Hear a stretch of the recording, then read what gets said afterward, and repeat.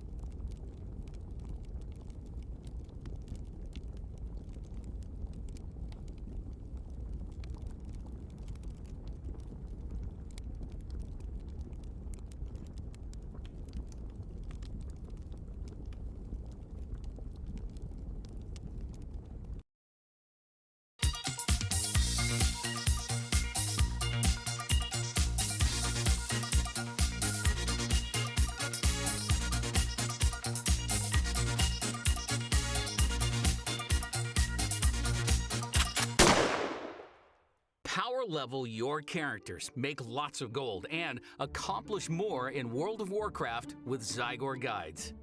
Our guides are unique in that they use a custom guide viewer add-on to display things right inside the game. Every guide is presented in an easy-to-follow, step-by-step format that tells you exactly where to go, who to talk to, which quests to accept, how to complete quest objectives, and more, all in the most efficient manner to get more done in less time. Since the guides are in-game, they can dynamically detect your progress, update in real time, and automatically skip forward as you complete steps. Finding your way around couldn't be easier thanks to our custom waypoint arrow that works like an in-game GPS, generating the fastest directions to your next location, factoring in every method of travel including flight paths, items, portals, and more. You'll no longer find yourself wondering where to go or what to do next ever again. The guides also include numerous additional features to speed things up even more, like auto-accepting and turning in quests, highlighting the best quest rewards, notifying you when you have new gear upgrades, pointing where you need to fly to on your map, auto-selling gray items, and more. We offer guides for virtually every aspect of the game, including leveling, dungeons, dailies, professions, collectibles, and achievements.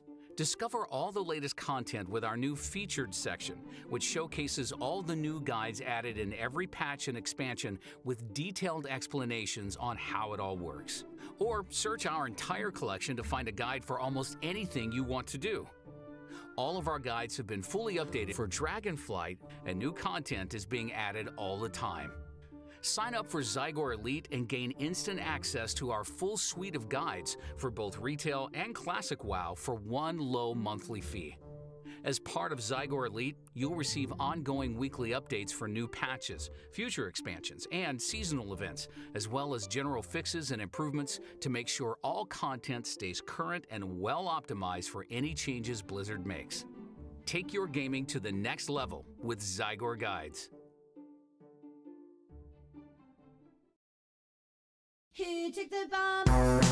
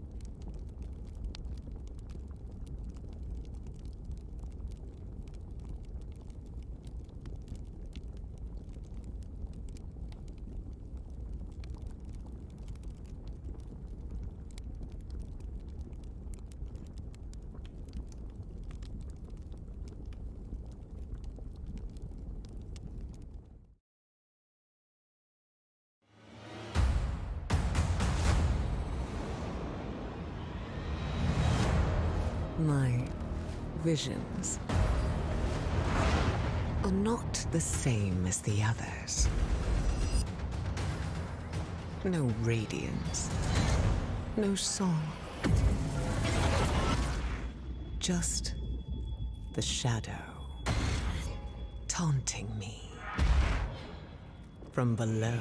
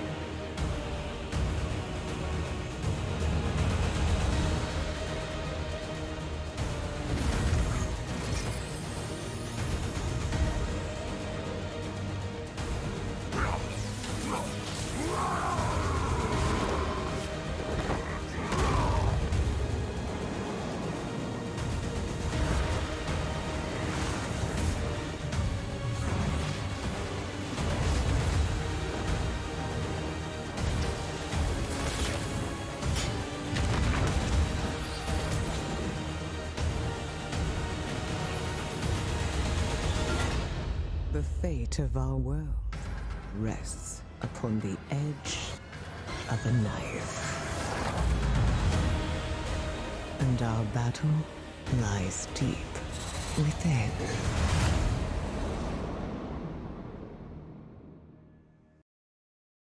NordVPN not only encrypts your traffic and changes your IP address, but also has tons of other top VPN features that give you maximum protection. VPN can sometimes be vital, especially if you operate in countries with low internet freedom index or restricted freedom of speech. In such situations, your online actions can lead to fines or even imprisonment. Meet Double VPN.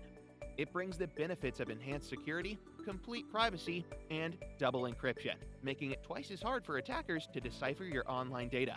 For your everyday needs, a standard VPN connection is more than enough. Browse privately and enjoy secure internet connection at high speeds. But if you're a journalist or an activist advocating freedom of speech, Double VPN is your go-to solution. Finding Double VPN in the NordVPN app is easy. Go to Settings and set VPN protocol to Open VPN. Find the Double VPN category in the specialty servers. You'll see a bunch of country combinations available. Pick the one that suits you best and connect. That's it. Now your entire internet connection is secured with double encryption. Double VPN's available on NordVPN apps for macOS, iOS, Android, Linux, and Windows. So don't wait and get NordVPN immediately. Our top VPN features will guarantee you a safe and smooth online experience. NordVPN. Online security starts with a click.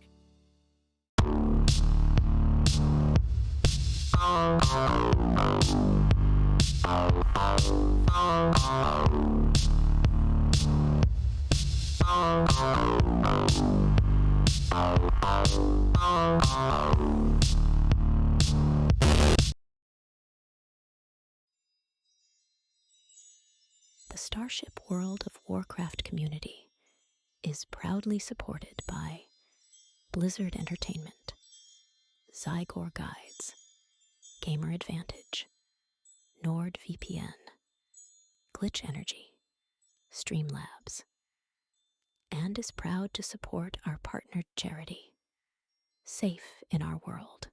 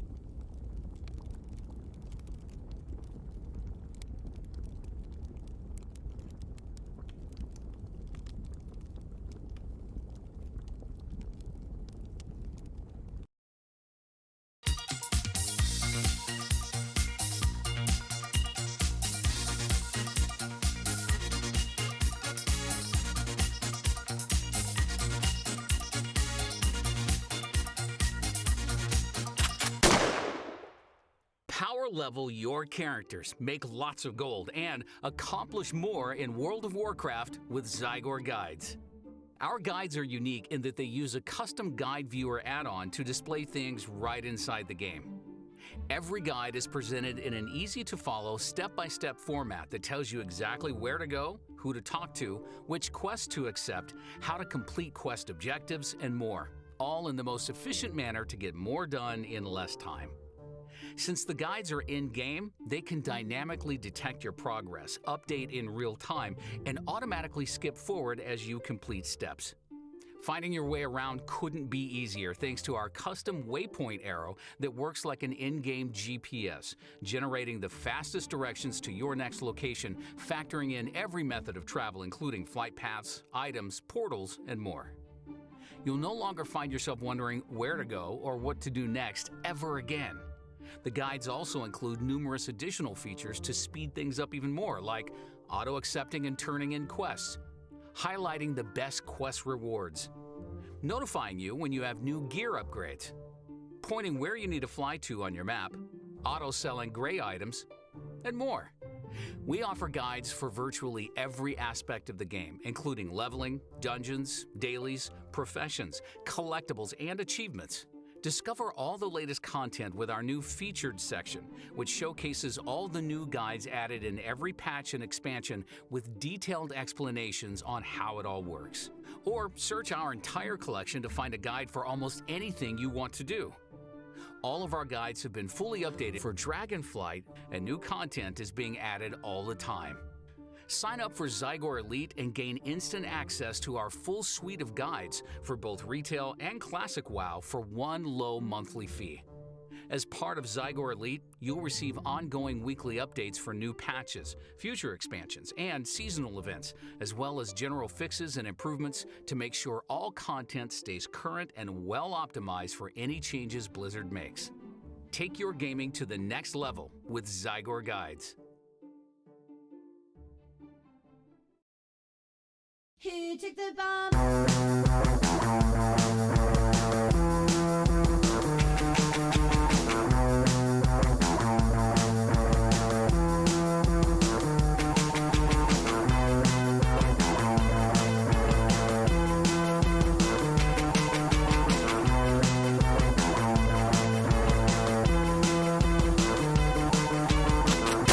See you later.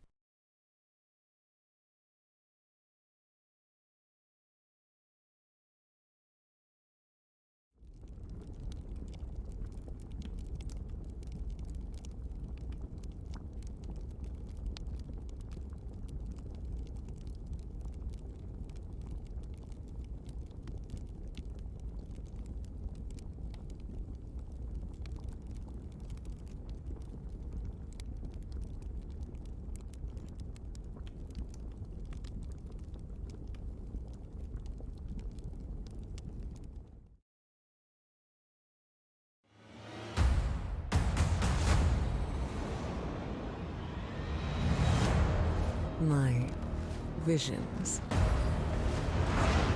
are not the same as the others. No radiance, no song. Just the shadow taunting me from below.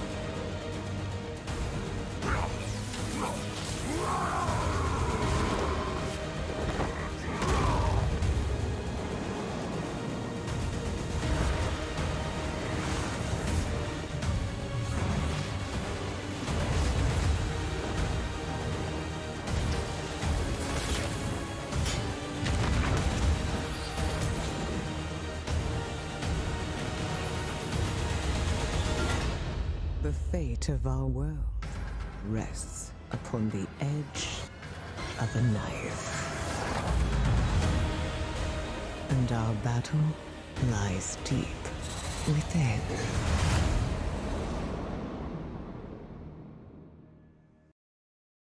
NordVPN not only encrypts your traffic and changes your IP address, but also has tons of other top VPN features that give you maximum protection.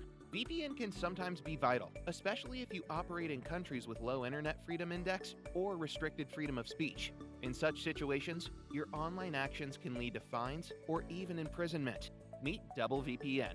It brings the benefits of enhanced security, complete privacy, and double encryption, making it twice as hard for attackers to decipher your online data. For your everyday needs, a standard VPN connection is more than enough. Browse privately and enjoy secure internet connection at high speeds. But if you're a journalist or an activist advocating freedom of speech, Double VPN is your go-to solution. Finding Double VPN in the NordVPN app is easy. Go to Settings and set VPN protocol to Open VPN. Find the Double VPN category in the specialty servers. You'll see a bunch of country combinations available. Pick the one that suits you best and connect. That's it. Now your entire internet connection is secured with double encryption. Double VPN's available on NordVPN apps for macOS, iOS, Android, Linux, and Windows. So don't wait and get NordVPN immediately. Our top VPN features will guarantee you a safe and smooth online experience. NordVPN. Online security starts with a click.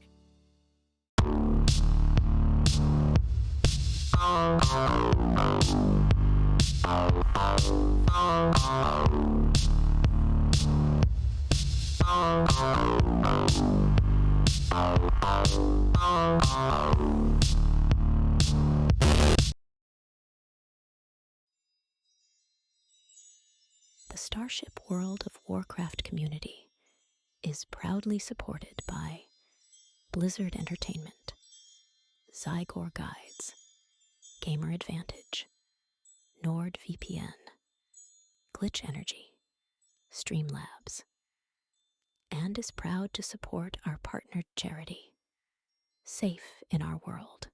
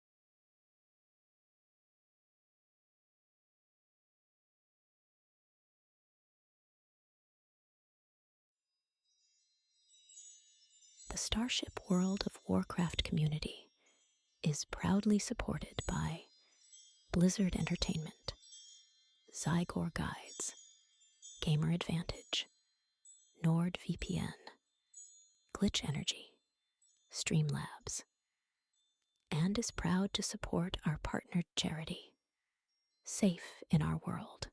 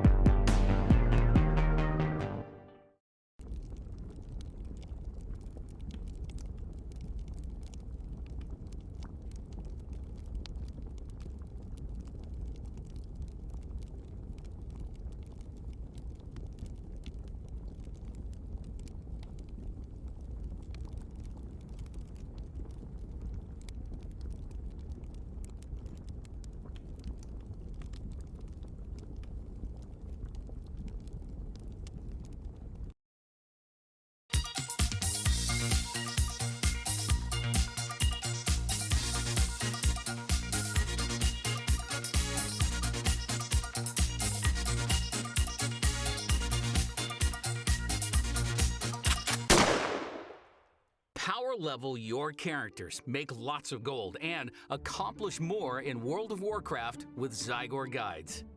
Our guides are unique in that they use a custom guide viewer add-on to display things right inside the game. Every guide is presented in an easy-to-follow, step-by-step format that tells you exactly where to go, who to talk to, which quests to accept, how to complete quest objectives, and more, all in the most efficient manner to get more done in less time. Since the guides are in-game, they can dynamically detect your progress, update in real time, and automatically skip forward as you complete steps. Finding your way around couldn't be easier thanks to our custom waypoint arrow that works like an in-game GPS, generating the fastest directions to your next location, factoring in every method of travel including flight paths, items, portals, and more.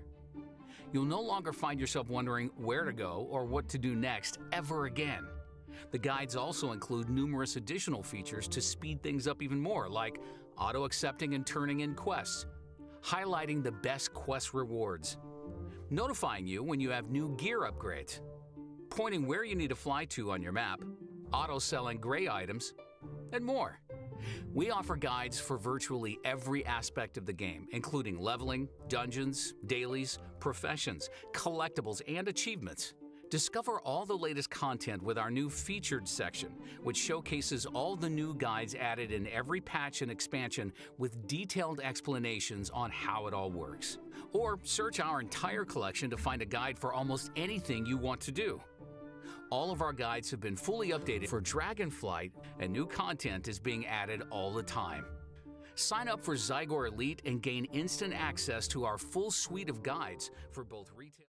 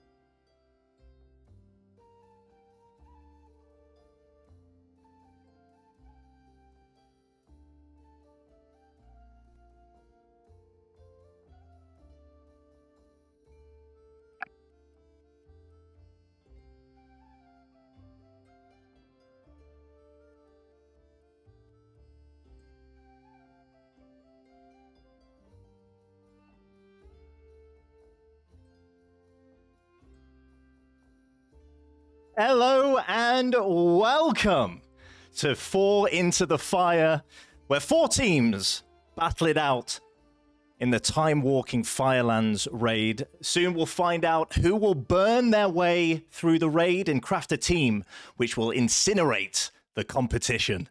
And joined today, of course, as always, I have the wonderful Ko. Ko, how are you doing today? I'm good. You've clearly worked on that. I had no idea that was going to happen. Hey. I thought it was your birthday weekend. Happy birthday, by the way. Thank you very much. Everyone, happy birthdays in chat and all of this, right? I'm a rounded 25 years old. How many times over? Yeah, exactly. Well, everyone, we have a stacked evening ahead of us. We are joined by some guests, and we're going to get to them very, very shortly. But first, I want to thank the partners of today's stream, the Timewalking Discord community. We're going to find out all about them. If we can spam their Discord in chat so you can be a part of them there. But this is all about Timewalking tonight. And we're going to have an hour and a half of time trials with 4 teams. And then after that, the top 2 teams are going to go head to head. And we're going to find out which one is going to mount the other. Ko, are you excited for this evening? I'm always up for a bit of mountain. Don't get me wrong. Right? Okay. Yeah, absolutely. Let's go. EU on top, though. Always. There's no other. Yeah. Anyway, as I said, we are joined by some very, very special guests today. Ko, please give them an introduction, and then we're going to ask them some very poignant questions, aren't we?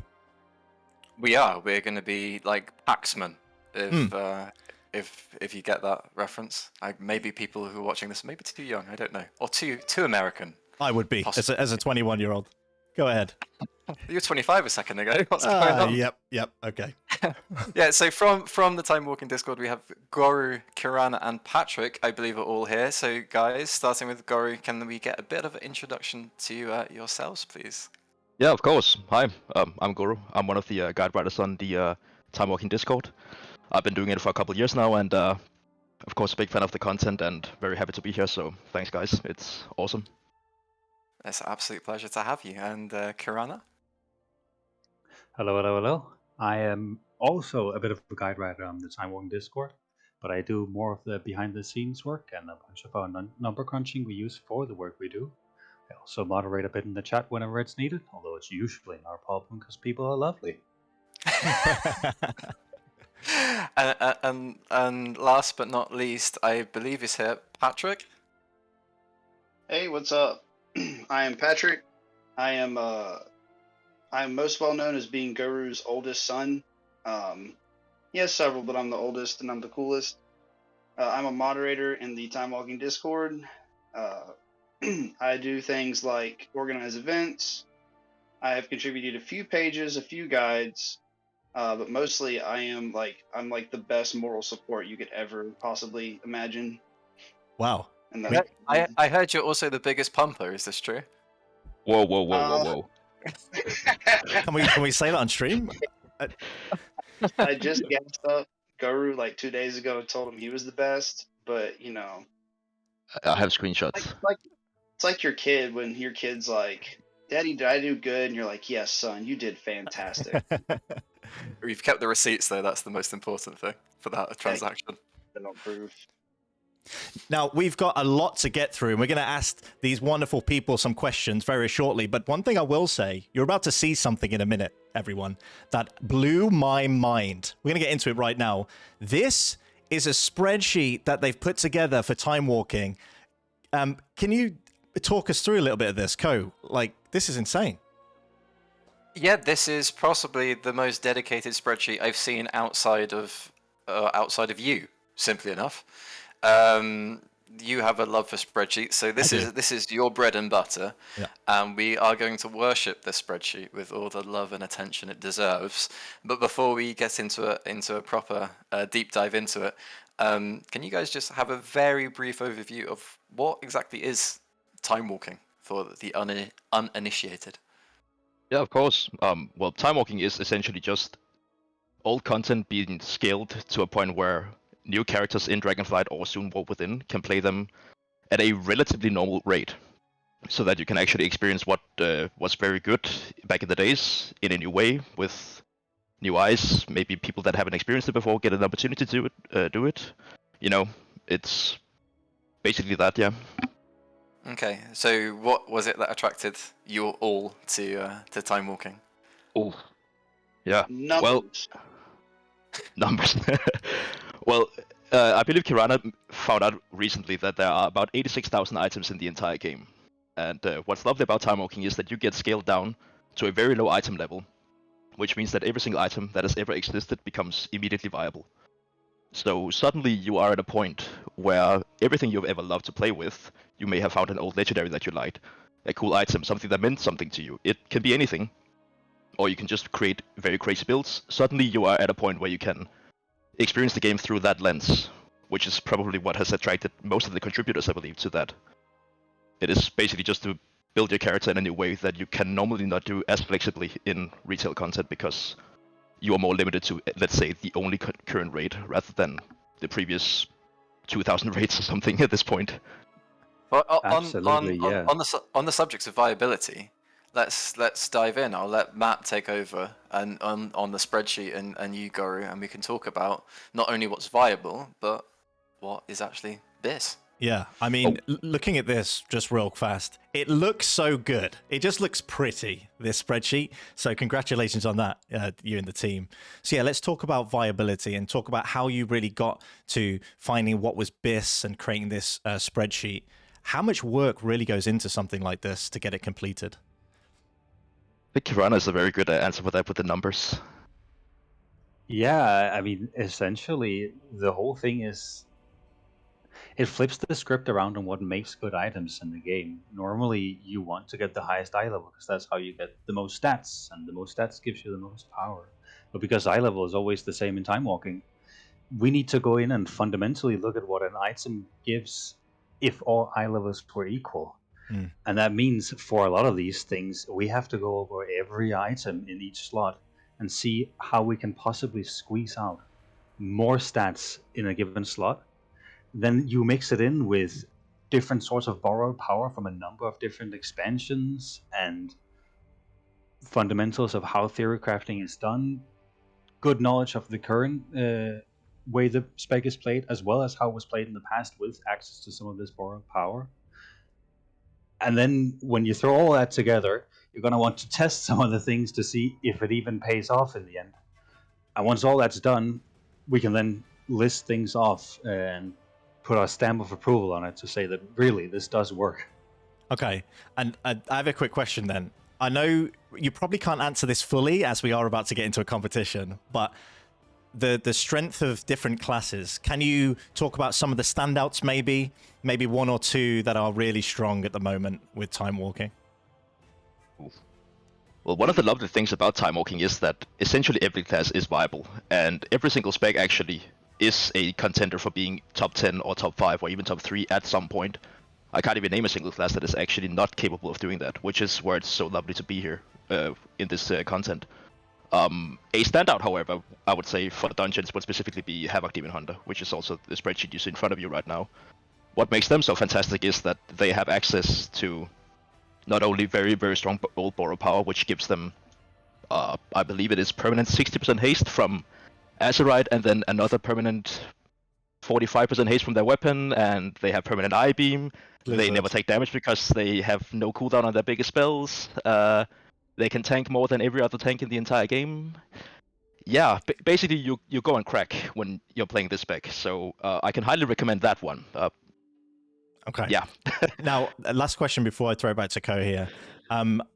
As everyone knows, if you've watched this before, I'm a priest main, okay? So I want to know from you guys, if I was to play this and play a priest, preferably disc, but I will swing to holy, will I be okay? Will my class be strong enough? Because I did have a brief look at your spreadsheet, and there was a holy with damage next to it. What's that about? Yeah. Oh, no. So, Holy Priest is insane. Of course it is. It's so tune.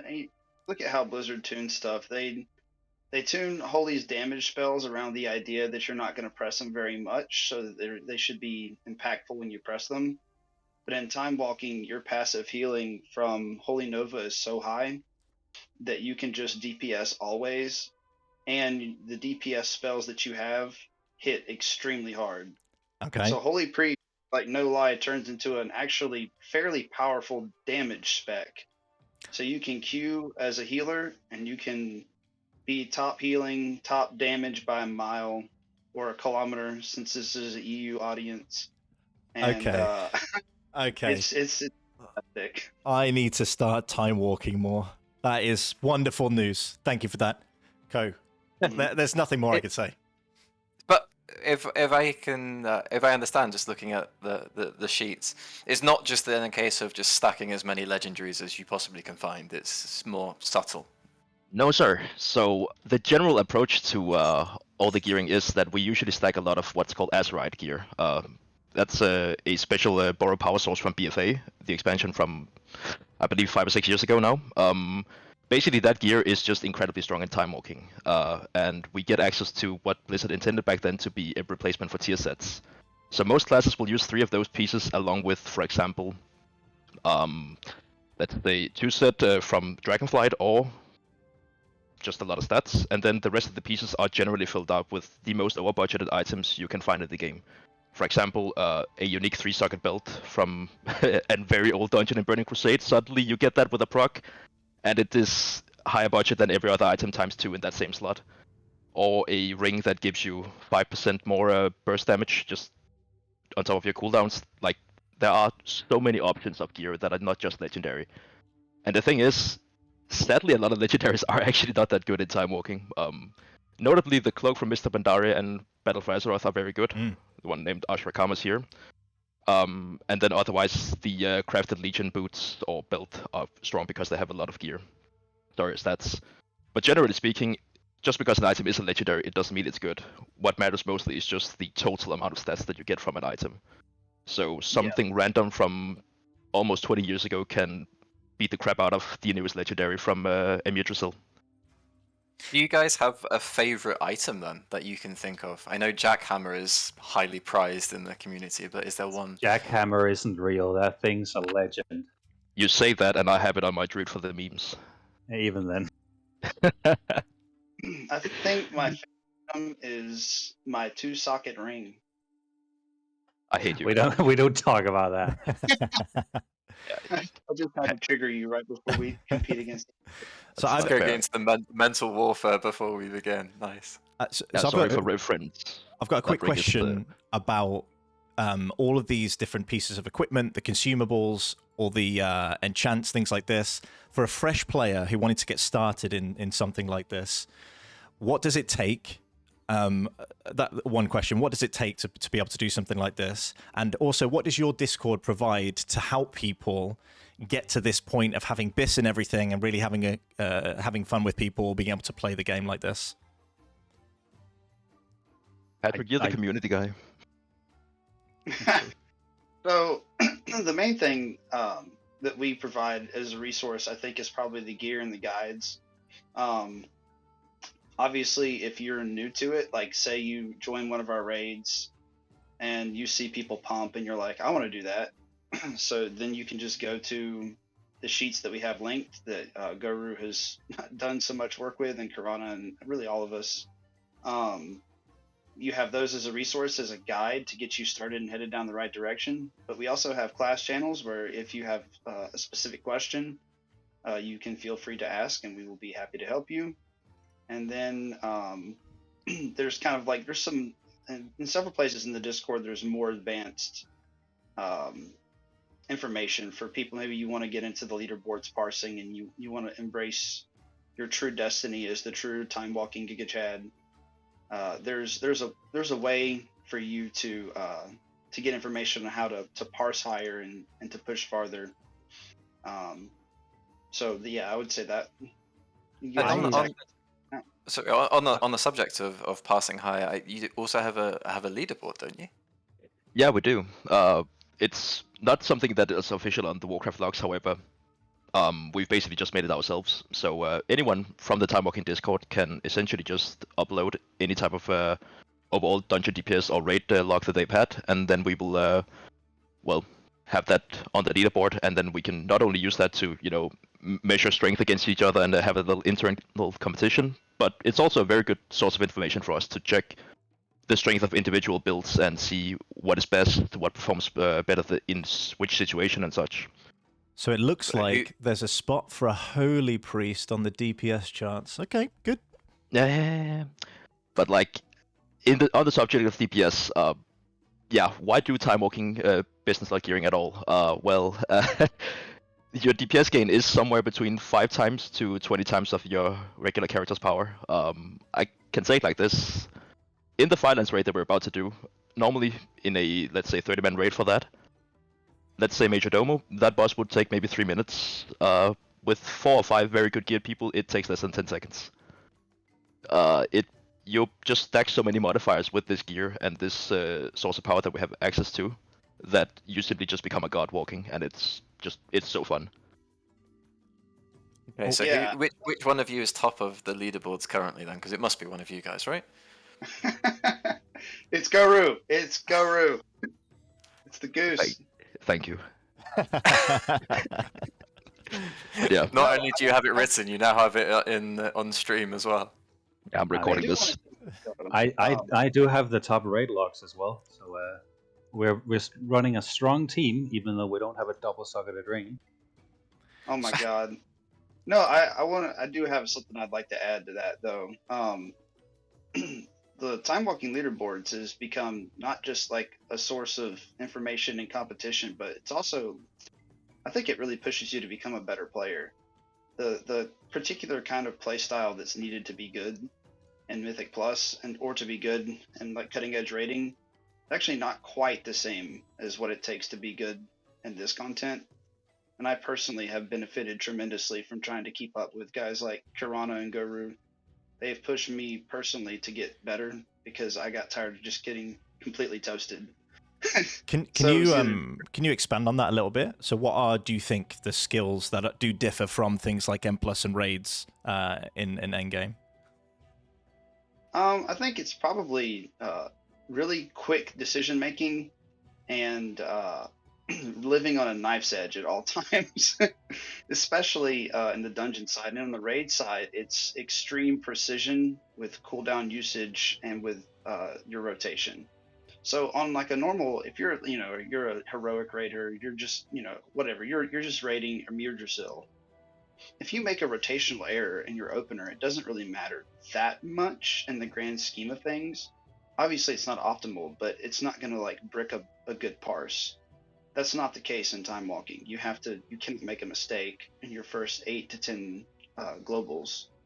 So it pushes you to really know your rotation perfectly, and it pushes you to really become precise with what you press, when you press it, and why. And it's kind of the same in dungeons. Rather than stun this, then do these buttons and interrupt that. It's I mean, like Guru said, it's kind of your own crack. You go in there with all these different modifiers and you're just slamming. So but at the same time, you make these ridiculous pulls that require you to think very carefully about when you're going to use a cooldown. When are your major offensives up? When are your defensives up? And so it really pushes you to I think better. Okay, so we're due for absolute top tier gameplay from all of you then. No mistakes is what we're hoping for at all. I mean, I didn't say No, that. it's very easy to make a mistake. So on the subject of mistakes quickly, because you were saying about the ridiculous amounts of haste that you can stack and how you have to not make a mistake in your first 8 to 10 globals. What is the GCD like once you have that much haste? At the lowest it can be. Granted, it changes a bit between classes, but we're well below 1. Yeah, so the way the DCD works in the game is for non-energy specs, it's 1.5 seconds, and then it scales with the haste the way you would expect, up to exactly 100% haste, where your GCD will no longer get shorter at 0.75 seconds. If you're an energy class, though, it's just 1 second no matter what.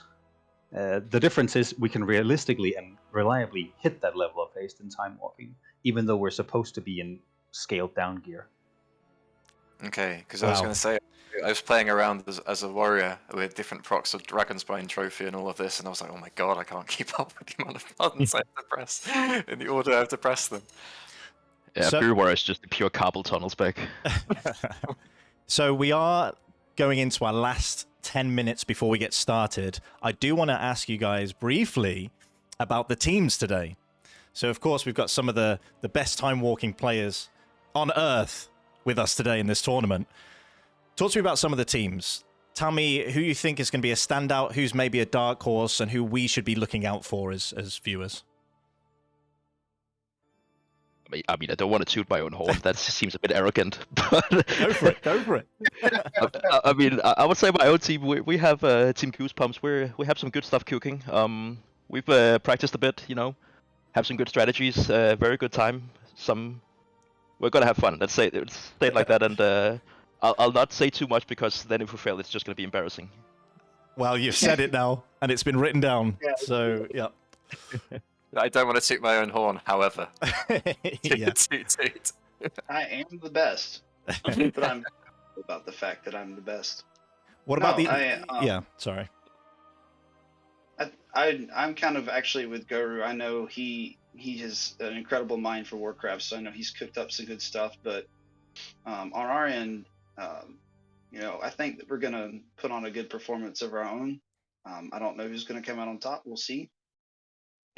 But I expect nothing short of perfection from these guys. So if they do make a mistake, I will be sure to point it out forever.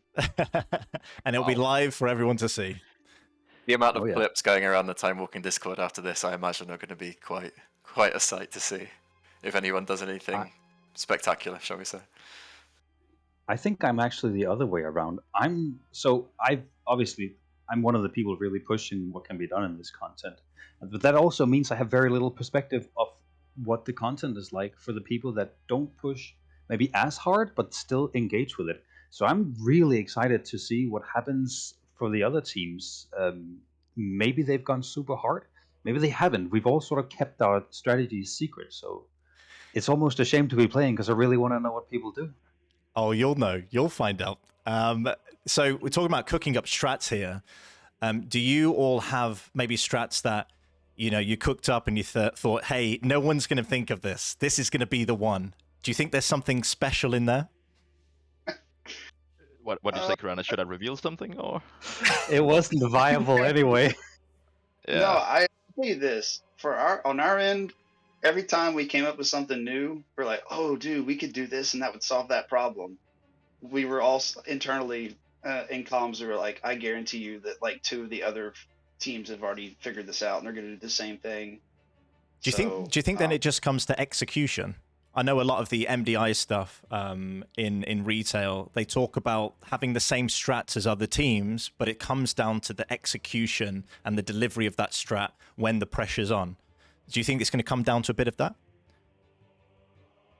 Definitely, yeah, on the later bosses, for sure, because there is not much room to strategize when you're reaching, let's say, Balrog, Majordomo, and Ragnaros, because they are linear in that pathing. So that means it's all about, pushing the highest numbers, being the correct DPS setup, just executing your stuff properly also. Maybe even, like, having several gear sets that you swap between. I don't know what people are doing and how hard they're preparing for that, but that is one of the lovely things about time walking. You can essentially swap gear after every single combat and become a god anew every time.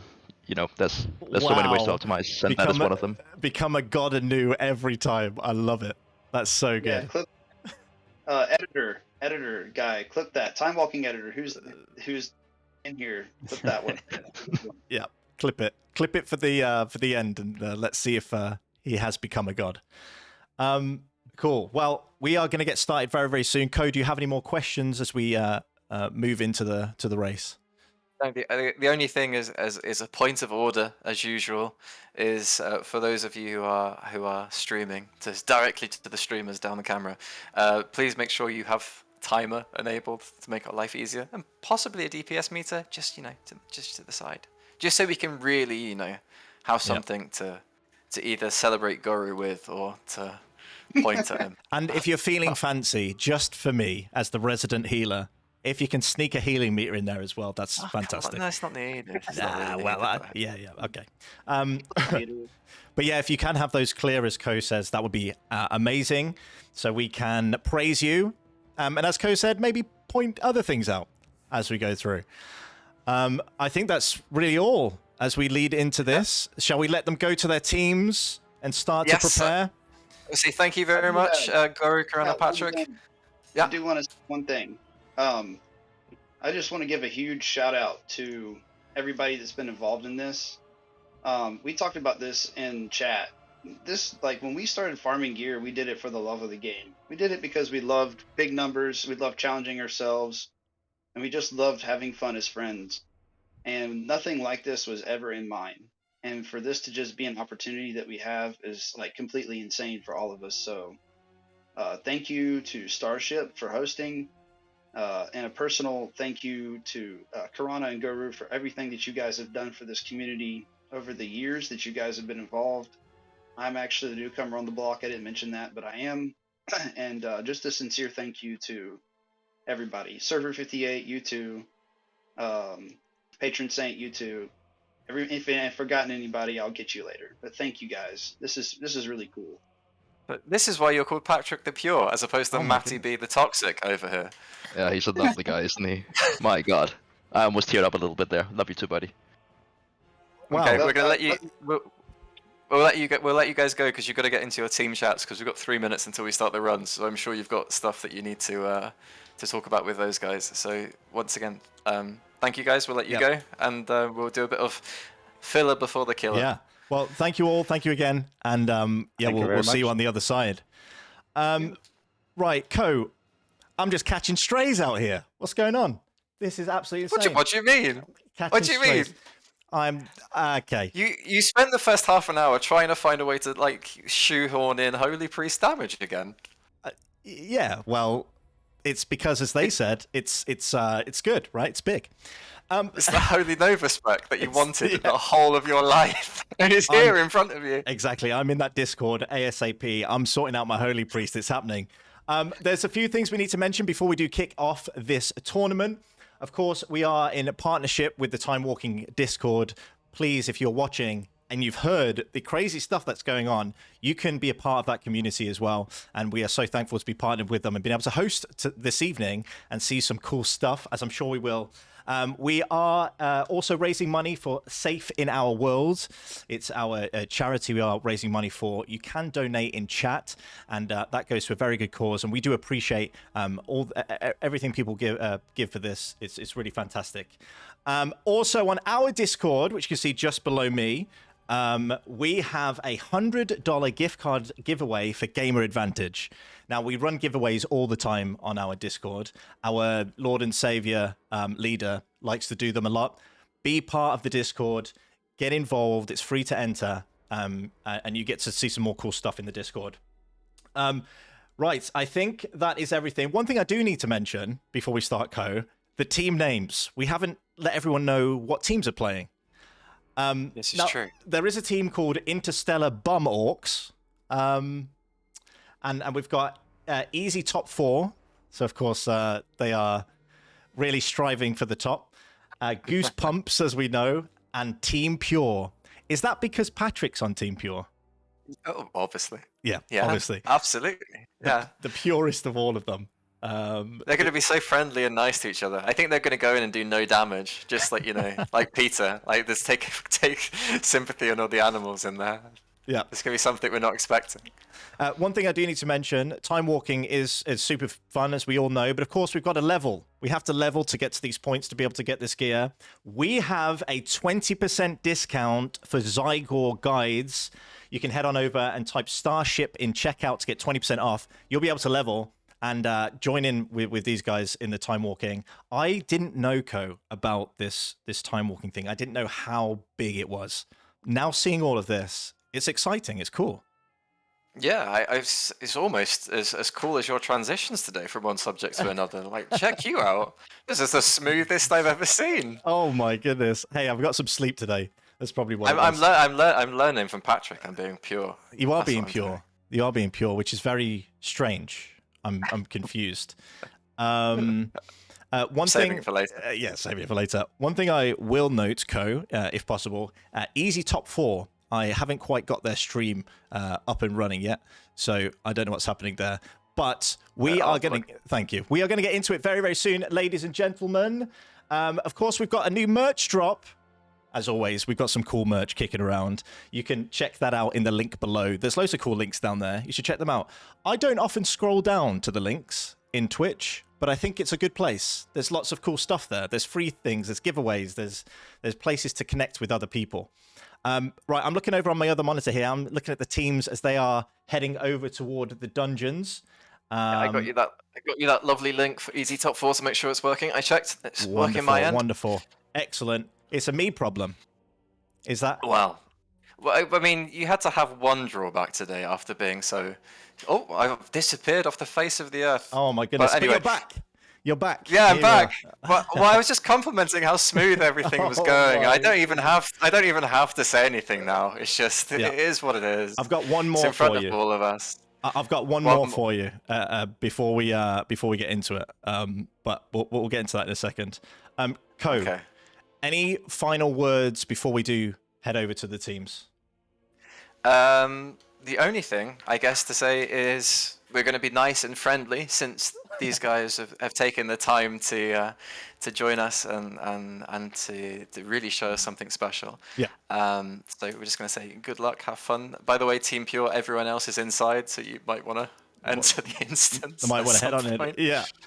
Right. So who will melt under pressure? Which team will soar above the rest and spread like wildfire through the raid? We will find out right now in 4 Into the Fire. All right, here we go. Code, that one was just for you. Just for you. That was amazing. I loved every second of it. Wonderful. So the teams are preparing now. Team Pure are on their way to the dungeon. I'm sure of it. We've got some of the others here preparing. Now, one thing I do want to say, Co, is the consumables, the all the external things that make your character extra special. Imagine the effort they have to put in to get these prepared. Could you keep up? Could I keep up? No, not a chance. I tried to do some of the farming, right, for the different stuff. But I remember for me, for a Fury Warrior, it was Bone Reaver's Edge was the thing that would not drop for me from Molten Core, and it's so annoying that it doesn't drop. Yeah. And I got like quite a lot of the stuff, but I mean, we'll talk to the guys a bit later when it comes down to the dungeon section that we can do a bit later. But some of the stuff is like really super rare, so you'll see some crazy stuff, especially when it comes down to something called grandfathered enchants, which that sounds epic in itself. It does. They'll talk to you about it a bit later, I'm sure, once we get into it. But I guess let's just crack on. I'll send a message to Team Pure to work out what's happening. Okay. While that message is going through, I want to have a look here at some of the team comps. Now, this is the information we didn't quite have before we began. And I think it's because they were keeping it secret, keeping those strats safe. We can see there monks, paladins, warriors, shamans, and the class they all talked about, this demon hunter. I'm very excited to see what this demon hunter can kick out. And we can actually see a DPS meter over there on Interstellar Bum Orcs on the right-hand side. We've got the Holy Paladin as healer. They didn't bring the priest, which is okay, I guess. But I'm just really squinting my eyes to see any priest. Is there any there is priest no in here? I am royally disappointed, but it's okay. I'll take the L this time. Okay, I'll take the L. There's no warrior either, is there? Oh no, there is. Yeah, on one team. Oh, what a shame. What a shame. Warrior's better. Let's not go too crazy. I want to look over in chat here whilst we're waiting for Team Pure as they do enter the raid. We've got here Matt practice in the shower. Absolutely, that's why my showers are long. We've got lots of things. W in chat for monks. I don't know. So our Lord and Savior, who's Starship _EU in chat, he plays an orc. He plays a monk. So yeah, pretty excited. I'm sure he is because they don't really get represented a lot. I think in retail, of course, the Mistweaver monk has been cranking, but normally it's priests, Favorite team is Bum Orcs, huge players. I don't know why I read that out loud, but there we are. Welcome to the chat. Team Pure is at the dungeon entrance. It looks like every team is ready to go. They are ready to fly their way through the dungeon, I'm sure. The raid, sorry. Are we A-okay? We're A-okay. I've sent them a message to go, so they're just, I think, probably, because the timer starts when they drop down the stairs, so they're probably just making sure that they have a last-minute check, that they know what they're doing. Okay. Perhaps they're a bit nervous and they want to see someone else go first. Yeah, maybe that's They it. want to see it. Make sure. Oh, here we go. It's The first goosebumps are off. We're away. Oh my goodness. Exciting times. We've got here Team Pure a little bit lagging behind. Maybe they're doing it for strats. Maybe Easy Top 4 as well is doing something. But the Bum Orcs and Goose Pumps are on their way, heading through the wide expanse of the Firelands raid. And here we have the Monk spinning to win, as always, heading through, taking all that trash. So I bet you never thought you'd say the Bum Orcs are on their way live on stream, though. I didn't think I'd ever say that, but here we are. I think with casting, the past couple of events we've done, I've said all sorts of extraordinary things, Co, alongside you. Wow, that's what I inspire you to do. Yeah, exactly. So let's talk about strats here. It looks like Interstellar and Goose have really gone straight forward through the trash, collecting everything. However, if we look at the Monk and we look at the frames on the left-hand side, the other teammates are not in range. So they're it's a death already. Oh my goodness. Your favourite Bum Orcs have a man down. The Bum Orcs are down. Bum Orcs down. Bum Orc down. Holy moly. Let me see here. Someone in chat said Team Pure is up to something. Why would they queue with so many paladins? Very true. Oh my goodness. It is Team Pure at the end of the day, isn't it? Consecrating the lands. Exactly. Wiping them clean. The thing is, though, wouldn't you take in a mage, a frost mage? We'll have to ask them about it later, about how it scales. Maybe it's some secret strat, or maybe it's let's just do 4 paladins for the lols. I'm talking about cleansing the earth, you know. But anyway. Cleansing the earth with a frost mage. Yeah. Oh, because of Firelands, not cleansing. Okay, I got that. Never mind. Let's ignore me. Right. It's early, Co. Okay. So we've got somebody in chat saying all the auras. Of course, the auras are playing a big part here. Being able to buff and assist your teammates, which sounds good. Look at the strats. Okay, looking down at Team Pure. Looks like they're cooking something here, trying to jump up the rocks. Interesting. Some sort of super... Oh, they're trying, but it's not necessarily going. Yeah, not necessarily. Let's have a look at a closer look at Team Pure here, as they are trying to get up the wreckage. Wow, this is... Oh my goodness. I had no idea you could... Holy moly. Do you think... That's amazing. Do you think Patrick is so pure because he's playing the game, the long con, right? The long con. Nice and pure until the time comes, and then he'll get you. Jesus, that's so close. Yeah. This is wild. I think it seems like when he was saying, "Oh no, I'm the newest here," he actually meant he'd been practicing like yeah a hell of a lot. I've never seen this skip. Oh my god, this is amazing. Absolutely. The demon hunter double dashing over as well. How quickly did they kill the boss though? That's what I want to know. Is this literally going to one-shot it? Or yeah, and like Zippy said in chat, they are too pure as paladins to kill trash. They just go straight for the boss. And here they are, straight on this boss here, looking good. Now, I remember doing this back in the day. I died a lot, right? I don't think there's any doubt here that they're going to be okay, right? Well, I don't know. I mean, we've had deaths already, and that was trash. So you never know what's going to happen. This is always the thing, and the beauty of speedrunning is not only are you competing against other people, you're competing against your own time. Perhaps the first run, they have too much adrenaline, they take on a bit too much, or their fingers aren't as steady as they otherwise would be. No.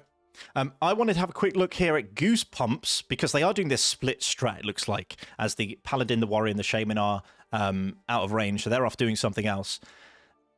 This sort of strat, I know we played around with our tournaments of splitting the teams up.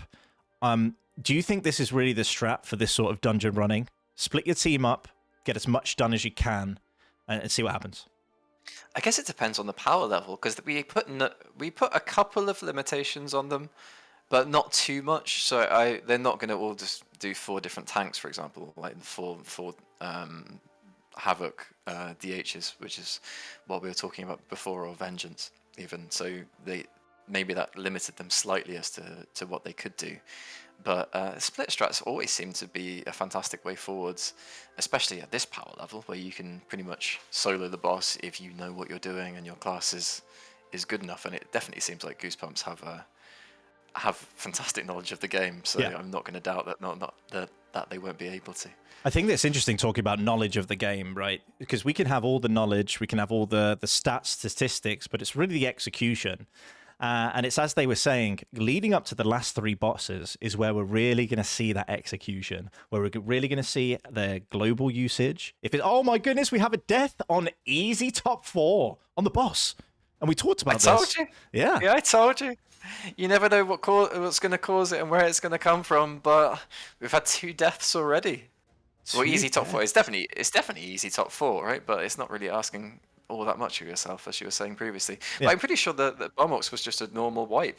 Although this is like me in a dungeon. Oh, I was going to say he's not releasing, just waiting for the res, but in the end, he decides to release and run. Yeah. Yeah.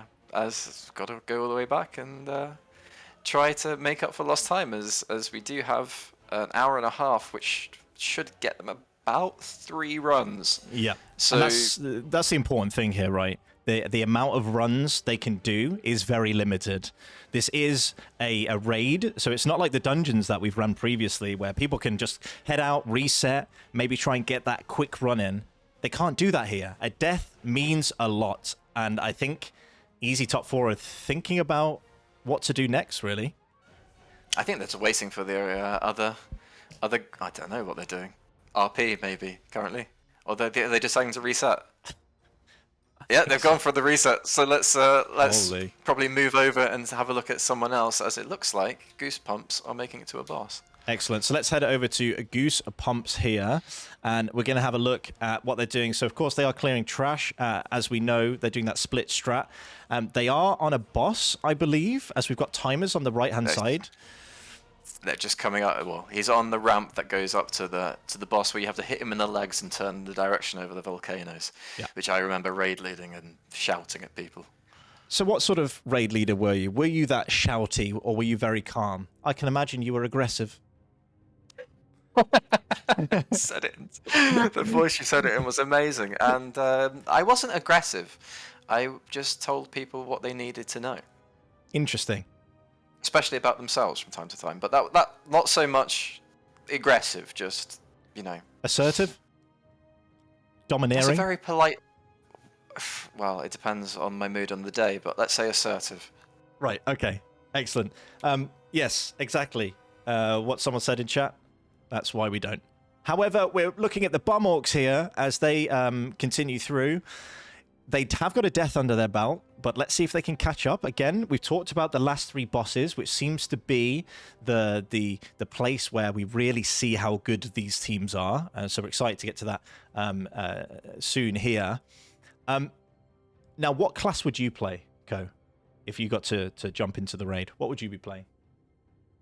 Well, I've already put some time and effort into a Fury Warrior, so that's for sure what I would be playing, because I love the playstyle and everything of it. It's just so high octane, but it doesn't really look like it would be a meta pick. So I guess from what they said, you would have to say you go DH, but I have no idea how to play it. So the next thing would probably be Fire Mage, maybe. Right. But I don't know. I was just inspired by Firelands, and that's what I said. It's a genuine thing I thought of. What about you? Well, I mean, will I play Priest? I'd go Natty, right? I'd go Natty, Priest. I would hit you with the Holy Nova all the way through the dungeon. I'd go crazy. I think there's a hidden tech there with one-shotting with Holy Nova, right? Stacking. I want someone to clip that and make a rap song out of you saying hit him with a Holy Nova and go crazy. That's what I want to happen. If anyone has the ability to clip Matt and say hit him with a Holy Nova and just drop some epic bass beats, That's like hey. all of that over the top of it. That would make my absolute life. And I tell you what, if you did something like that, we'd even shout you out. Next stream, we'd give you a little special spot. Okay, we'd shout you out. We'd play the tune. I'd maybe do a dance, maybe a live dance. Maybe what's the dance with the L, the Fortnite Ballet. thing? I don't know. Do ballet. Sure. Yeah. Dance with the L? Yeah, it's a dance that begins with L? what the kids do, right? What do they call it? Let's see if anyone in chat knows. I don't hang around kids like you, though. Okay. That question from Matty was very Alan Partridge. Hey, you know it. That's that. I think from Jay is for me because I was looking at leveling a rogue to 30 for reasons that no one else is going to hear about. Yep. Rogue is actually pretty good, apparently. Although I said that about level 30 as well, so who knows? Maybe I'm just wrong constantly. It's basically the loser dance. No, I don't know. Is it the loser dance? Very interesting. Whoever said that in chat, ban the mods, get them out. Right, okay. So here we have Team Goose Pumps on the boss here. We're hitting the feet, right? We're slapping those feet down. We are cleansing the feet of fire and destroying the boss. It looks like the damage is coming through from the shaman, which I know we've talked about, shaman damage. The elemental enhancement, sorry. Yeah, doing some nice damage. Imagine an enhancement shaman with damage. Insane. I also imagine a warrior not being top damage. What about that? Okay. I don't know. I'm always top damage, so I wouldn't be able to tell you. It's because you only have your name shown on the on the meter. No one else. I only play solo. Yeah, exactly. And here they are heading toward the next boss now, and we already know Goose Pumps have had a really good start to the game here. We have had deaths on multiple teams, something to look out for as they go toward the end of this first half of the raid, right? As they get into that gauntlet that we talked about earlier. What do you remember from Illustrator back in the day of getting people to try and fly through these rings? I tell you what, Co, my memory's terrible. I remember nothing. However, I'm going to experience it all live right now. What about you? I mean, can you imagine trying? It's hard enough to try and get the people to move on one axis correctly. Like trying to get them to move on multiple axes at the same time. Yeah. Obviously, the skill of these guys is not like to be questioned, and they can do it easily. But with the back in the day with the old level of skill of the player base, then this was could be problematic for the mental stability of your raid leader. And good luck on the mount as well if it drops. Although I imagine they found it so much that they probably all have it, unless one person doesn't. In which case, that's very wow GG's. for them. That's one thing to note, and I'm sure we'll get into this in the break. They are playing for prizes, ladies and gentlemen. This isn't just for bragging rights. This is also for prizes, and we're going to get into that in the break, so stay tuned for that. There's some incredible rewards up for grabs. There's some things, Co, that I would love to have in the form of gold. We've got some very high amounts of gold we're giving out, and my character is struggling.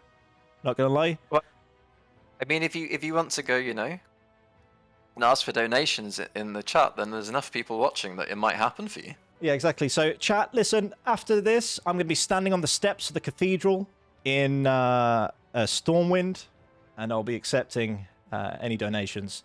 Talking of donations, of course, we have a wonderful charity in our stream, Safe in Our World.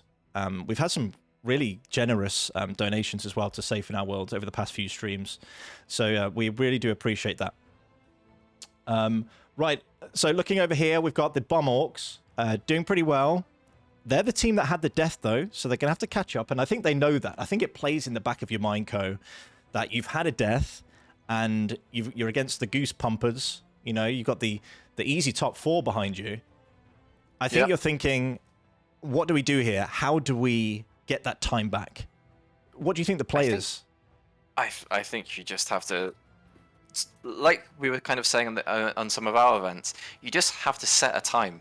I think at the beginning, for the first one, you just set a time, because there are going to be people who are just don't really end up setting any good time, because they get through one, they go, we wiped a load of times, let's reset. And then the second time they reset, and the third time they get so nervous that it ends up being a mess. So you might just want to simply set a time, just trudge through it. It would be okay. Be respectable, and then you have something to build on from there.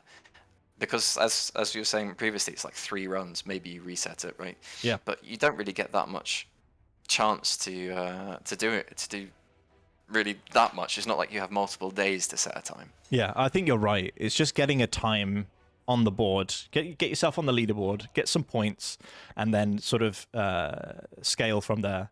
And of course, if you're watching from home, these teams only have an hour and a half in these time trials. The top 2 teams will go head to head. And I'm wondering if, I don't know if you would do this, Co. Maybe there's some strats that some of the pumper teams are holding on to for that head to head to try and get the edge over the competition. I think stuff like that is really cool.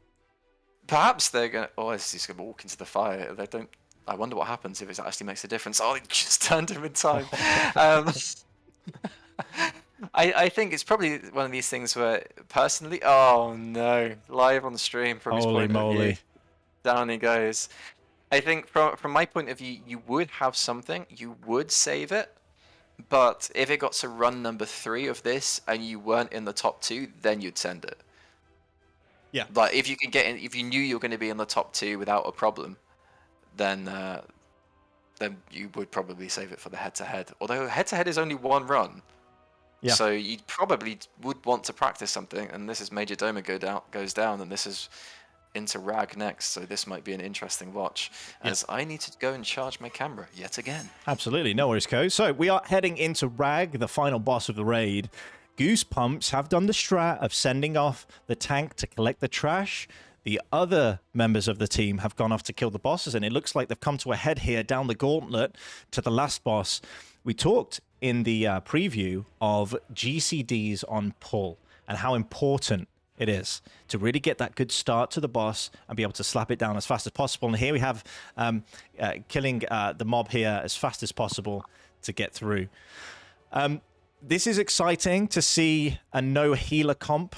For myself as a healer, it's a little, maybe a little disappointing as well. But hey, we all know when we get strong enough, we don't need those healers, right? Just the paladin there to make sure that everything is nice and cozy. If any healers in chat, you feel sad too, just put your hand up. I'm there with you. Okay, as we go down the gauntlet here.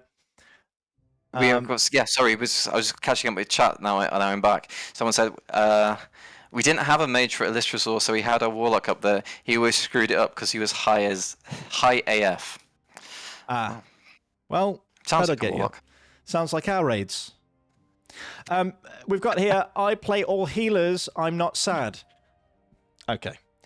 Well, here we are. So we're on the last boss. We are on Ragnaros engaged. And we see here that the team is pumping as hard as they can. We've got the paladin kicking out some damage as well as the monk. But hey, we've got that enhancement topping the meters as always, and the Fury Warrior behind as always. But we're heading here toward the early stages. It's almost down. DPS. I can't even keep up with the crazy damage that's coming out. The boss is almost down. We've come here into a phase. Ads just disappear, of course. They're gone. And they're going to finish off the boss. This run was fast by Goosepumps. Yeah, this was a really mega run. I'll make sure I get the time from them. Literally, he's got his mouse over it right now. So this is 18 what? Can you tell me with the higher definition than I have? Timer, looking at the timer, we've got 18, 13, 18, 14. I'll tell you what it is when it's down. Absolutely insane. And we got someone in chat saying, Timewalking content has reached its peak, where all of our healers builds just aim for maximum DPS output. And that sounds good with the old holy. And then we've got the kill at 1830. Absolutely wild. 1830. That's a pretty good sign. I also agree that peak healer is actually a DPS, because DPS is the true endgame, right? Okay. And this is why we work so well together, you know? I was so pure at the beginning. What happened? Yeah.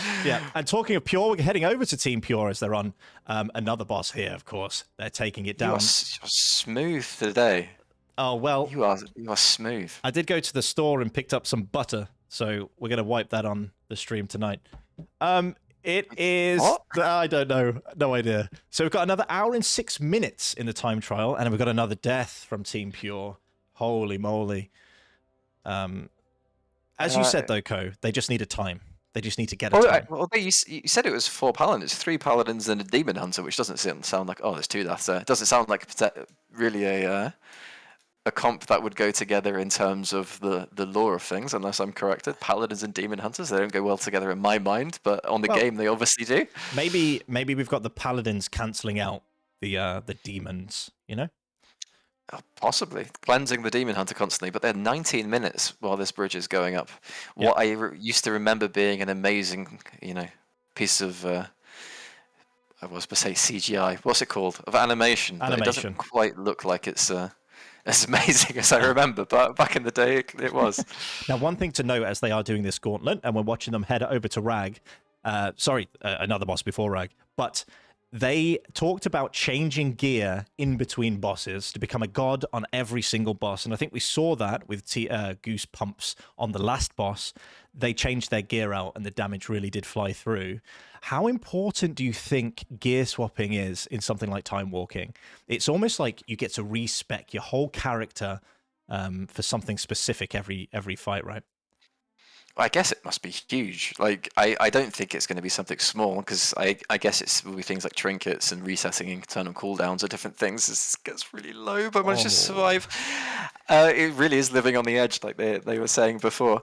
I imagine it's going to make a huge difference with internal cooldowns of different items, but it's definitely a question I would love to hear more about, and maybe they can talk us through some of their runs when they're finished, because in my head it's going to make a huge difference. Yeah. I completely agree. And as we see here, they have a gear check weak aura. Absolutely insane. Talk to me about weak auras, Co. Are you a weak aura fan? Do you make weak auras in your spare time? Are you a connoisseur? I don't make them. I obviously, as you know from our Race to World Worst event, I have them made for us. But yes, so not quite. I like playing the game with pretty much just DBM, and that's pretty much it. Because I don't know if that's lazy or because I think that weak auras make it too easy or what. But I'm basic. Okay. In more ways than one. So you're natty then, right? You're natty. Yeah, absolutely. Are you full weak auras everywhere? No one understands what's going on your screen, or? Well, I am a weak aura boy, but I'm a condensed weak aura boy. I like to make it very clean and simple as a healer, right? There's a lot going on. One thing I do want to add real fast is, of course, we are in partnership with the Timewalking Discord. These are the teams that we see ahead of us here. We have some of the leaders of the Discord with us today playing. Goose Pumps already smashing the competition. They've got crazy spreadsheets. They've got incredible community to be able to interact and find. Maybe you're playing World of Warcraft and you think, hey, M+ really isn't for me, or the raids, they're not my thing, or you're playing Classic and it's like, well, I'm not quite sure of this either. Time-walking dungeons are another way for you to be able to play and interact with a new community. And we're getting to see it now. We're getting to see some cool strats, some different gear, combinations, consumables, all sorts of fun things. And hey, on live, if your class isn't a pumper, I tell you what, in Timewalking, as we've seen with an enhancement shaman, they're pumpers. So there's something for everyone. I just want to have a look though on the left hand side of the screen where he obviously has all the breakdown of his stats. When they engage with Ragnaros, just to watch those percentages, he's running around now with 46% haste. 74. What? 50% crit. Oh my god. It's absolutely insane. It's almost like my disc priest on live. Crazy. So let's have a look here at what the other teams are up to. Just before we head toward the Ragnaros here as they go down the gauntlet stairs, it looks like Goose Pumps are just chilling. They're sitting back, relaxing. They know they've hit a good time, right, Co? Yeah, they're just looking at everyone else, just thinking, nah, they ain't got this. We're the best. Holy. This is easy for us. I think that's what they're thinking. So let's head over to flexing. Exactly. We're going to head to Pure here for Ragnaros. I do want to mention one thing, though, Co. We have cast a few of these different competitions, right? And we've seen that the last run of these competitions, the raids or the dungeons, the last run can really show what the team's worth, right? It can really show if they've got a secret strat in their back pocket. And we've seen it many times. I wonder if today's the day that we see something like that.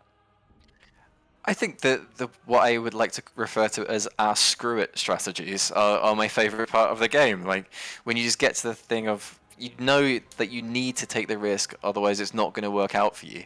That's my favorite part of watching stuff like this, and being surprised, as we have been a few times recently in the events that we've casted for Starship. It's just you get to that point and people would just think, what have I really got to lose? And they do something crazy as this guy hits almost 100% haste. Yeah. So we've hit the hour left mark of our competition today. We've got Team Pure, as of course Patrick is the purest of them all, on the boss here with the Paladins. And the Paladins, of course, are doing a lot of damage. Who would have thought, as it's an all-Paladin team. The Demon Hunter, though, is coming out pretty strong, as they've talked about the almost no cooldown Demon Hunter, right? Yeah, absolutely. I don't really know what to say about it. I'm curious to see what happens with teams with more casters. It seems to be quite melee based at the minute, don't you think? Yeah, exactly. So we've had someone in chat, someone coming in with a 3 times Paladin setup, holy based. I agree. It is based. They are cleansing the land, as they are the purest of the teams. I wonder what 4 holy priests would do in here, Ko. Just don't. Just leave it. Okay. Just leave the priest. I'm sure they would be able to be absolutely beautiful and amazing in their shiny domes. Oh, we can try it later. Yeah. Okay. Yeah. We'll try it.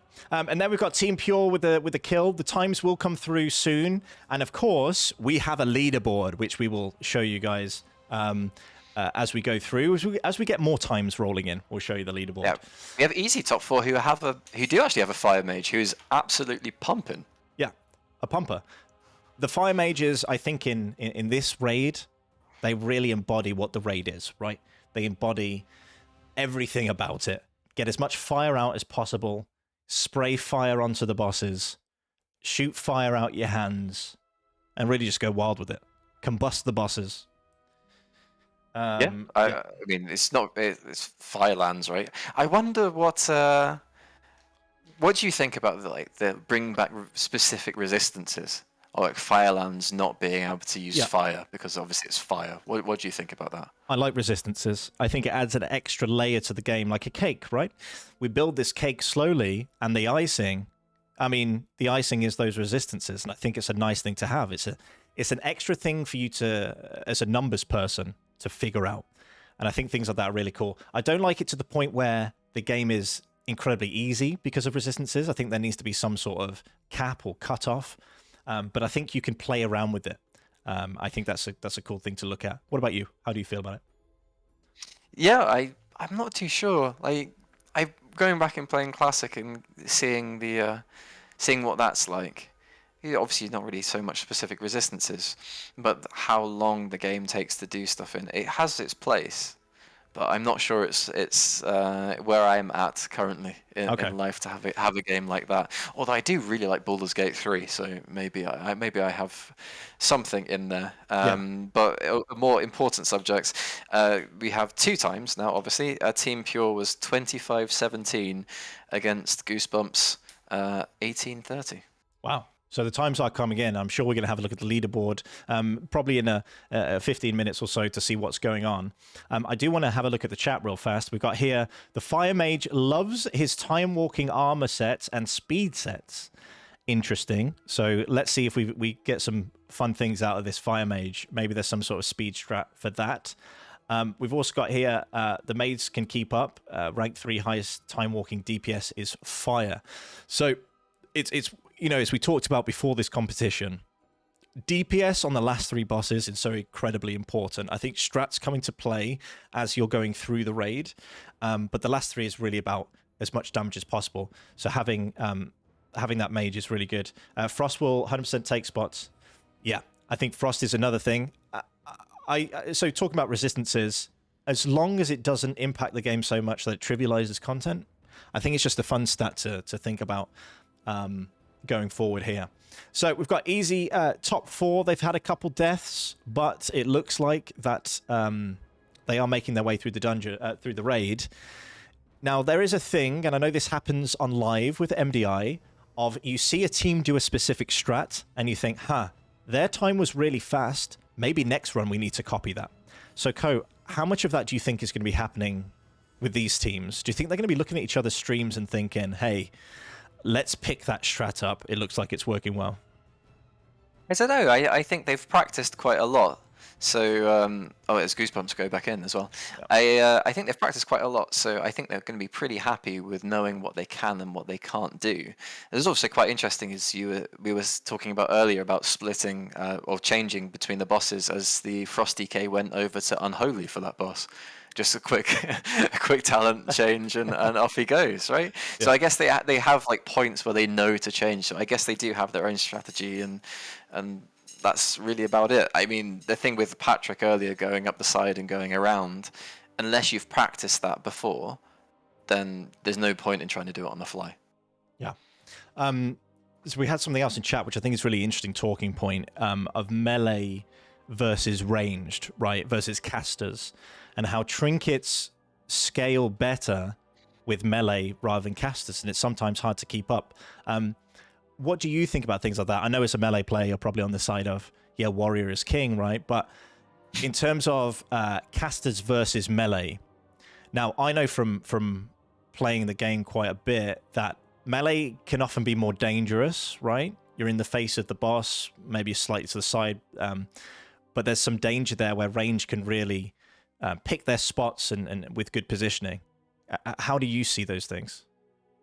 How do I view melee versus range generally in raids? I think generally, but also with this sort of trinket placement with time walking. Well, we know slightly from doing our content of BC of Classic and Wrath that when you're going through trinkets and scaling for older content, although it's not this, obviously it's slightly different. That it really is quite hard to try and find trinkets for range that will keep up with the top tier melee trinkets. Because if I kind of remember right, especially with the older trinkets in the game, they were like that to try and give melee the advantage for when they had to move in and out, to try and make the damage comparable and not make people stack ranged. That's my memory of it anyway. I'm not quite sure if that's exactly how it worked back in the day, but it seems to be what I remember. So it will just be a case of melee having more powerful trinkets available to them. And I guess there's no point going back and changing all the old gear and balancing it out. So maybe the only thing to do would be and you can't add in more powerful spell power trinkets now, right? Can you? Because that would be completely imbalanced. So I think it's just a case of it is how it is, unfortunately. For this content. I guess that's where Season of Discovery comes in, right? That's where they can maybe adapt and change things slightly. But for these time walking guys, I think yes, you have to use the tools that are given to you in the best way possible, and we know they are. We've seen the spreadsheets, we've seen the runs now, and of course we've got in chat here. Good thing melee are always grouped up. You don't need positioning if you're all stacked together. And as a healer, hey, when you melee are stacked together, it's a dream. When one of you decide, warrior, to go jump off somewhere else, that becomes a problem. So I completely agree with that comment. We haven't even raided together once. I don't know what you're on about. Like, literally, I don't think we've ever played any content together somehow. Oh yeah, true. Hey, but soon, right? Stay tuned, ladies and gentlemen. Right, so we have Goose Pumps heading through the raid for the second time. They took a little bit of a break. To start with, right? They sort of gathered their thoughts, maybe looked at the other teams to see what they had to do. They hit a really good time. So now I feel like they're trying to perfect that, right? Seeing what they can pull. And as they said in the comments before the runs, they're on a knife's edge, right? They are playing to the limits of their characters. Do you think that do you think that they can shave some time off?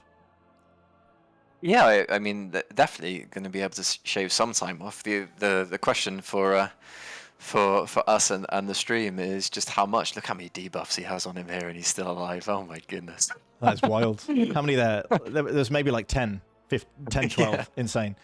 Just spinning his way around there. They're doing amazing damage as well. I forgot the question now completely. I've got distracted by the amount of debuffs as they come rolling out again. That's absolutely fine. We've got here the monk heading out, collecting all the trash, really, as the other members of the team are killing those bosses. As we know, that's their strat going into this. We'll see if other teams do pick it up as we look at the POVs across the teams. Now, Pure are taking a break. Now, we know from Patrick that he is the morale guy, right? He is the one in the team who's going to say, look, the time we had deaths, we had multiple deaths. The times aren't fantastic, but you know what? We're going to regroup and we're going to head into that dungeon and we're going to hit these bosses hard with our paladins, with our demon hunter. I think a clean run from any one of these teams can catch up, but they need a clean run, right? Yeah, well, absolutely. I think he's going to be there giving a rousing speech to the troops, and we'll see what they come back with. The other thing to say is, of course, only 2 teams actually have a time currently, which is going to start really playing into their hands in the not too distant future. Yeah. So we're looking at the bum orcs here as they are on hitting the feet of the boss, as we know. You need to slap the feet down, bring him to his knees. This team bringing in that druid, which I know is something that we haven't seen through the other teams. Is druid a class that you've played before, Ko? Is it something that you're interested in playing? Because I really like that Firelands aesthetic on the druids. I love the aesthetic. Don't get me wrong, I do love it, but I've never got along well with druid. As he got super low and got knocked up in the air. I've never got along well. I've never really got my head around all the different shape shifting. Oh my god, this guy's getting so low constantly. I've never really got my head around it. I would probably naturally end up playing it as a healer. Wow. But no, it's not something I've had the pleasure to really get my teeth into. I've been too busy with other classes, even a priest. Even a priest. Okay. So here they are. They've killed the boss. No deaths. I know that was an issue, I believe, for this team before, but they're going through now to find the next boss, and almost to that gauntlet that we've talked about, where really the min-maxing can come in, and we see the spec changes quite often, which I think is really interesting. Goosebumps taking a moment for the RP to go through there. Interesting. Someone in chat said, how much leech, Zippy, how much leech does this monk have? He doesn't even have to use expel harm. Maybe that's the play. You just leech yourself up and you're good to go. Yeah, just keep getting Abyss gear proc with leech, and who knows? Although I think they want it to proc with a socket, to be fair. Yeah. But we'll ask about their tertiary stats when we have another chance to speak with them. But we can watch him spinning his way around the map again with all of the mobs on him. Who needs a healer, right? When you can just leech. Absolutely. There should be more leech in the game just for that express purpose. Right. Yeah. Okay. So, Timewalking. This is obviously what we're here to see, and these wonderful folks have come from the Timewalking Discord, which you can be a part of today if you want to be included in things like this. Being able to min-max your gear to find the right stats for your class and be able to play all sorts of different classes that potentially on live aren't the meta, right? But Timewalking, you can really craft a way for your class to work. I really like the fact that they can switch gear in between bosses. I think that adds an extra element of min-maxing to an extent, but also just quality of life. If there's a specific piece of gear or trinket, or there's a way you want to spec your class in a specific way, I think it's really cool for that. And as of course was mentioned before, you can be a god every single pool, right? Yeah, absolutely. I mean, it also lets me manage to use a Dragon's Bind trophy from BC for actual content, which I love because that item was always amazing to me. It was always such a high value item when I was raiding it originally, and now being able to actually use it and get it and be excited for it again is all part of the fun of it. As a comment comes in, he doesn't have a ton of leech. You can stack the 2 different versions of Soul Drinker on Monk and constantly heal for 10% of your health with every tick of Rushing Jade Wind. Wow. Insane. I don't play Monk, so can you translate that for me? I don't either, but I assume it means, hey, I'm real tanky. Probably does mean that, yeah. And I can heal a lot. That's the translation I get for that. Thanks, man. Hey, they don't call me an analyst for no reason, you know? Right, we've got here easy top 4. Of course, they will easily get top 4, but let's see if they can get any higher than that as they head over toward the boss here, the second last boss before they hit Ragnaros, and they start the gauntlet. We can see here there is a weak aura that says, hey, your gear's right, this is your eye level, you're good to go, and they're about to pull. This is a slightly different pull location than Goose did, but let's see. The damage is coming out, as we see here, by the mage, which of course, as we know, is a pumper, right? So it's pumping super hard here. We've got the unholy, we've got the windwalker, and of course that prop paladin, which I'm a fan of in these types of content. The prop pally, with all the different tools they have, they can almost stay alive forever, right? So that's good to go. Warrior is something I probably wouldn't bring as a tank. No flame. As a DPS, as anything, right? Yeah, of course. It does seem like the fire mage is very, very much damage heavy in the start window, although he's pulling away again a bit now. So maybe it's just slightly more reliant on procs, as the Taylor Love in Twitch chat from earlier would imply he's just an amazing player, though. As I guess in my head, Unholy DK would also be amazing at the start, but just easily beaten by the Fire Mage. Yeah. So this is good to see. No deaths are going to come out here, probably, as they are kiting the boss around the room, which of course is what you need to do to get an easy top 4. The flames coming out again, but that mage is still kicking out the damage. They're about to kill the boss and head toward Ragnaros. Now, we haven't seen a kill from easy top 4 and Rag, so that's something to watch. I wonder how fast they will be, right, in comparison to the other teams.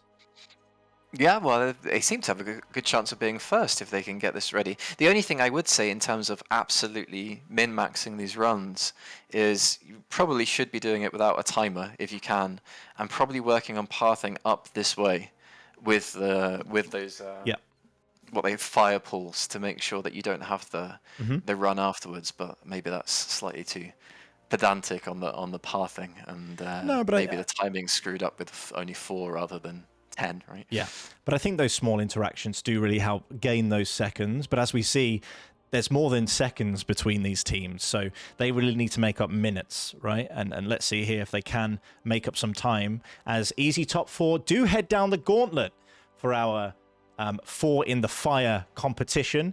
There is on the line prizes for our teams, gold, copies of the game, all sorts of wonderful things, which we'll get into when we've completed the time trials. We've got another maybe 43 minutes left on the time trials. They will have the opportunity to have another run here, and I know that they'll really want that, right? They'll really want to push as hard as they can to catch up. The movement speed on this DK. Have you ever seen a DK move so fast? No, I haven't. To That was be honest, 173% movement speed he had there as he was running down. You can see on the tertiary stats next to his chat blocker.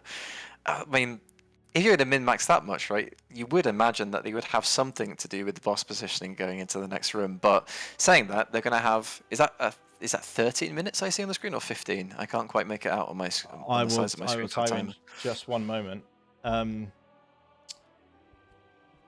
Where am I looking? It's just next to the chat blocker on the top right of the chat blocker. That's 33:52.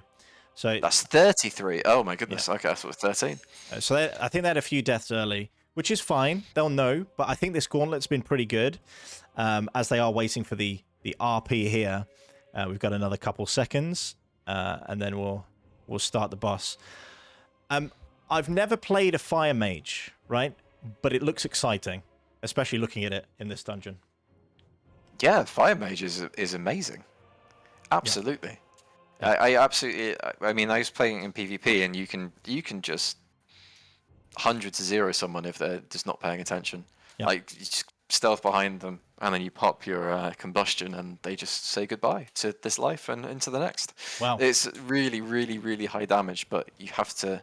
The biggest problem is obviously if you have all your damage in a small burst window, the opportunity to make a mistake or to mistime that is horrible, and then you end up having 0 damage because if you miss your burst window, then you have no damage at all. But as you say, hey, poof, you'll be knocked into another world, and unfortunately, probably knocked back to Shadowlands, right? So here we have easy top 4 on Ragnaros for about 50%. We're going to go into a phase here. The damage isn't quite as high as Goose Pumps was, but this is something they can definitely work on as they go into the next one. All these teams are going to have another run of the raid. And stay tuned, ladies and gentlemen, because we have something really special for you after the time trials. We're going to hear from some of the members of the team, the Timewalking Discord, and they're going to let us know all about Timewalking and the raids, etc., the Firelands. It's going to be a wonderful time. And then we're going to have a head-to-head with the top 2 teams. We've got a lot in store tonight, so do stay tuned. Get yourself a cup of, what do you have, Co? Hot chocolate? Tea? Coffee? I have tequila, but like get whatever you like. Yep, or tequila. Cup of tequila. I bet you didn't expect that one. I didn't. I'll grab a cup of whiskey. We'll. Anyway, what a wonderful evening, and yeah, sit back, relax, get yourselves on, get it on the big TV. You know, put your feet up, have a wonderful time. So we've got Rag here, down, very, very low, but we've got those. Oh no. What's happened there? We had some deaths coming through on Rag. Painful. That is pain. Lots of pain. Well, let's be fair. If they just set, now this is the point, right? Where you have half an hour left. It's a half an hour run. Do you run all the way back and then risk not being able to set another time, or do you just have this as your time? This is the point where it becomes really panicky, and you think, yeah, what do I actually do here? Yeah, you need to do quick math, right? Quick math. And sort this out. I do want to go over to the bum orcs. Holy moly. They're heading down the gauntlet now to the 2 big worms on the either side. Let's see what damage they can pull out on Rag. I think it'd be interesting to see, especially with this druid. And I know in chat, someone did say, hey, this druid is very good. Very, very good. And it's cool to be able to share, you know, these great players with our community. It's fun. Absolutely. He loves getting hit. Oh, dear. Did I just cast the curse? Holy he did cast the moly. curse. I was just looking at him getting smacked by that massive worm, thinking, we've just watched him get smacked by the other boss, getting really low, and then, oh my god. They also have the same problem of having to reset with, like, not that long left. Oh, what have I done? Holy moly. Someone said in chat, he died so good. Yep, he did. But hey, the cast the curse is real, I suppose. I'm going to just shut up. Yep, that's it. Right. Well, at least they have the portal, right? So that's one good thing. They can portal most of the way back, which was a lovely addition when it was put in the beginning of the game, obviously, when this was properly live, because running all the way back there was a pain in the backside. A really interesting thing to see here. The top 2 teams, not top in the leaderboard, but the top 2 teams on your screen, Goose Pumps and Interstellar Bum Orcs, they are heading down the gauntlet together. And I know Interstellar have killed some of that trash. Let's see if Goose Pumps can beat them to the boss. Be very interesting. Yeah, well, Goose Pumps seem to be the absolute A-grade team currently. But even if they do end up winning this by quite a long way, you never know what's going to happen in a head-to-head. No. That's the exciting thing. So even if they're like 6 minutes or whatever ahead of the team in second, which looks like it might be the case currently, when it comes to head-to-head, you never know. Maybe the panic sets in. There's quite good prizes. They have a look. They feel too confident. And then before you know it, it all slips away. Yep, all slips away, and we are heading toward the last boss here, the 2 teams. It's cool to see them so close, actually, near the end. But you're right, the head-to-head is where it matters, and you just need that second spot. I think we've come to the conclusion that maybe Goose Pumps has got the time trials, but as we all know, it doesn't always relate to the head-to-head. And as you perfectly put, the pressure will be on for some great prizes. So looking here, they've started on Ragnaros again. The monk slapping away with those fists, and Interstellar are thinking about pulling now. Well, they've got one more after this if they're quick with this. No wipes. Yep. No Otherwise, pipes. we end up in all sorts of in a world of pain. Mm-hmm. But Goose Pumps look like they've got this well and truly down to an art at this point in time. Yeah. So as you say, for most of these teams, they will have one more run, depending on how fast they can do it. I know we saw Goose Pumps put out was it 18 minutes, 13 seconds or something crazy? 18:30. 18:30. So some really fast times. But hey, as you say, get some points on the leaderboard. Get your time in, as these teams have, and you can go from there. But we've got 3 teams on Ragnaros. They are killing that boss as fast as possible, and hopefully no more wipes. Well, I don't know. From our point of view, a couple more wipes would be exciting, but yeah. I want them all to have a time, and then they can consider wiping. As Goosebumps finish first, perhaps unsurprisingly. Interesting. So it's interesting how Goosebumps they started the gauntlet late, right? But they finished first. So it really just show the power of their team. It's got an 18-14 as we're currently looking at easy top 4 in a 40-minute something. Wild.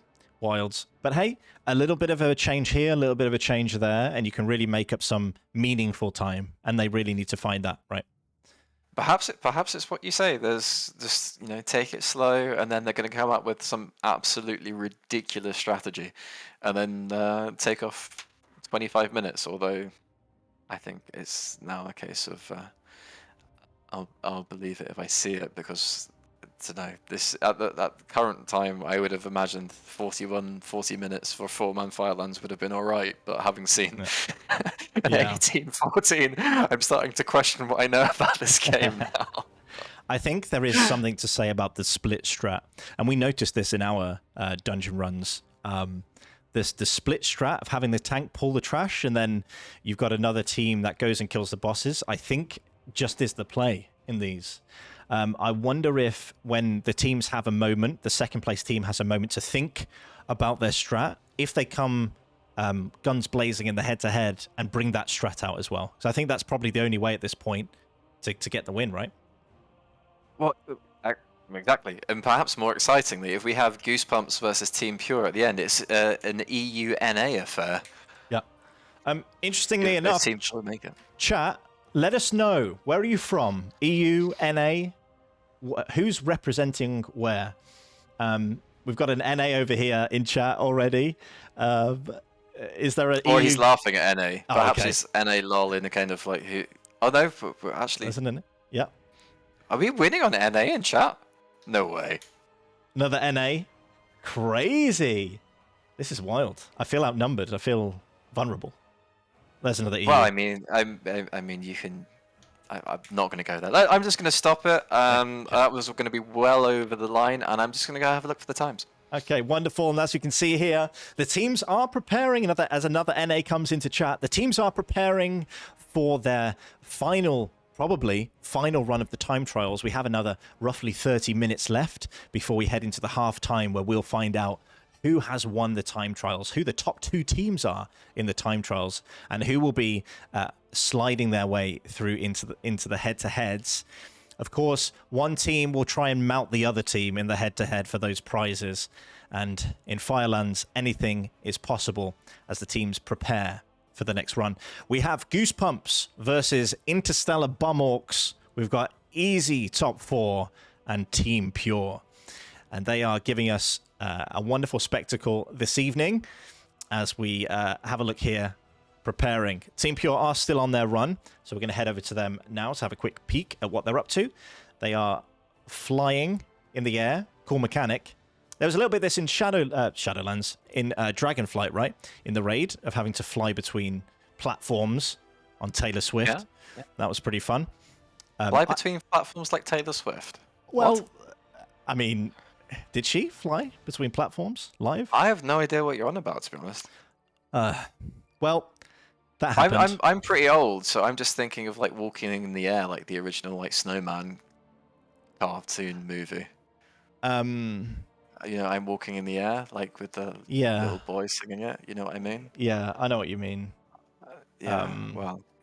Anyway, that's awkward. The scoreboard's updated, by the way, if you want to have a look at the scoreboard. Wonderful. We will have a look at that in a quick moment. Let's see here. Production are just preparing it right now. Okay, so we're going to head over to the leaderboard. And we can see here Goosebumps, of course, heading up with the 4 points.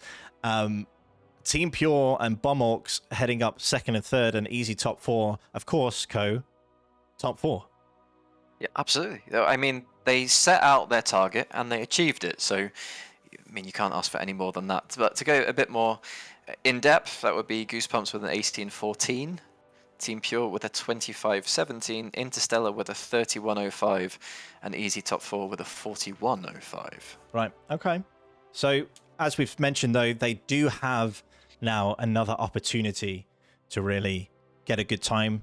Every team does, right, with the 30 minutes left. Yeah, but this is kind of it now. So, I mean, there's 5 minutes between the first and roughly between first and second and third. Let's say 6 minutes, whatever. So, but the most exciting thing is, can Interstellar catch up with Team Pure and make it an all EU final? Yeah, that would be wild if they could catch up. However, the rivalry between NA and EU will be go down in the ages, right? As it always has been. And EU seem to come out on top. Sorry, chat. EU seem to come out on top often, right? Yeah, and since we're giving the prizes, even if they don't, then magically they might, find a way to disqualify NA. Who knows? This is just something that might happen in the event, but we can't promise anything. And apparently Taylor Swift is a nickname for one of the bosses in the Madrasil that use dragon riding between the platforms. Have you not done the raid? No, I have not done the raid. On LFR? Or? Do you think I'm an LFR boy? No. Okay, great. You think I'm an LFR boy? One of these days we'll boost you through, as often we do. And that's one thing to note. Starship, the community, we run every single Sunday evening on our Discord and in World of Warcraft a Sunday raid school, where if you're a new player to the game, maybe you're a little bit nervous about heading into raid, that's absolutely fine. We have a wonderful team of raid leaders and community members who will help you through the raid every step of the way. There's a lot of patience in there. There's a lot of helpfulness, and we really, we bridge the gap between LFR, normal, heroic, and beyond. So do be a part of that. Head on over to the raid school, and there we have in chat the times. I assume it's not on tonight. It is. Oh, it is. Wonderful. There we are. It is. So that is still available. As we say, our community is lots of stuff happening all the time. But of course, we're in partnership today with the Timewalking Discord, and they are giving us a show. Here we've got Team Pure on their probably final run, I would say. And they have a death though. Can they find where he dies? Oh, who's back up now? Okay, yeah. It must be the final run, but they've got 15 minutes to hear already. So perhaps, maybe they're gonna try and reset. Thinking about it, running around. Is it worth it? Do we keep going? Do we have a reset? Because you never know if Interstellar managed to catch up with them or not. Got to think about it and see what happens. But I guess Interstellar might be the most interesting one to have a bit of a peek at and see what time they have. Let's have a quick look at Interstellar. Oh, I've got them noted here as bum. Interesting. Okay, so here they are. They are hitting this dungeon as hard as they can, of course. They just need no deaths, I think, Co. I think that's been the issue.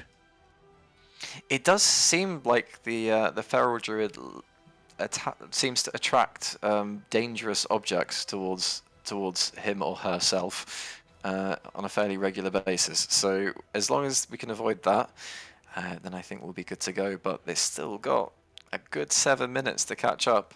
But we're only 5 minutes in to this run, so we'll keep our fingers crossed and see what they can come up with. Yeah. It's interesting. We're talking about changing strats on the fly. Do you think that, I mean, they've been practicing probably. Do you think that they probably won't adapt going into the head-to-head, or do you think we'll see some adaptation?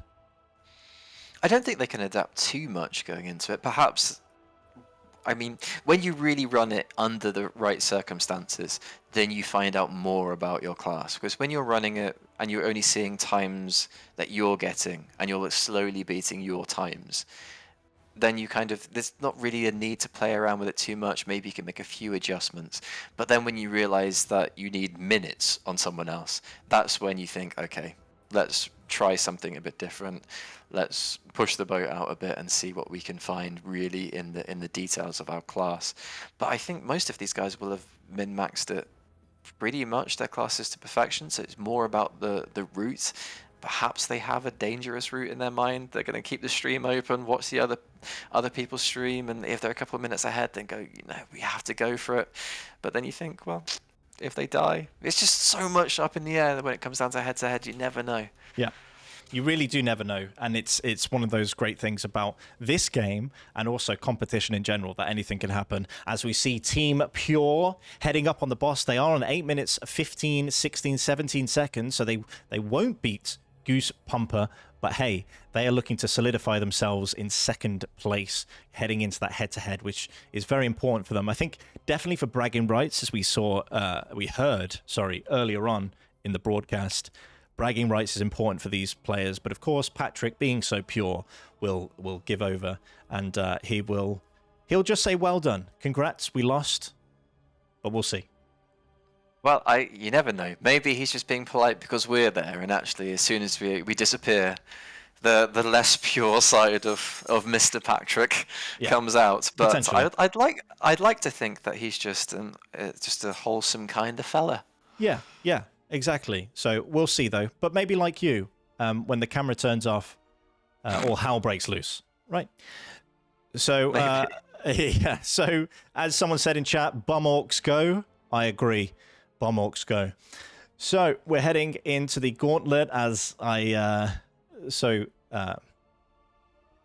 nicely put, I suppose. The gauntlet of dreams, of fire, of flame. Through the fire and the flames, yeah, exactly. Yep. Is that a Game of Thrones book? Through the fire and the flames. Yeah. Game of Thrones. I'll let chat talk to you about that. Oh no! Is it going to be something so obvious? Is it The Witcher? Let's wait. It's a song. Yeah. Is it a song from? Oh, it's from The Hobbit. I'm so sorry. It's The Hobbit, right? Oh my god. Am I losing it? Should I stop talking? Dragon Force song? I don't know what that means. Holy moly. Let me see. Dragon Force. Hold on. It's just a song? It's a metal band? Oh no. Okay, delete the VOD. Anyway, let's focus on the tournament for tonight. We've got here Team Pure. Just picturing Frodo rocking out. Jesus. Right. God, Team Pure.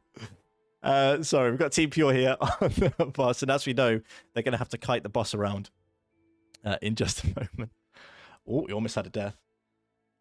Yeah, as he comes down the steps menacingly and transforms himself. They're not going to beat the time, so now it's a question of I don't really know, practicing. Maybe this is now where you think, oh, practice something a bit different, see if we can squeeze a couple of minutes or a couple of seconds off, at least on this last bit. It just depends now on what Interstellar are on as a time. Really quickly, sorry, Co, I need to defend myself. Hey, look, listen, there are lots of sentences and word combinations that sound like other songs and books and fantasy novels. Look, listen, it happens to the best of us, all right? Yeah, like The Hobbit and Dragon Force sound so similar. Well, didn't Gandalf, when he fell down into the fire and flame, he said something like that, right? No? Oh, he just started rocking out on guitar. Is that what you're telling me? You shall not pass, and then just started like riffing. Yeah. Okay, so we talked about this earlier with Team Pure, I think, where they were kiting the boss away from the entrance to Ragnaros. It looks like now they've pivoted a little, and they are kiting toward the gate, which is good to see. Let's see if they continue kiting up, or if they keep it there. I like this one in chat. You shall not pass, as in like passing in the gate. Yeah, that's amazing. Someone needs to do that. You shall not pass as an actual meme. It sounds so similar. That would be amazing. I would like to watch the metal version of The Hobbit. Would it be a metal version of The Hobbit as a musical, though? I just think The Hobbit shouldn't have been made. Hot take. Anyway, let's not cause controversy on stream. Pure heading down toward Ragnaros. Make a name of it. Yeah, absolutely. I'd like to point out the name of the mage real fast. Miley Pyros. It's amazing. We actually have to go through the names of these players because we actually haven't yet so far. We haven't. So let's have a quick look at this team. I'm gonna zoom in slightly here so we can see. So we've got Seraphimang, we've got Zarida, Suncutter, and Miley Pyros on this team. I'm just waiting for you to say something incredibly inappropriate. Yeah, me too. That's why I'm reading it in my head before saying it out loud. Which, if any of you have been around, sometimes it gets a bit risky. Let me see here. Mecha Hobbit, Frodo and Sam could have gotten to Mount Doom so much quicker. So, Code, let's talk about this eagle theory. Right? Yes, I'm ready for the eagle theory, which is just why couldn't they just flown there, right? Yes. Why couldn't they just flown there? What do you think of that? He actually addressed this question. There's a YouTube clip on it, but I cannot remember for the life of me what he says. But you have to find it afterwards. Yeah, but there is actually a video of him talking about why didn't they just take one of the eagles there. Yeah. Or of course, as we've linked in chat, they could have just used NordVPN to do a VPN over to Mordor and just complete everything real quick. So of course we do. Sauron would never have been able to find them if the ring had VPN. Exactly. So of course you can wouldn't have been able to track him. You can save up to 64% with NordVPN. We've got the link in chat. Do head over there and get your 64% off. Don't get caught without a VPN. That's what Sam would have said to Frodo as they left the Shire. Absolutely. The Shire was very much covered fully by NordVPN, which is why they never really found it, right? Yeah. Exactly. Eagles are selfish. Maybe they're shellfish. Okay. All right. What do you want about? Does it even make sense? Eagles are shellfish. Let's just get back to casting here. Let's get back to the game. We have one more death on Team Pure. He did actually have a chance of beating their previous time, but Interstellar Bomberbox would be the most interesting one to have a look at. Easy top 4 seems to have given up. Yep. Unfortunately for them, so I think Interstellar would be the one to have a look at. Right, let's have a look at the Bomb Orcs. I'm going to now have a quick look at names. We've got Demon Ivy, we've got Lagna, we've got Cathew, and we've got Shaman Scry. Sorry if I butchered your name, but yep, we have some cool names there, especially Cathew. I'm a fan as a Matthew. Yeah, absolutely. I think it's a great name. I didn't see that. I didn't see that before. I'm now fully on Team Cathew. Yes, Team Cathew. Do you ever get this? And tell me in chat if you've felt this too. When someone says your name, like someone else has called your name, it feels a bit weird. Do you get that? No? Like I'm the only person in the world with my name? Or? No, but when someone calls someone else your name, you're like, oh. Anyway, moving forward. Oh, God. We've got the feet going down here from the boss. Of course, we've got that druid slapping it as hard as they can with the enhancement shaman, which we talked about earlier, that the enhancement shaman is a nice pick to see in these raids. Yeah, but I kind of want to go back to the thing of no one else can be called Matthew around you. That's not what I meant. It's always been a problem for you. Is that just a new thing? That's not what I meant. It feels weird when I call someone else Matthew, because I'm called Matthew. I can't be the only one. I think you are. Only because Starship had about 40 mats. Next time you raid, I'm just going to go into the raid channel and say Matthew, and then just see what happens. All hell lets loose. Yeah. Right, we've had some deaths here, unfortunately. We had the Shaman go down. The Druid was trying very, very hard to keep everyone alive, but the damage is just way too much for the team here. And it looks like the Bum Orcs probably aren't going to catch up now to Pure. The leaderboard's probably going to stay very similar as we fall into the last 17-odd minutes of the time trials.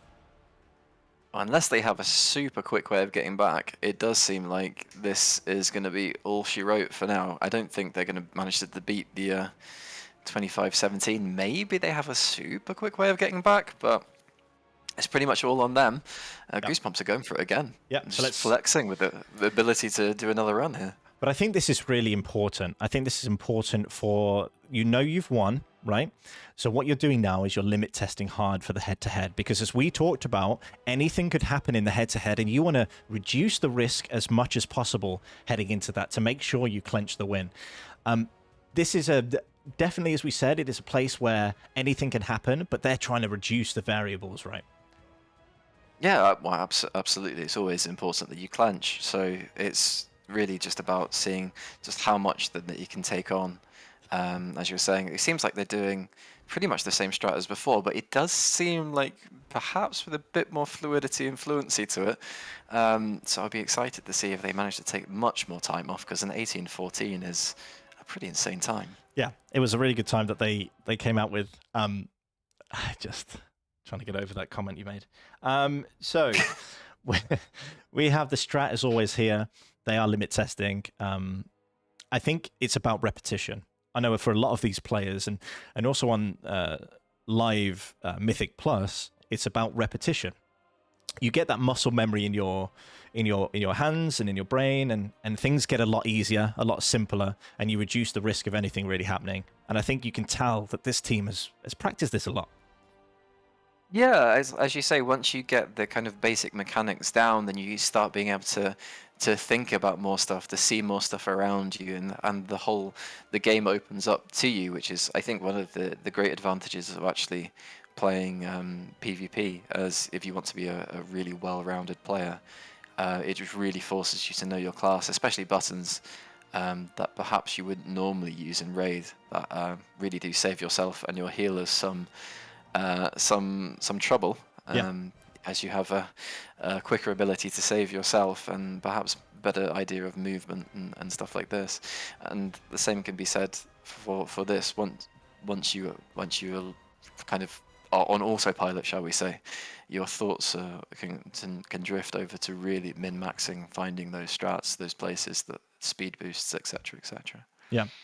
And as we see here, the team has got back together. They have joined forces heading through to the next part of the raid. We've already discussed this this monk incredible use of gear, right? Incredible use of gear, incredible use of consumables and cooldowns to make sure that they don't need that healer and they can pull a lot, right? And it's good to I'm see. just amazed by this warrior at the top of the damage meters as well over here. What a Chad gamer we have. An amazing player, amazing spec, just all around. Perhaps some would say the greatest ever time-walking player. You've got to take your W while you can, right? As they sit at the bottom of the leaderboard, bottom of the DPS meter. But hey, it's something spectacular to watch. This is the race, the time-walking race we've got here, 4 in the Fire. We've got the time-walking community with us, partnering as we host a wonderful event where they will battle it out to see who can do the raid in Firelands as fast as possible. We're coming to near the end of the time trials before we get into our short break before the head-to-head. Goosepumps looks like to be pumping a lot, pumping hard as they head through. They're doing fantastic. Did Interstellar decide to pick that run up again, or what are they doing? Oh, they're sitting out. They've decided it's over.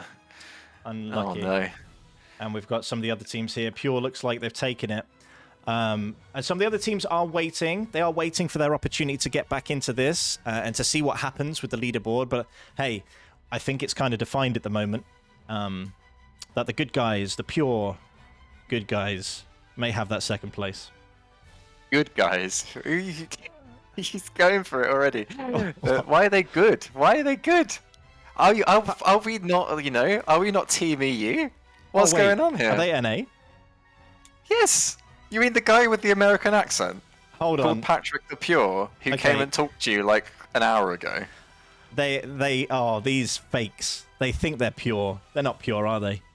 Exactly. Yeah, there we go. Fakes. Absolutely. There we go. That's more. That's better. I'm just going to sit on the fence, okay? I'm going to fence sit. Okay? Whoever wins, wins. That's what I'm going to say. And here we are. They're going to smash that left foot as fast as possible. And they're going to do a lot of damage here, which we know. So the warrior does come out with quite a nice opener. However, The monk is going off with that AoE, and then the enhancement shaman comes in with the blast, as always. And the warrior's left behind. Yeah, well, the warrior's left behind because the warrior's not quite so good on these kind of cleave fights. But maybe we'll see on Ragnaros. Maybe we'll see pure single target. Maybe that's where they earn their place.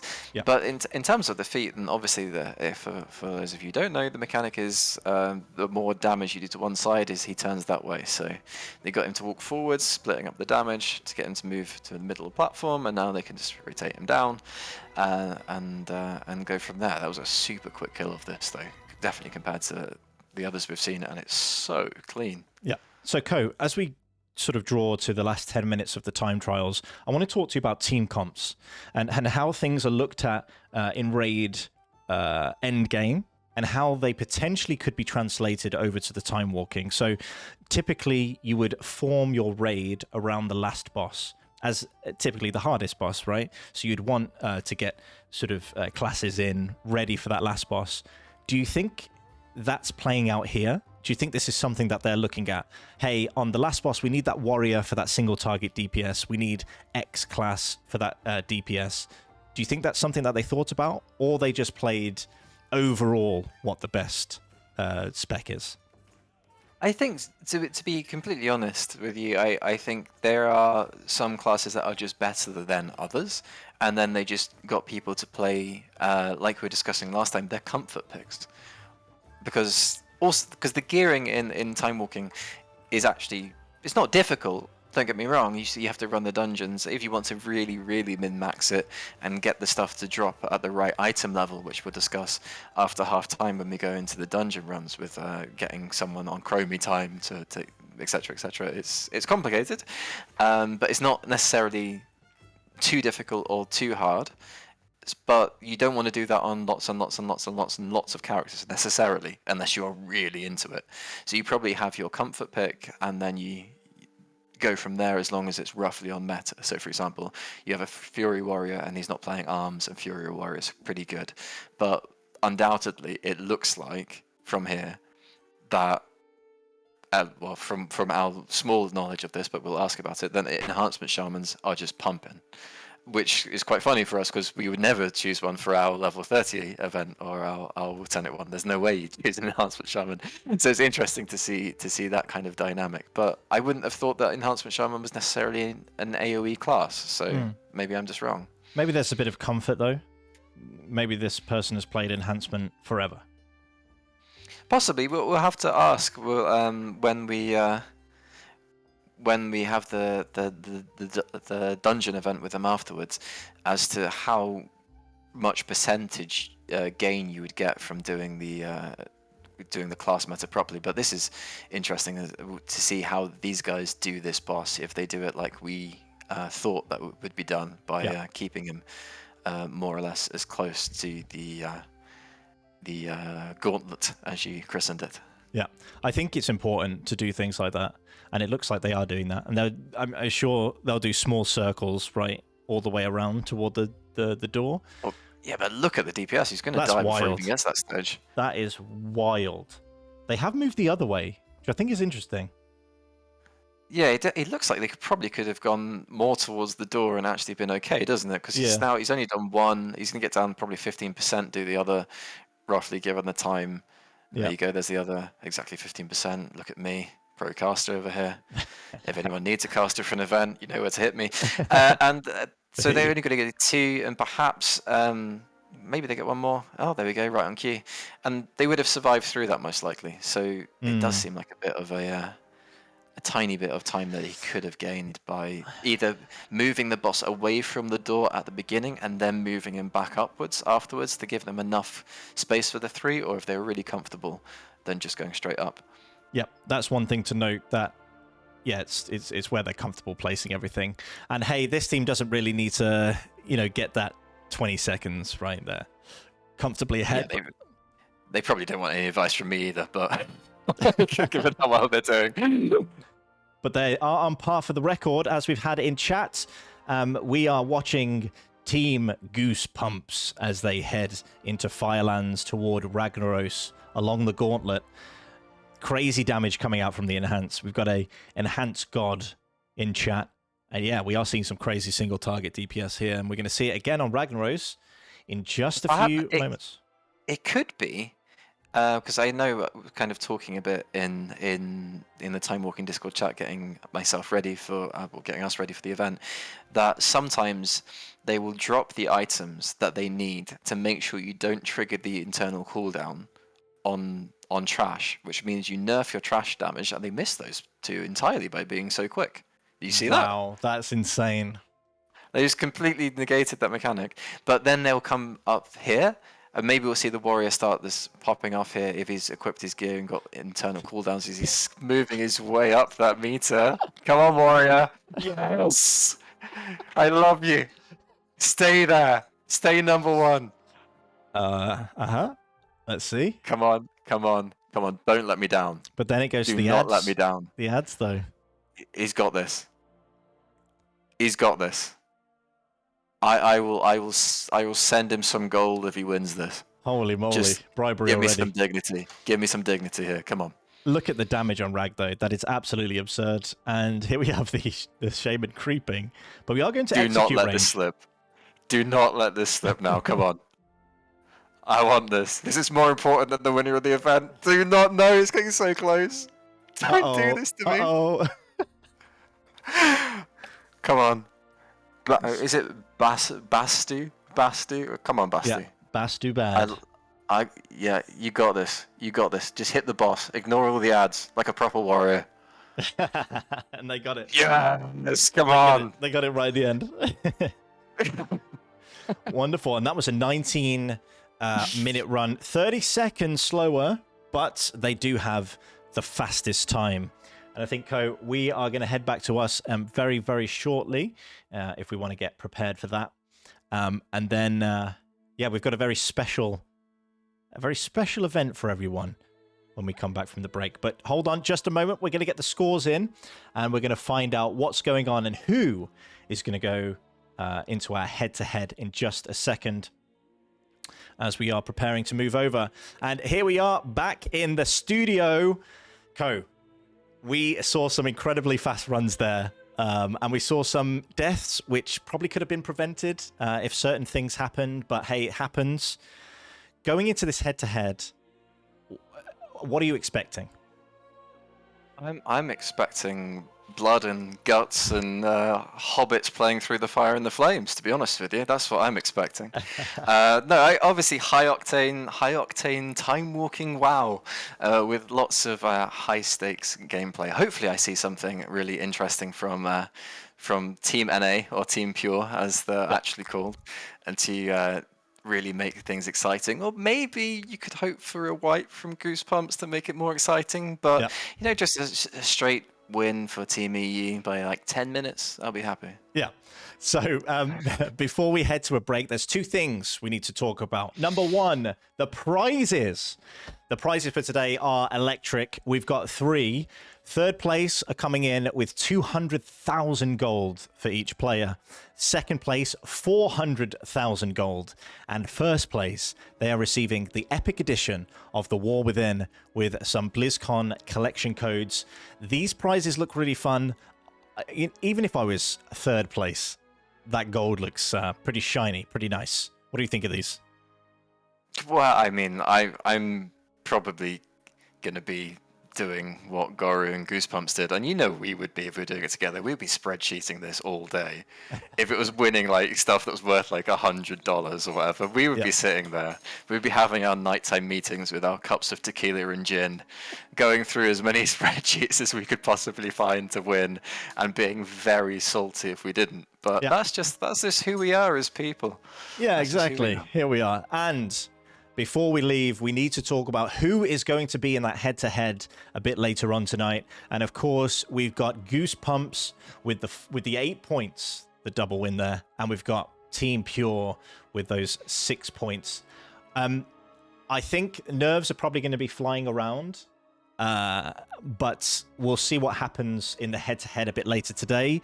We're about to go into a 10-minute break, and we're going to be back with some cool stuff from the team walking guys, right? From the Timewalking guys, yeah, absolutely. It's the cup of gin. It's the cup of gin. I'm drunk, guys. I'm drunk. But the thing I'd be interested in, because Goro is going to do some of the chat with us, right, for the dungeons, which means that Patrick possibly has an hour or so to do some more runs and get even more prepared. So it'd be interested to see if that provides any more interesting dynamic for us going into the head-to-head. But yeah, I guess it's time for us to go and drink some more. Go and drink some more. Wonderful. Well, thank you all for being here. Do take this time now to go and get yourselves a little break. Not drink as much as me, clearly. And and we'll be back very, very soon. Have a wonderful break, and we'll see you on the other side.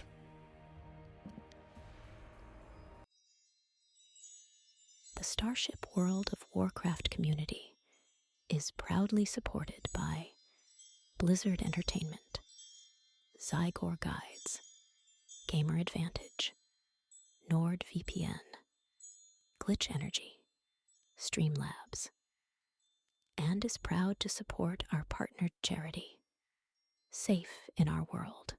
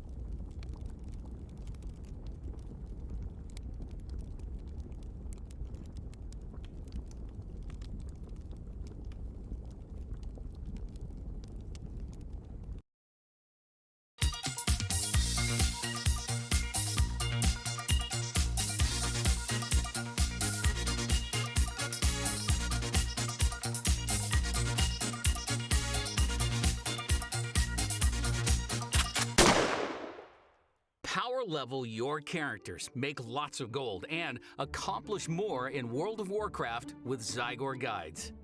Our guides are unique in that they use a custom guide viewer add-on to display things right inside the game.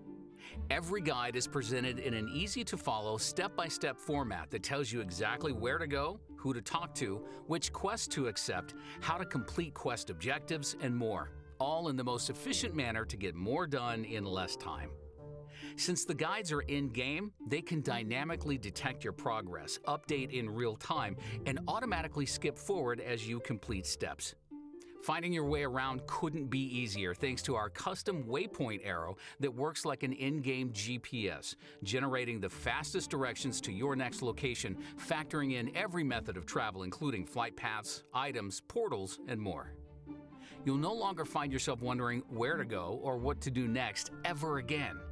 The guides also include numerous additional features to speed things up even more, like auto-accepting and turning in quests, highlighting the best quest rewards, notifying you when you have new gear upgrades, pointing where you need to fly to on your map, auto-selling gray items, and more. We offer guides for virtually every aspect of the game, including leveling, dungeons, dailies, professions, collectibles, and achievements. Discover all the latest content with our new Featured section, which showcases all the new guides added in every patch and expansion with detailed explanations on how it all works. Or search our entire collection to find a guide for almost anything you want to do. All of our guides have been fully updated for Dragonflight, and new content is being added all the time. Sign up for Zygor Elite and gain instant access to our full suite of guides for both retail and classic WoW for one low monthly fee.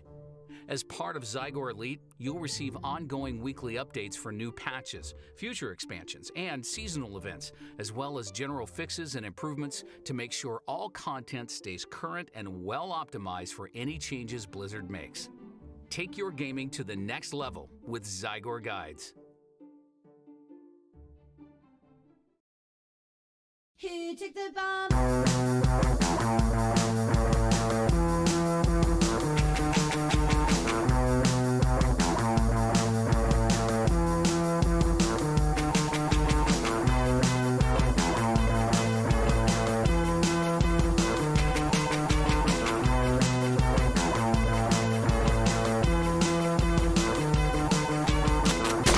See you later.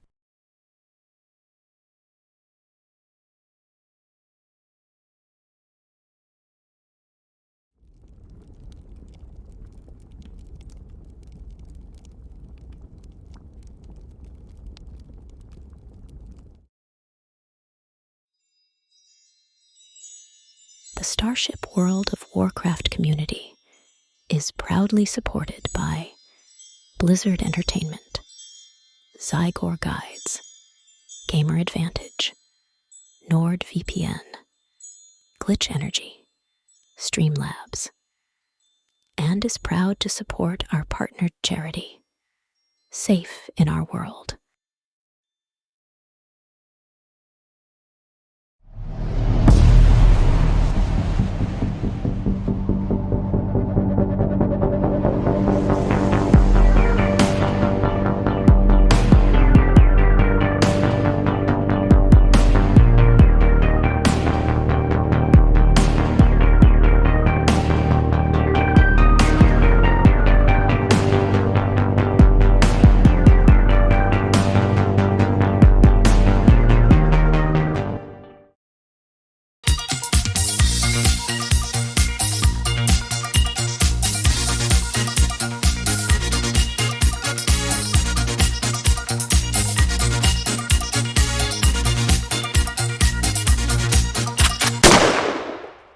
Power level your characters, make lots of gold, and accomplish more in World of Warcraft with Zygor Guides. Our guides are unique in that they use a custom guide viewer add-on to display things right inside the game. Every guide is presented in an easy-to-follow, step-by-step format that tells you exactly where to go, who to talk to, which quests to accept, how to complete quest objectives, and more, all in the most efficient manner to get more done in less time. Since the guides are in-game, they can dynamically detect your progress, update in real time, and automatically skip forward as you complete steps. Finding your way around couldn't be easier thanks to our custom waypoint arrow that works like an in-game GPS, generating the fastest directions to your next location, factoring in every method of travel including flight paths, items, portals, and more. You'll no longer find yourself wondering where to go or what to do next ever again. The guides also include numerous additional features to speed things up even more, like auto-accepting and turning in quests, highlighting the best quest rewards, notifying you when you have new gear upgrades, pointing where you need to fly to on your map, auto-selling gray items, and more. We offer guides for virtually every aspect of the game, including leveling, dungeons, dailies, professions, collectibles, and achievements. Discover all the latest content with our new Featured section, which showcases all the new guides added in every patch and expansion with detailed explanations on how it all works. Or search our entire collection to find a guide for almost anything you want to do. All of our guides have been fully updated for Dragonflight, and new content is being added all the time. Sign up for Zygor Elite and gain instant access to our full suite of guides for both retail and classic WoW for one low monthly fee. As part of Zygor Elite, you'll receive ongoing weekly updates for new patches, future expansions, and seasonal events, as well as general fixes and improvements to make sure all content stays current and well optimized for any changes Blizzard makes. Take your gaming to the next level with Zygor Guides. Here, take the bomb.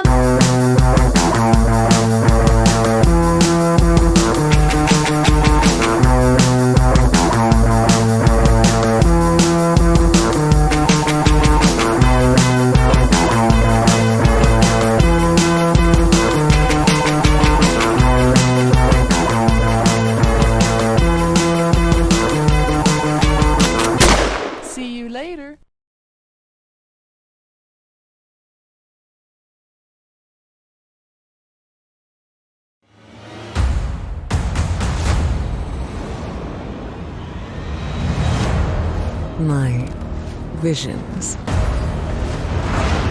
are not the same as the others. No radiance, no song. Just the shadow taunting me from below.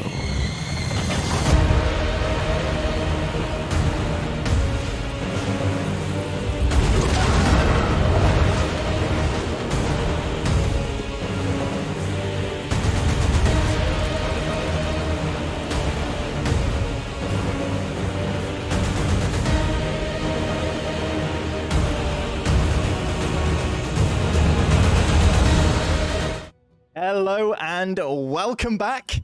We are here for another head-to-head. I can't wait to see Goose pump some more damage out. In the break, I did have to turn the heating down in here because, wow, Firelands is hot tonight. How are you doing, Co? Well, you know what you have to do if it's getting hot in here. But other than that, yeah, I'm doing pretty well. I went and got myself a nice beverage and waiting to be entertained by Absolutely. some top-tier time-walking content. Exactly. We are going to head into that in just a moment. But to let everyone know, we are in partnership today with the Timewalking Discord. And underneath Co, you can see the link to their Discord, discord.gg/timewalking. Right, so I think we have... Goru is in chat. Hello. Are you here? Hello. Wow, we saw some fun play, some crazy play. We won't talk too much about it just yet, because I know you've got a head-to-head coming up. So please, the floor is yours. Let us know about time walking. Yeah, of course. Well, I'm about to start doing some dungeons since that was the promised part of the schedule here. So if you turn up the stream, you can already see that I'm going in on my Havoc Demon Hunter. It is probably, in my opinion, actually it is just straight up the best DPS in dungeons right now. They are fast, they're strong, they have 1,000,000,000% haste, and they never die. It's basically just pure fun. Much like the other specs, though. What makes it better in dungeons, or is it then in raids, or is it also just overpowered in raids as well? It's pretty good in raids, however, also the logs suggest that they fall off a bit after a very short burst, whereas a lot of other classes, like you saw Enhancement Shaman with Karana earlier, and Fury Warrior, they hold the DPS a bit better. But in dungeons, you have the exact perfect amount of damage to basically kill everything very early. So my stream is a bit delayed. You're just soloing some of the stuff before anyone can catch you. Yeah, exactly. Now, here's what becomes a bit weird with time walking. Basically, every class is awesome, and everything can perform really well. But what sets Havoc apart is basically just being also extremely fast and extremely durable. As you can see, my UI may not be that good, but I'm the tank in this dungeon. But I'm a DPS spec. Not every DPS can do this. Havoc is definitely the best at this. Yeah, there's just no limit. Much of this power comes from just the haste and having permanent shields.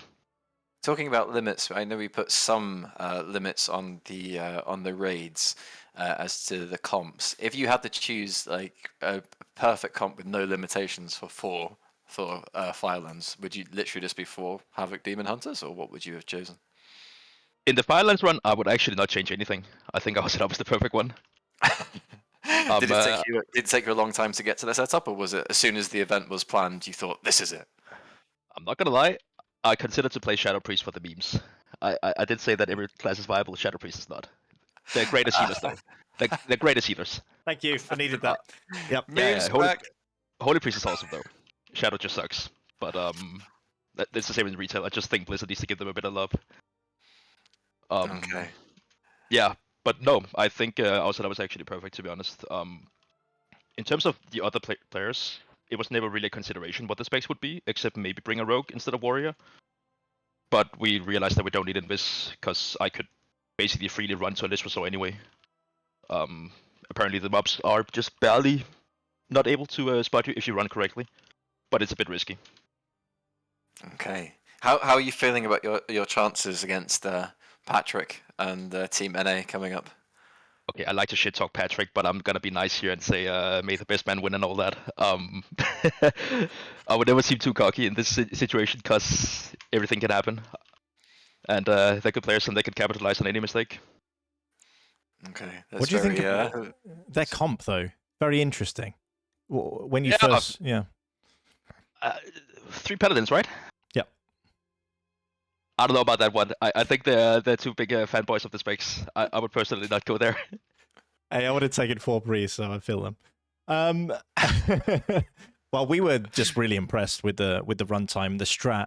What do you think about? We spoke briefly about this, but what do you think about the way that they're going to see your strat and maybe adapt and maybe start doing what you're doing and try and do it maybe a bit better? Do you think they're going to do that, or do you think they're going to stick to their guns?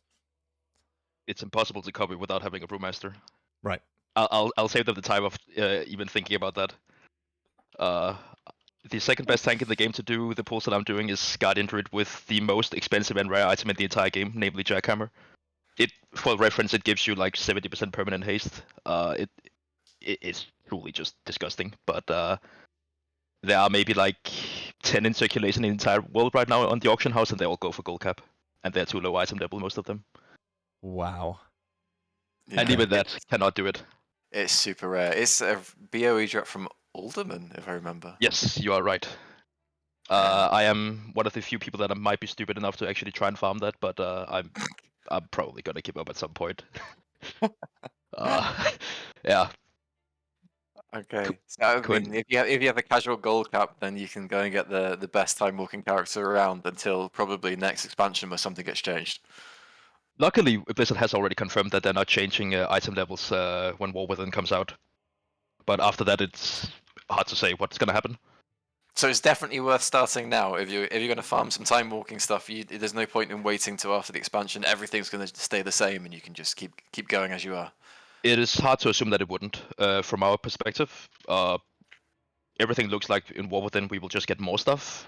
Like, for example, the preview we've seen with Warriors. Well, okay, they get a bonus to Avatar with the mountain thing spec that they have coming up. Well, Warriors already built around Avatar, so they just get better in every way with the same gear. I'm assuming it's going to be the same for every class, but things update anyway every patch. I'm assuming you can just solo this at this point in time, watching this. Oh yeah. I could go faster. Vortex Pinnacle is a bad dungeon. I'm very sad that this is my first one. The next ones will be a bit quicker.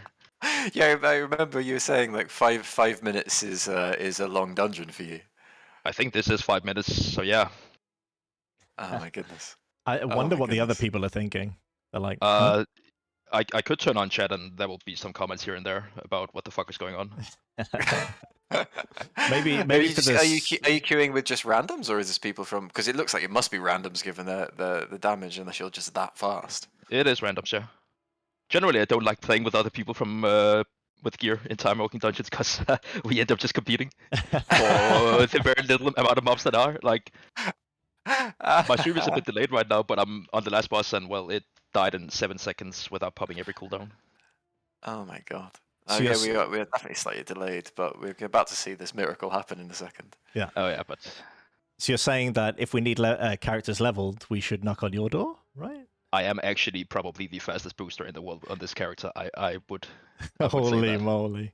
How have you like actually tested that and boosting someone? And would you like to test it for free? Sure. Go log on a character. I don't care. And yes, it has been tested a few times. I would say again, Cataclysm is the worst one for it, but it's still like a 2-hour process. And with any XP boost, we're going below that. Wait, what? 0 to cap? Oh, 0 to cap. You can't queue time walking until you're 35. Oh, okay. Okay, yeah, of course. But 60 to 70 will be, depending on the event, anywhere between 1 and 2 hours. Cataclysm is definitely 2 hours. Okay. But yeah, if it's Mr. Pandaria, I can get someone from 35 to max level in 1.5 maybe. Oof. The only thing that's holding back is just dungeon queue.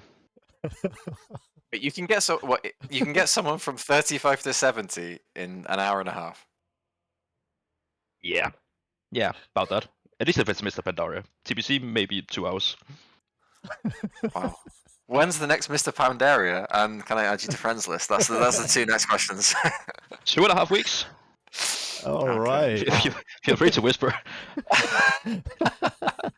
Amazing. on your pass runs, I'll just promise not to tag anything and just follow.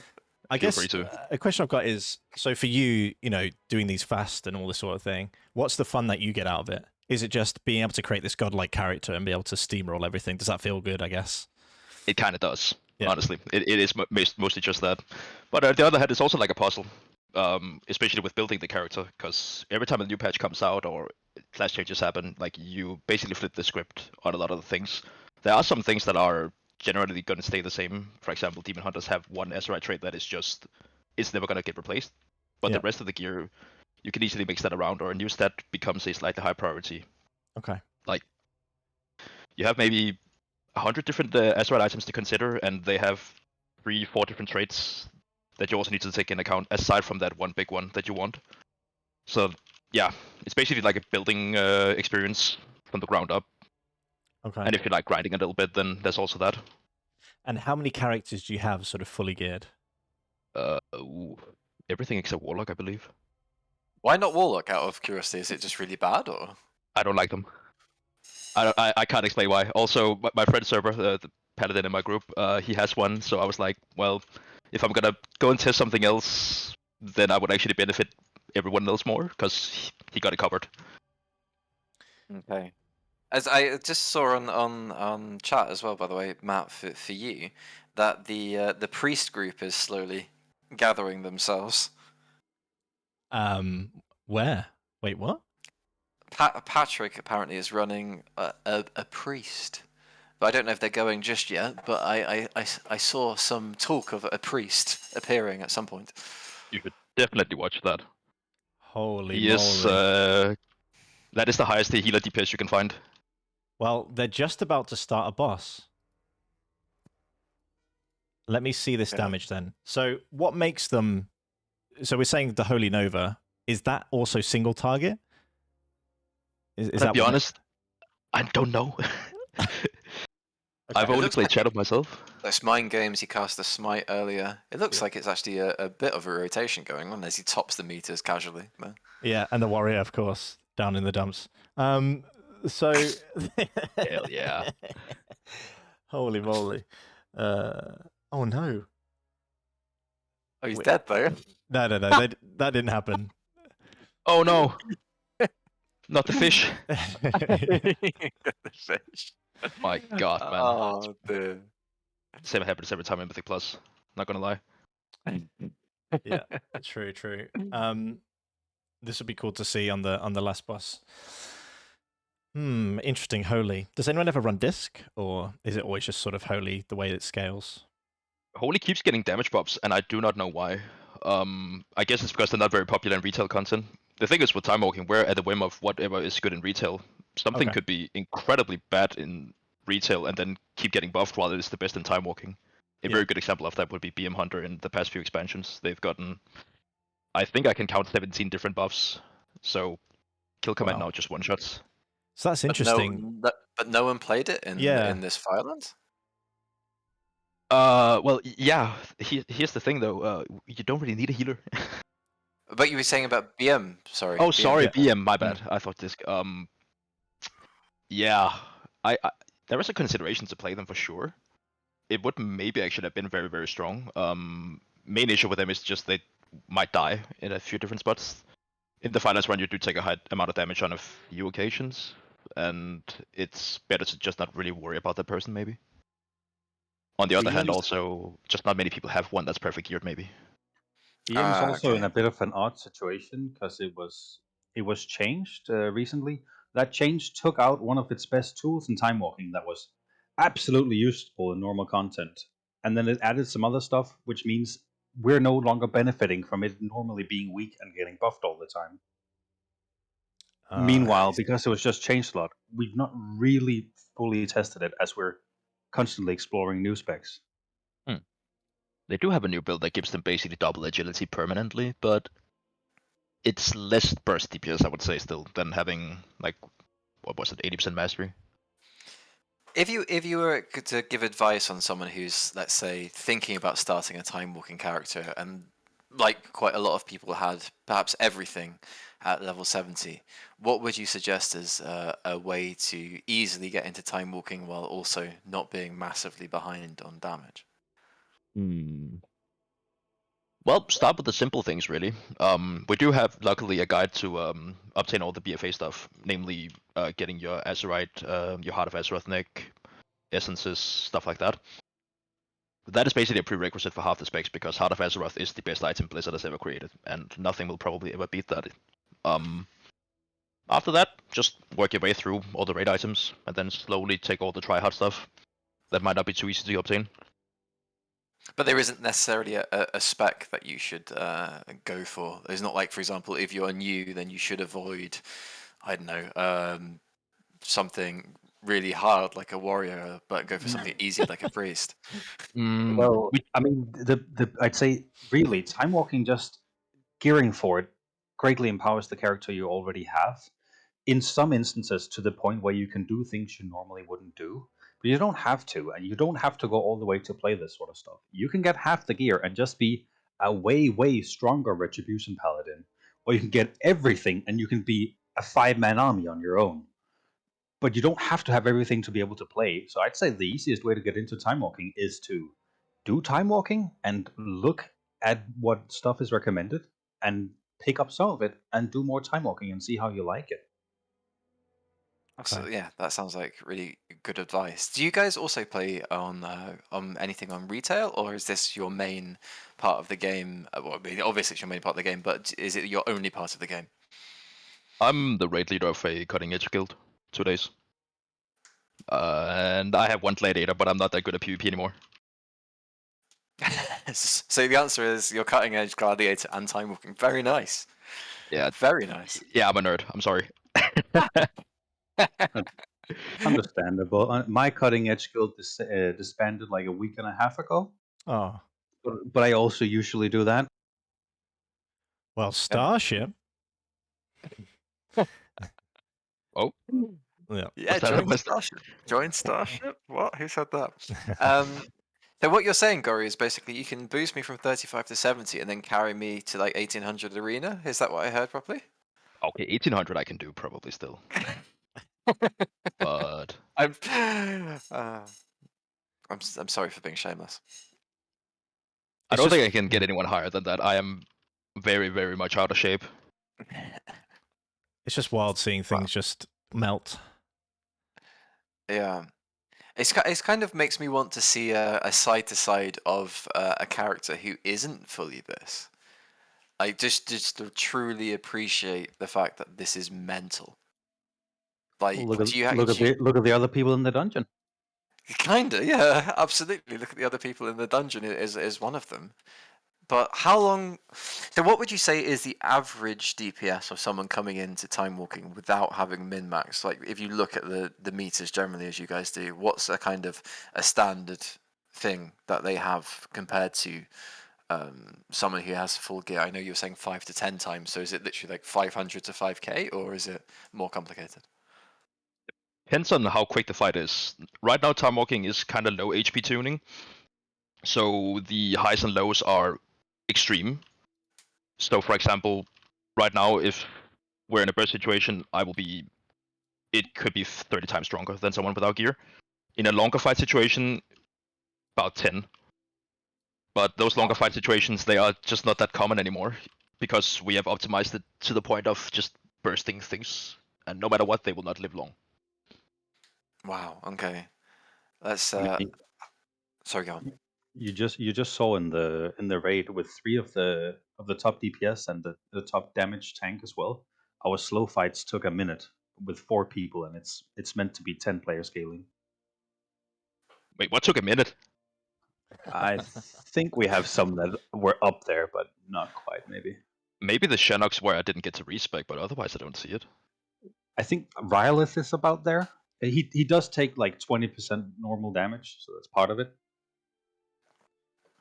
Yeah, I think from having a look at it, your team on Goosebumps were very well optimized to do what you guys were doing. I don't know if it's a case of something to do with comps or whatever, but from just looking at the actual boss times, it did look like from the little we saw, right? Because we only saw an hour and a half, that things really did melt quite quickly for you.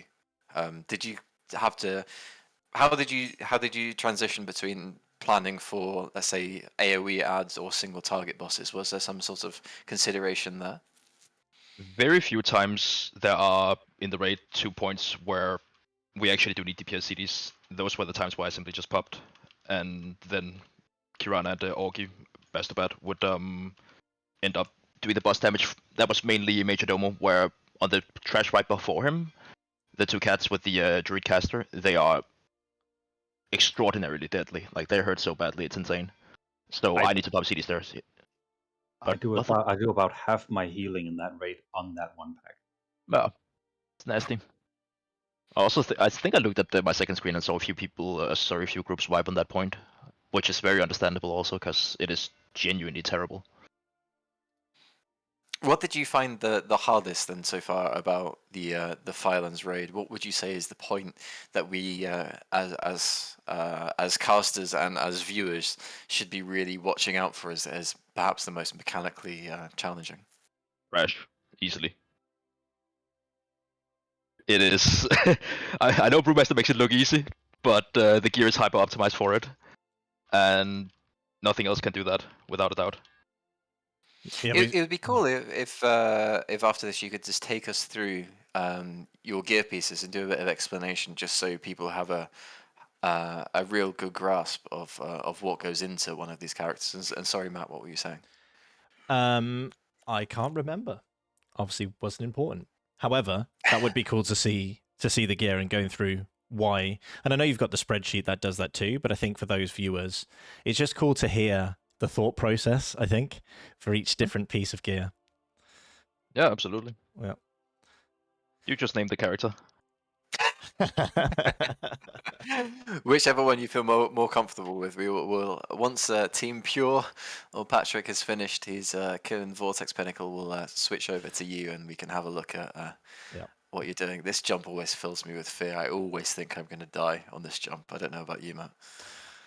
Well, as a priest, I just levitate down. But hey ho, it's just the perks of being superior. But anyway, let's see how much damage they do on this.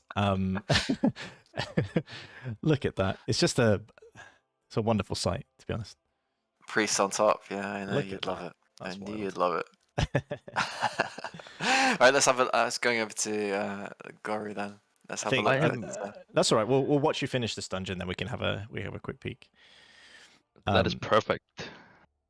Because I'm in the middle of doing the most dangerous pull in the entire Timewalking. Well, Cataclysm, I think. I remember this one actually. Is it the scaling of the mobs that makes it dangerous, or yeah, everything hurts, and I'm gonna fail the mechanics intentionally, because why not? Okay, well, hopefully you don't. Okay, a guy taunted though. That made it a bit annoying. I might not have enough damage now.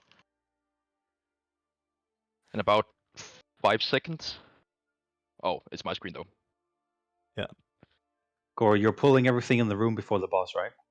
Uh-huh. Yeah. So yeah, that's a boss and like 3 or 4 packs that are meant to be done one at a time. Right. Okay. Okay. Spoiler, I made it.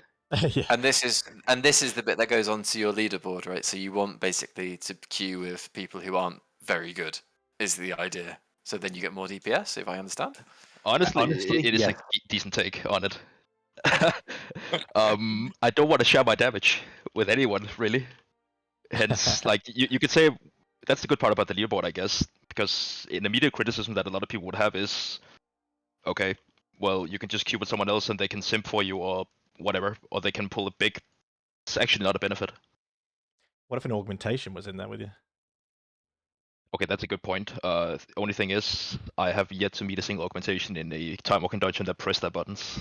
But I think that's not a symptom of the class being bad, because it's definitely not. They are very overpowered, but... I had a really good run once where I think I had 16 seconds of Ebon Might in the dungeon. 16? Holy crap, it was that's a really record. good. Wow. So you pressed it twice? I think Matt's for hire as an augmentation evoker. I'm sure you can work something out with him. He's a pretty good evoker. I mean, I'm here for PI, for all sorts of things. We'll get it happening. Yeah, so why can't, for example, on your leaderboard, like, I run a priest with PI, Matt runs evoker, someone else runs I don't know what else that could be beneficial for you for whatever class, and you could get a really high score on the leaderboard. Or is that a new meta that we've just created? We have made the rule saying for those spheres that you're supposed to play alone. Oh, okay, makes sense. Okay. Okay. That being said, you gain 15% increased damage if you queue with randoms, so that's worth something too. Okay. Ah. I'm foreseeing a sort of classic BG thing of you all press Q at the same time and hope you get the same one. That would technically fit within our rules. So far, no one has been that boring, and Yeah, we don't foresee anyone doing that. That's really the only point to make here, I guess. I'm just that boring. Oh no. I'm going to remember that comment. Oh no. Stop being that boring, Go. I'm sorry, that was maybe rude. Nope. No, Nope. it's fine. He's called me worse. Don't worry. Wait, what? Anyway, this is just fun to see. I think I can see the appeal of it. I can see the fact that you're able to blast through everything, and I can see the min-maxing, as you're saying. If everyone has this gear, what makes you stand out? And I think it's the way you play the fights. And we talked earlier about the GCD stuff too, pressing the right buttons at the right time. I think that's where that all comes into play, and I think that's also the fun of it. That like small min-maxing, right? Definitely, yeah. This even turned into a good dungeon. I'm not too far off the rank 1. I still need to beat the Red Palace on this one. They're pretty good. Shall we be quiet and let him get rank 1 casually on stream? Yeah. It will take more than that. It's not that easy.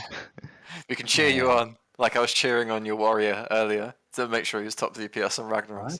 Pretty good. It's not bad. That's for sure. So you wanted to see the gearing process, I guess? Yeah. Yes, that would be awesome.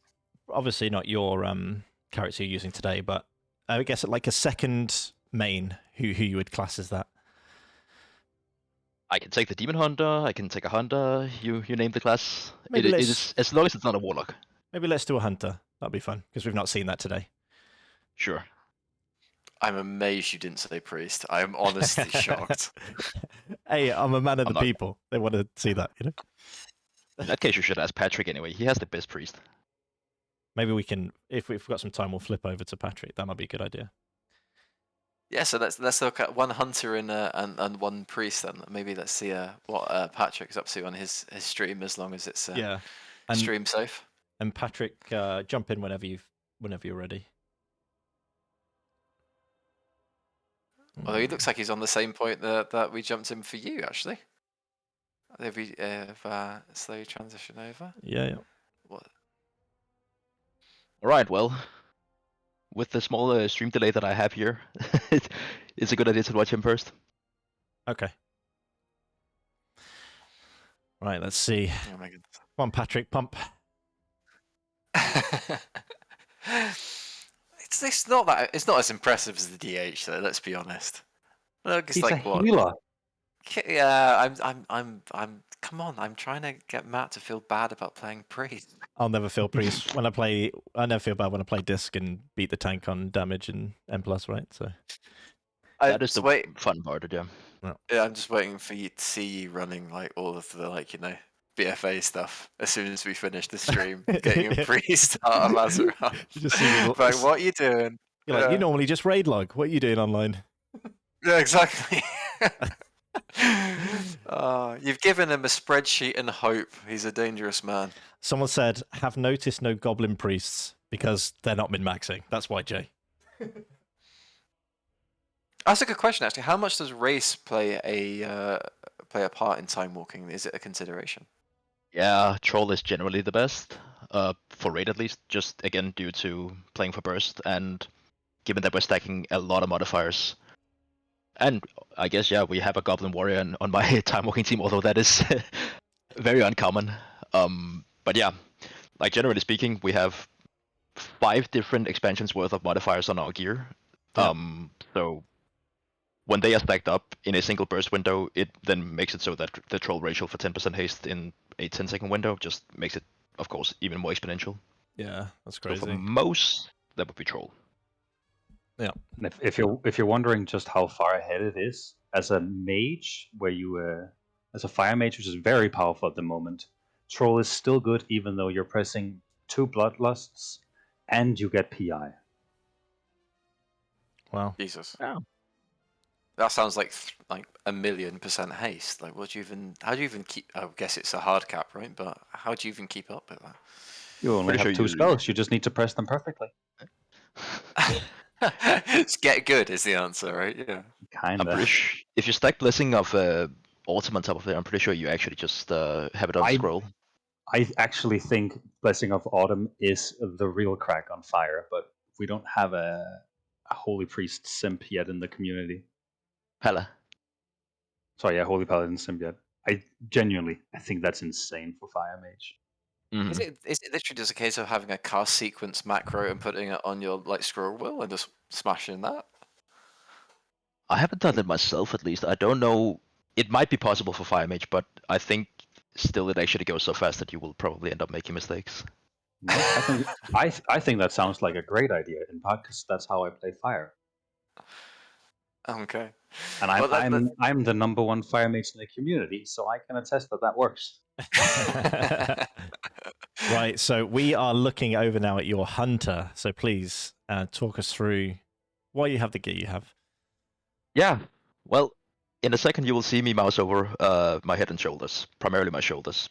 Now, head, shoulders, and chest, they are the Azerite pieces from Battle for Azeroth, namely probably the most powerful items when scaled down in WoW. The reason for that is simply that they just have the power of a 2-set almost on every single one of these 3 traits here. Wow. And then a defensive trait at the bottom. It's a lot of power stacked up. Now, these were intended back in the day to be, their standalone system. And then they added essences on top of that, which was a ginormous power boost back in Wrath of Ashara patch, I believe it was. And then they added corruptions later, which we don't have access to now, however. So yeah, that's a lot. We have a lot of power from BFA already, just through 2 patches of incredible power. The Heart of Azeroth, it is the best item ever, and for the simple reason that it 1 enables you to use Azerite gear, and 2 because you have essences on it. The essences are, well, they're just broken. A namely example would be Blood of the Enemy. You use it, and in a 10-second window, you have 25% more crit chance, and for 5 seconds, you also do 25% more crit damage. Stack that with a lot of other modifiers, and you hit so fucking hard. Sorry for cursing. It's okay. Yeah, and then you have the 2-set from the newest expansion. It is very commonly used. For example, on my hunter here, I have the 2-set from Avarice, so Dragonflight Season 2. It's quite simple. It just increases your spender's damage by 15%. And the rest of the gear, honestly, is just a ton of sockets. I should name, for Karana's sake, since we keep repeating this also in the Discord, a socket does not mean that an item is good. However, so, for example, why we say that is you have gear from Siege of Orgrimmar. It has like 3 sockets. One of them was bugged for a moment. It had 4. Still not good. For the reason that it simply just doesn't have a lot of stats outside of the sockets. So you don't play that. However, the other pieces, for example, my build, the Terror Pit Girdle, you'll see that in like 12 seconds or something due to stream delay.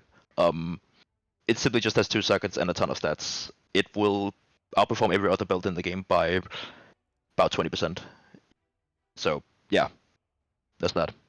So on the subject of gear and maybe older pieces of gear, we would mention very slightly in stream earlier in Firelands the idea of grandfathered enchants and also chromie time for getting items. Perhaps you could touch on those for people who are like maybe slightly more into super min-maxing stuff. Yeah, sure. My boots are actually a perfect example of that.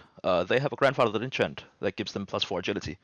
What grandfathered means is that an item can no longer be used, or they have lost some power that makes them not viable anymore in the same way that they were before. For many enchants, sadly, with the release of Dragonflight's pre-patch, they did not scale up past the item level 50. So unless you had an item that did scale up when Dragonflight released, it would never have the chance to ever have that enchant on it again, which is a pretty significant loss. A lot of legs, for example, don't have the ability to get enchant on them unless they're from Dragonflight now. Same with Azerite. That's one of the good cases, because you at least can get a Dragonflight thing. That is true, but then you have the Azerite. That is the more diabolical thing. I would say it's one of the things that we would really like to have fixed. Basically, all Dungeon Azerite from Battle of Azeroth is not the same anymore, and they lost, well, a entire ring. So, for example, the gear that I had equipped before, if you remember that, it had 4 rings on it. Now every Azerite piece from Dungeons has 3.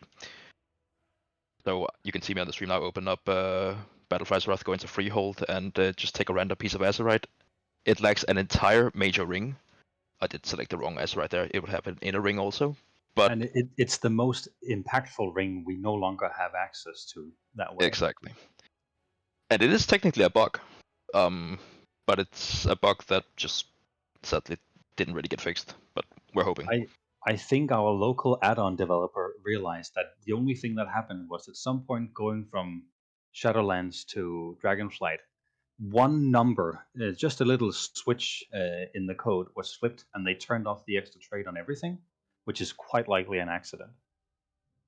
Oh no. Definitely is, because the gear was available back in Battle for Azeroth at lower item level with all the traits equipped. And if you look at Wowhead, the game still has those items in the database. And if you have the old items, then they will still also be viable. That's why it's grandfathered. So if you're, for example, lucky enough to have one of those pieces in the old version, I have a chest, for example, one of the best in the game, sadly, for marksmanship, for example. You can't get that anymore. Because, well, it's from Dungeons and it didn't scale up for everyone else. How much of an impact would that say have on people who are interested in, let's say, getting into the community and getting onto the leaderboards to not have some of this grandfather stuff? Is it, if we were to put it into a percentage term, how much difference would that make? I think it varies too much. Some things are really impactful. Some things have good alternatives. I'm playing my shaman with like a slightly better weapon enchant, but that's about it. And sometimes, if you're an MM hunter and you do Legion Timewalking, you just can't get a good chest. That's a really big difference. I would say the biggest impact is Warrior specifically because they only have one pair of shoulders, and that pair of shoulders is unfortunately grandfathered as it's named. Feral has the same issue in one of the items? I believe so. But like the loss is basically not having the best trait in all 6 slots of major traits, so you end up having 5 instead, and then you have an alternative. It's not the end of the world, of course. You can maybe call it like a 3% loss, but when you really like want to make your character as powerful as possible, that 3% is just nagging you. And it's kind of pointless that it does. I need to go back and check my old characters. Yeah. It's a good idea. You can find a gem all of a sudden. Yeah. I do think as well there is enough room in this context and still, and with the amount that we've sort of squeezed the life out of it, to where if you just play slightly better, in most cases, even though you have 1 or 2 items that aren't absolutely perfect, you can probably beat someone that does have the best thing. Okay. For sure. I expect to see Matt on your leaderboards very, very soon. We'll expect him with open arms. Smite, spam, do, smite, holy fire, smite. Yep. Oh, holy and disc aren't that simple as specs, but you can go resto shaman and be bored out of your mind. Well, we've found that in our event as well. Resto Shaman DPS on level 30s is just a bit insane. I imagine it's not that powerful, but it doesn't get any more complex. in terms of power. What would you say would be the ones that are the least powerful? Is there a standout one to avoid? That's the specs. Or what? Yeah. As for specs, Shadow Priest, undoubtedly. Don't go near it. It's not fun. I do think it depends on what you want. If you want to be like, some people make a character because they want to farm that like cool looking dragon that just drops from time walking, and if that's your only goal, there are a few classes that are just better. But I would really argue that most of them are still really good, and the best thing you can do is the thing that doesn't bore you. So if you have a character you're fond of, get good gear for it, and you will still be so far ahead of what you could possibly be on anything else if you weren't good at it. Definitely true also. Okay, so it's very deep and interesting system. What do you think then about if they were to we were talking about Azerite traits and Azerite being there, but also they disabled old tier sets. So if they were to, let's say, enable old tier sets or disable Azerite, would it still be as fun? Would you be welcoming of such, I guess, weird changes by now, given the fact that it's probably been set as it has since BFA? I don't know. They turned off Shadowlands stuff the moment Shadowlands ended. They didn't need to do that. We would be open to it, of course. One, it will just make us more powerful, which is what we want anyway. Anything that can progress a character to something insane, we'll take it. And two, it will just enable more weird combos. There are quite a few old tier sets that would uh, make weird stuff. Good example would be tier 3, for example. Hunters have that, and a single steady shot would give you max focus. Not that good right now. It could be in another iteration of Marksman Hunter. There's a lot of examples, but From what I can see from the gear, there is pretty much, obviously with BFA acting like some sort of mini tier set. There are actually no tier sets anywhere, so there's nothing that you could get from an old expansion as a tier that would be anywhere near worth it, if I understand. Yeah, it's just disabled. So it has some stats, and sometimes the item with the stats is okay. It's never great, but it can be okay. But the effect, the interesting part, doesn't do anything. So really, it's just a mediocre item at this point, and that's really sad because that's meant to be the interesting stuff. Yeah, we have one question in chat, which is, what about tier 0.5, which was re-added with the old version of Scholarmance back in the game? Is that I guess you've tested it, and the answer is no. But like, Yeah. maybe you could say a bit more as to why that is not good. So actually, what will happen if you take away the Azerite and the tier sets we use at the moment, you just end up with the Mage Tower gear, which we also provide guides for, and a lot of the fundamentals of how to gear and what makes a good item remain the same. It's a bit more restricted in what gear is available because the eye level is equal to that of Legion Timewalking. So a lot of good raid items are now too low on eye level. But effectively, it just means that none of the wacky stuff remains. So you just, instead of getting a pair of shoulders that fundamentally make you able to do something you wouldn't otherwise, you just get the shoulders that have a bit more strength, a bit more crit, a bit more haste, and you just do that for all slots. So if we lost the toys we have now, that's what all time walking gearing would become, which has a degree of fun in like the optimization process, of course, but compared to having more things to play with and more things to mix and match, it's a huge downgrade. And for that same reason, adding more stuff like the Shadowlands content is still pretty relevant. Classes haven't changed a lot since then. That would just give us more options, which would just deepen the pool of what we could work with and play with. Yeah, so if I understand correctly, your wish would basically be to have everything made viable, like all the tier sets unlocked, all of the. Because I have a vague feeling that it will be the same for you, because I know when we do our level 30 event, the procs from shields just don't work anymore, and like you pretty much want everything re-added. I'm definitely of the opinion that the more we have, the better. Blizzard have said in the past when they introduced this sort of legacy effect, that they felt it necessary to start grandfathering off effects like this, turning them into legacy effects, so they just never enabled for anything, because having them on still demanded that they constantly update them to fit the updated classes.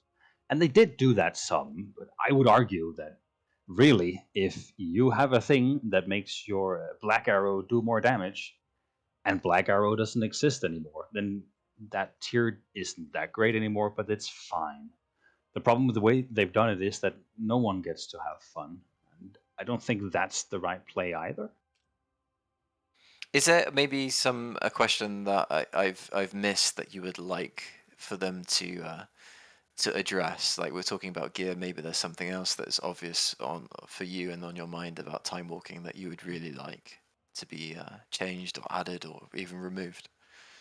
I would say, like, personal wish list is a scaling fix. Some things. I would say Timewalking content is undertuned right now compared to what it has been. It's never been hard content, and that's also not what the goal of it is. It is casual, and it should also remain that. But at the moment, it's easier than heroic dungeons in a lot of cases, and in others, it is tuned properly. And it kind of goes.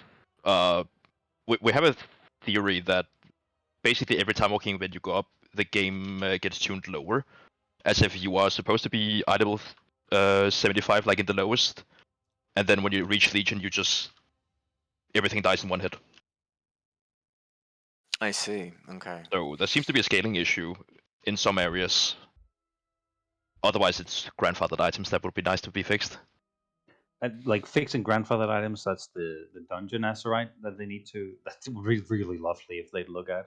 And then it's just like every enchant from vanilla to Mr. Pandaria used to be, after the prior eye level change, used to be at the cap for Legion gear, which was perfect for time walking, because that's also the cap for our stuff.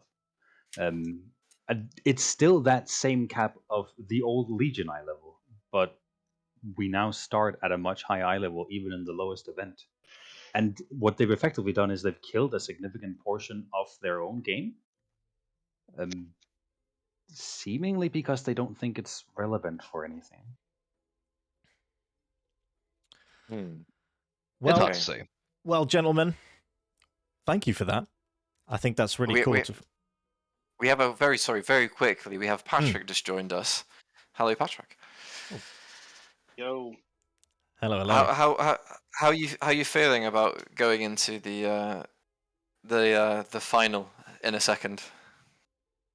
Well, man, so I have 2 kids, and it's like, you know, when your kid is like they're playing the travel ball team, and if it's your kid like sucks, you're like, just go out there and do your best.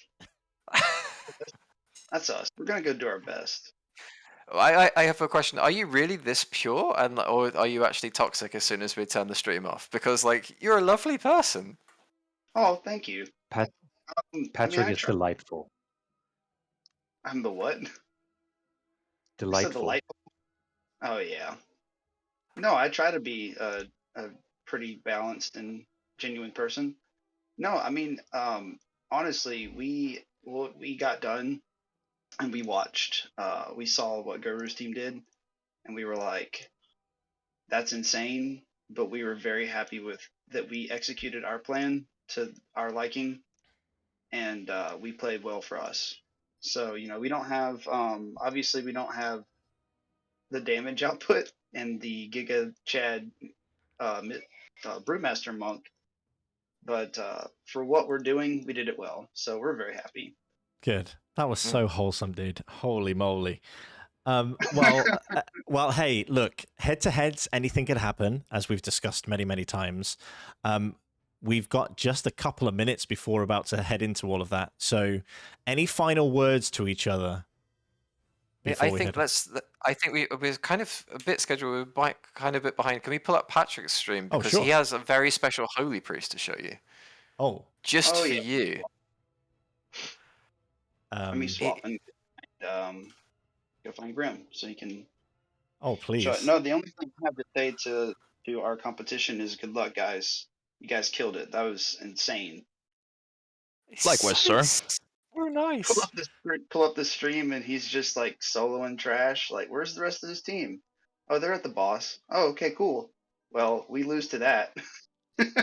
They didn't need me. I had to find some use otherwise. Yeah, we killed that boss before our cooldowns ran out, so it was silly to bring everyone.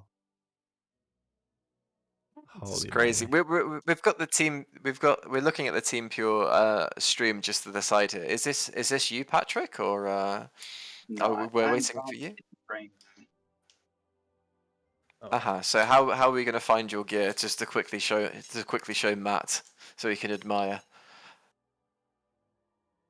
Give me a second. Okay, we'll give you 1 sec. We'll fill in some time here with. I got you. Okay. I would love to say to my enemy team and to everyone else that I really enjoy this. I know that I'm in a group with a lot of the bigger nerds in the community. But really, as much as we look ahead, and tonight we have been ahead, I don't think that should be what defines your experience with this, and it's not really what I care about. I really enjoy this game and this content, and I love seeing what everyone does with it. So I'm really excited to get to sit and look at how other people tackled this challenge, because I'm on this sort of like really limited perspective. I'm only at the very end of I talk with the people that write these things. So I'm really curious to see what other people in the community do. I'm really excited that we have people that were willing to join in, even though they maybe weren't expecting to be absolutely first. Okay, just a couple of comments to go through from the chat while Patrick was talking. This is why NA Time Walkers join Voice for Raid and EU sit alone drinking energy drink, trying to milk 3 more DPS. Okay, you are so right that it hurts. I'm just stunned. Everyone's being so nice tonight. It's warming my small black heart, you know? That was from Murderous Dog. We have Grim Conch. Patrick is so nice you can ninja pull every boss in a pass run. It doesn't bother him at all. Is that true? Yeah, that's completely true. No, we've worked super hard to actually build a very healthy community on the NA side. So, like last night, and one of the things I failed to mention before is we host community runs. So if you check our Discord during a time walking week, you'll see like a bunch of raid night events posted. They'll be labeled NA and EU. And last night we started the event at 9:15, and then at 9:20 we were full. We had a full 30 man group, and we were having to tell people we're full. Sorry, we can't have any more people. So we're growing, and we're healthy, and people are really enjoying their experience just hanging out with the community. Just one quick final thing. I had somebody tell me in comms. I bet, like, Guru said he about shed a tear. There was a young lady that was like, "Hey, so when is the next event?" And I was like, "Oh, it'll be tomorrow." And she's like, "Cool. I have one more character level for this." And I was like, "What?" And she said, "Yeah, I actually have so much fun doing this that I made extra characters so I can keep going." And I was like, "Oh my gosh, this isn't real." Oh, Patrick. Are you making me want an NA account now? Oh no! Are we moving? Are we transitioning? What's We're happening? moving. We're moving to NA. We don't want to sit with the people like trying to milk 3 DPS with loads of energy drinks, do we? Oh, no, we are there. We kind of Hey, are man, there. You should be aware the guy that said that is one of the biggest milkers himself. We're calling out stream chat. We're calling them out. Imagine being called Patrick, the big milker. Crazy. Sorry, go on. Patrick, do you have any comments on this gear before we let you go and prepare for your final run? Yeah, so the idea was so you don't really want mastery, because mastery, like, I'm not healing, I'm trying to DPS. Haste doesn't do particularly a lot for the spec in healing or DPS really. So the idea was to stack as much crit and verse as I possibly could. So Azerite, we have double endless hunger for the verse stack, self healing. I will face tank like entire hallways and stuff, so I live better and self heal through it when I kill stuff. The shoulders, you got a blood right, which I've got a weak aura track, so I can keep it up, kind of play around it, maintain some of the little bit of haste I do get. Triple stat, socket, wrists, slightly subpar on the waist and the gloves, but again, crit haste, crit verse, making sure we stick with some crit because we got a lot of verse coming off the trinkets. Crit verse legs, triple stat boots, crit verse rings, and I actually noticed their speed and not the stat boost because I'm already DRing my crit and my verse, so the speed helps me kind of stay ahead of the group and stay with the group. Sometimes when you do a lot of damage, people get really try-hardy and they try to pull ahead of you, and things can get kind of wacky. So, and then high passive verse on the trinket, first trinket, high passive verse on the second trinket with on-use versatility that I have macroed to my major cooldowns. So that's kind of how it works. Cool. Can I Have you see guys your ever run a? talents? Have you guys ever run a 5-man together and just tried to clear a dungeon in like 1 minute, or does that not happen? We had speed competitions like that a while ago, and yeah, dungeons took 2 minutes, even though it was a hard expansion. That was pretty fun. But that was actually before Time Walking got nerfed a little bit. So it was, like, by today's standards, that would have been like a 1 minute dungeon, maybe. Wow. Okay. Yeah, sorry, if we can have a look at Patrick's talents, that would be fantastic. Let's have a look at how they maybe differ from retail. But we'll wait for that to come up on stream. Is this the character with the special ring, Patrick?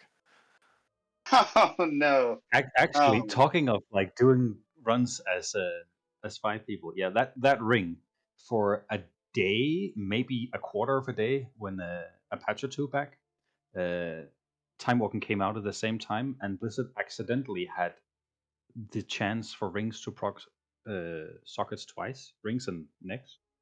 So you could get 2 sockets at random, and we saw, I think, 2 or 3 of them in total in the community. Patrick's one of the big pumpers, and he got one.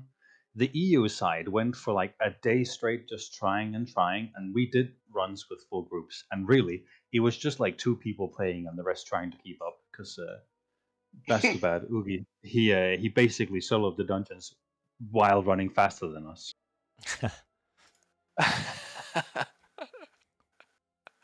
Yeah. Okay. Wow. EU only ended up getting a double socket necks. I think we got 2 of them, but we never saw rings. I like how NA just got one just from like, being blessed and pure, and the EU went try hard and sweaty and still got one. What's better about that story is that I got it on my first attempt, and a friend of mine who may or may not be in the stream, it dropped for him. And I was like, no shot that dropped on our first run. And he was like, do you want it? And I was like, no shot, you're going to give it to me. And he did. He's like, I actually don't need it on this character. So he actually gifted it to me. That's the power of friendship right there. That's it. Do you notice anything interesting about these talents, Matt, before we move over slowly towards the end? Yeah, just going down that right side on the priest tree, obviously for the more extra damage. Very interesting. It's cool though. It's cool to see. It's something that I definitely want to probably give a crack at some point when there's a lull. And hey, it sounds like a really great community as well, especially with Patrick there spearheading the nice side of it, And if it's making my black heart a bit bigger, that sounds good. It's big. It's still black, but it's just bigger. Yeah, just yeah. But no, this all sounds really insane, and it sounds really cool if you are a numbers guy as well, like myself. The spreadsheets and the min maxing, and sort of diving through 15 odd years of the game and finding all these different items from across so many different expansions. I think it's just really cool, and it's a really cool thing that's been created over a decade plus. So yeah, thank you for bringing this to us. It's cool. Thanks for the opportunity to share. It's fun. Yeah. And yeah, as you said, it is exactly our motivation to basically comb through the game and find it as a puzzle. The way to optimize your character to the absolute limit. Yeah. Do you think you guys will be ready if we start slightly earlier on your head-to-head runs? If we just start in 5 minutes or so? Or are you having a break that people aren't coming back from? I think we should be good. My team seems good also. Everyone's just we're running here, chat. but we're not in the raid though, so we need to find That's people fine. to get in. We'll give you Yeah. does 5 minutes sound good, or do you want more than that? 5 is good. Yeah. Hey, good luck, guys. Cool. You too. You too. See you in 18 minutes. Okay. Okay. Fuck's sake, now we gotta keep up with that. Holy moly. Okay. It was too good not to say. If you wipe, this is never going to get down on your Discord. You know that. It's going to be brought up by every NA player. I mean, I died in our last run. That's why we had 19. I died in the trash. Yeah, that went really, really bad for us. Yeah, not good. Oh well, not again. Well, we look forward to seeing what you have. We'll let you head off and gather your forces, and we look forward to seeing you start your run in about 5 minutes' time. All right, see you. See you soon. Well then, Co, we're in for a treat. We've got NA versus EU. We've got Nice versus, I don't know, EU. Yeah. I think it's going to be a great time. I have a feeling that the pumpers may take this, but at the same time, I'm just rooting for I'm rooting for Patrick and his crew. Yeah, I know. My head says EU, but my heart is very much saying NA. I mean, he's worn me down. Like he's like lowered the toxicity I had, and I just want him. I just wish him all the best in life and everything he does now. And I'm. It's not even a ruse. That's the thing. Yep. It's genuine. So it's lowered your toxicity from like 100% to like 97. I mean, that's good enough for a small break, right? Just not towards you. Yeah. I'm going to head over to chat. Chat, EU versus NA. What are we looking for? EU or NA? I know we had a lot of EUs in chat, but hey, let's see what we can get out there. I'm excited for this. Back into Firelands. Of course, this is the 4 into the Fire, where we had 4 teams. Well, first time hitting there with NA. We have 4 teams of 4 players battling it out, and we've come to the final 2 who are going head to head for the grand prize. Let's have a look at the prize. We've got for the top 2 teams 400,000 gold for second place, which is wild, and I mean it's like 399,000 more than what I've got. And then we've got first place, which of course is the War Within Epic Edition and those BlizzCon collection codes. Cool prizes. As we try and do here at Starship, we try and give really great prizes out. And of course, in our Discord, we've got a whole host of competitions. At the minute, we're giving away a $100 Gamer Advantage gift card. So do be sure to enter that ASAP. The last thing before we head into these games, we of course are Starship, and we're partnering with the Timewalking Discord. And you can see both our Discords underneath the cameras down there, and you can head on over there and join the communities. They're massive, they're great. They've got people like Patrick, they've also got people like me over in the Starship one and co, so you get a bit of a flavor of everything really if you join both. So it will be fun to see you there. Right, how close are we, co? Are we almost ready to go? We're almost ready. I'm just having a look through all the last messages and all of this. Someone in the Time Walking general chat on their Discord, which you absolutely should join, the link is down below me, I believe, says, stop lying to the casters, Org Evoker is bad. I wish I'd saw that. I wish I'd seen that previously. Okay. Was that Louis from the Starship community? He'll know. Sorry, Karen. We're not going to be ready just yet. They need to sort out the invites because it's a fine. raid. They need 10 people, and then they need to obviously get from there down a bit. So we're going through that. So we're just kind of looking through different chats. I know Goru is in already, which is fantastic. So we're waiting on the lovely Patrick. I saw something here. They bring 4 priests. I like you. Named account. Great comment. Is he gonna get modded in like 2 seconds? Yeah, The quickest ever mod. VIP, carry, raid carry, all the things just for you. All the things just for him. Okay. Yeah. This has been really fun. I didn't know what quite to expect from the Time Walking raid, but it's really, really cool to see just how much detail they've put into everything. And hey, it's cool to see different comps too. There doesn't seem to be a meta, which is interesting. And I know we found this in the other tournaments we've done, is that there isn't really a meta. Normally people play classes, yes, they do a lot of damage and things like this, but those specs that they're most comfortable on, and also with their strat, what works the best. That's why we saw this monk come out for clearing the trash and things like this, and the enhancement shaman for the single target damage, and the warrior, I guess, for the execute or something. So, you know, they're Warrior's gonna win, and the priest is not even gonna be in the event. So don't even. Yeah, we'll see till next time. Can we talk a little bit about what's to come with Starship? We talk about the next Absolutely. thing. Co, if you want to. Absolutely. Well, I mean, the next event that I have from memory should be possibly the next Race to World Worst, which is a classic level 30 event for 3 players. All you need is level 30 character, XP locket, and get gear only from Classic. If you believe that you can beat all of us, then head over to our Discord. With a level 30 character, you can come with friends, or we can find you a group. That's not a problem.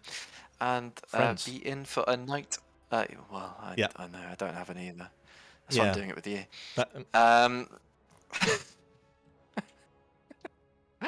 head over to our Discord and join in the fun for a level 30 speedrun event. Other than that, we have other things to. Oh, we can announce it. We have a dragon riding tournament as well. I thought we were under a strict NDA not to mention it. Wow. There is a dragon riding tournament as well coming up. So if you like taking to the skies and flapping your big beast around, then we can do that together. Can I during the race? Can I? Never mind. So wonderful. Lots of things to come. Of course, you just got to be part of these communities to be involved. There's no barrier to entry or anything like that. Just hit the prerequisites. Really, really low. One of them, of course, the level 30, as Co said, and then get your classic gear, and then dragon riding. Hey, we've all got a dragon. We can hop on it and fly around. Try and win some stuff. Of course, we've got giveaways going on all the time, and we've got many partners. You can see above us here. Blizzard, NordVPN, Safe in Our World, Zygor, and many more really cool things that we can sort of partner with. And merch. If you want merch, if you want to wear a cool tee, I'm not wearing one, but maybe Starship might send me one to wear on stream. It'd be nice. I asked as well. I'm still waiting for mine. So Yeah. I mean, we'll see who has preferential treatment, right? Yeah, we'll see. Well, until that Who time, who the real streamer is here, right? exactly. The guilt. Yeah, exactly. So I think we're probably about ready to go. Yeah, we are about ready to Excellent. go. If we get up this side by side, and I'll send them the message as soon as we have it up. Excellent. Wonderful. And here we are. Of course, we are in the 4 into the fire.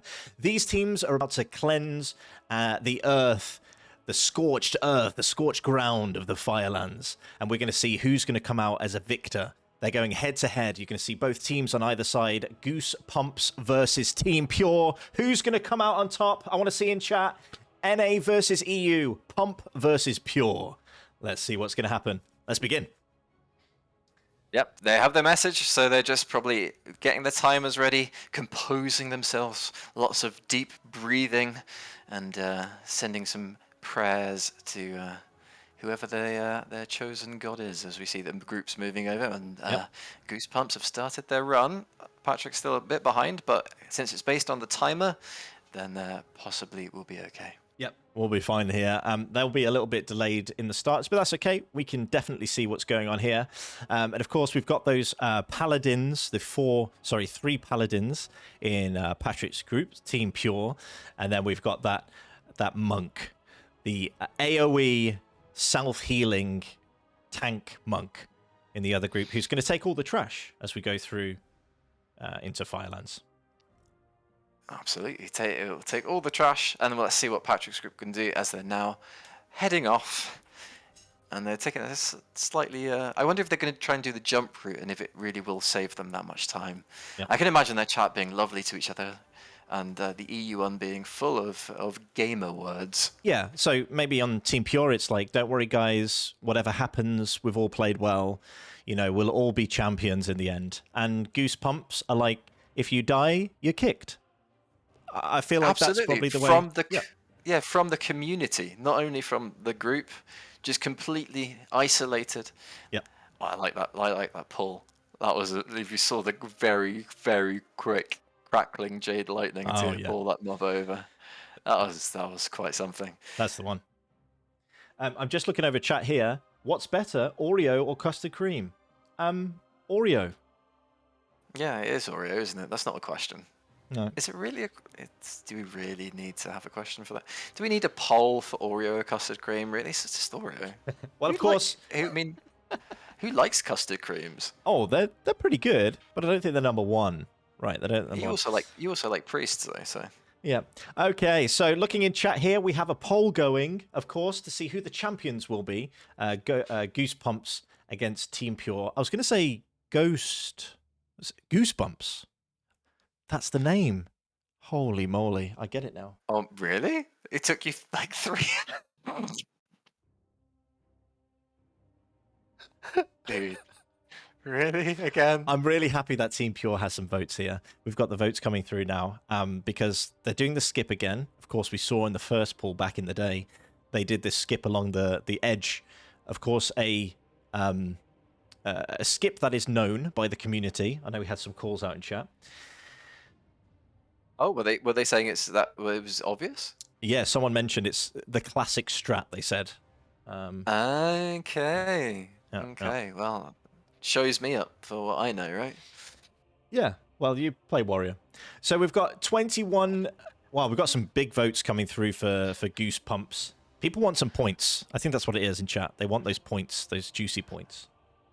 Yeah. Well, we'll see what happens. He looks to be pretty, strong and stable here, like taking hardly any damage with the entirety of the raid, just like sitting on him, trying to hit him in the face. But Patrick and his team of nuns over there are Holy moly. are on the first boss. So let's see what strategy really wins. I just can't get myself to say anything about Patrick and not feel immediately guilty afterwards. Yeah. One thing to note, if you are in chat and you are voting, if you've got points, you can spend your points on extra votes.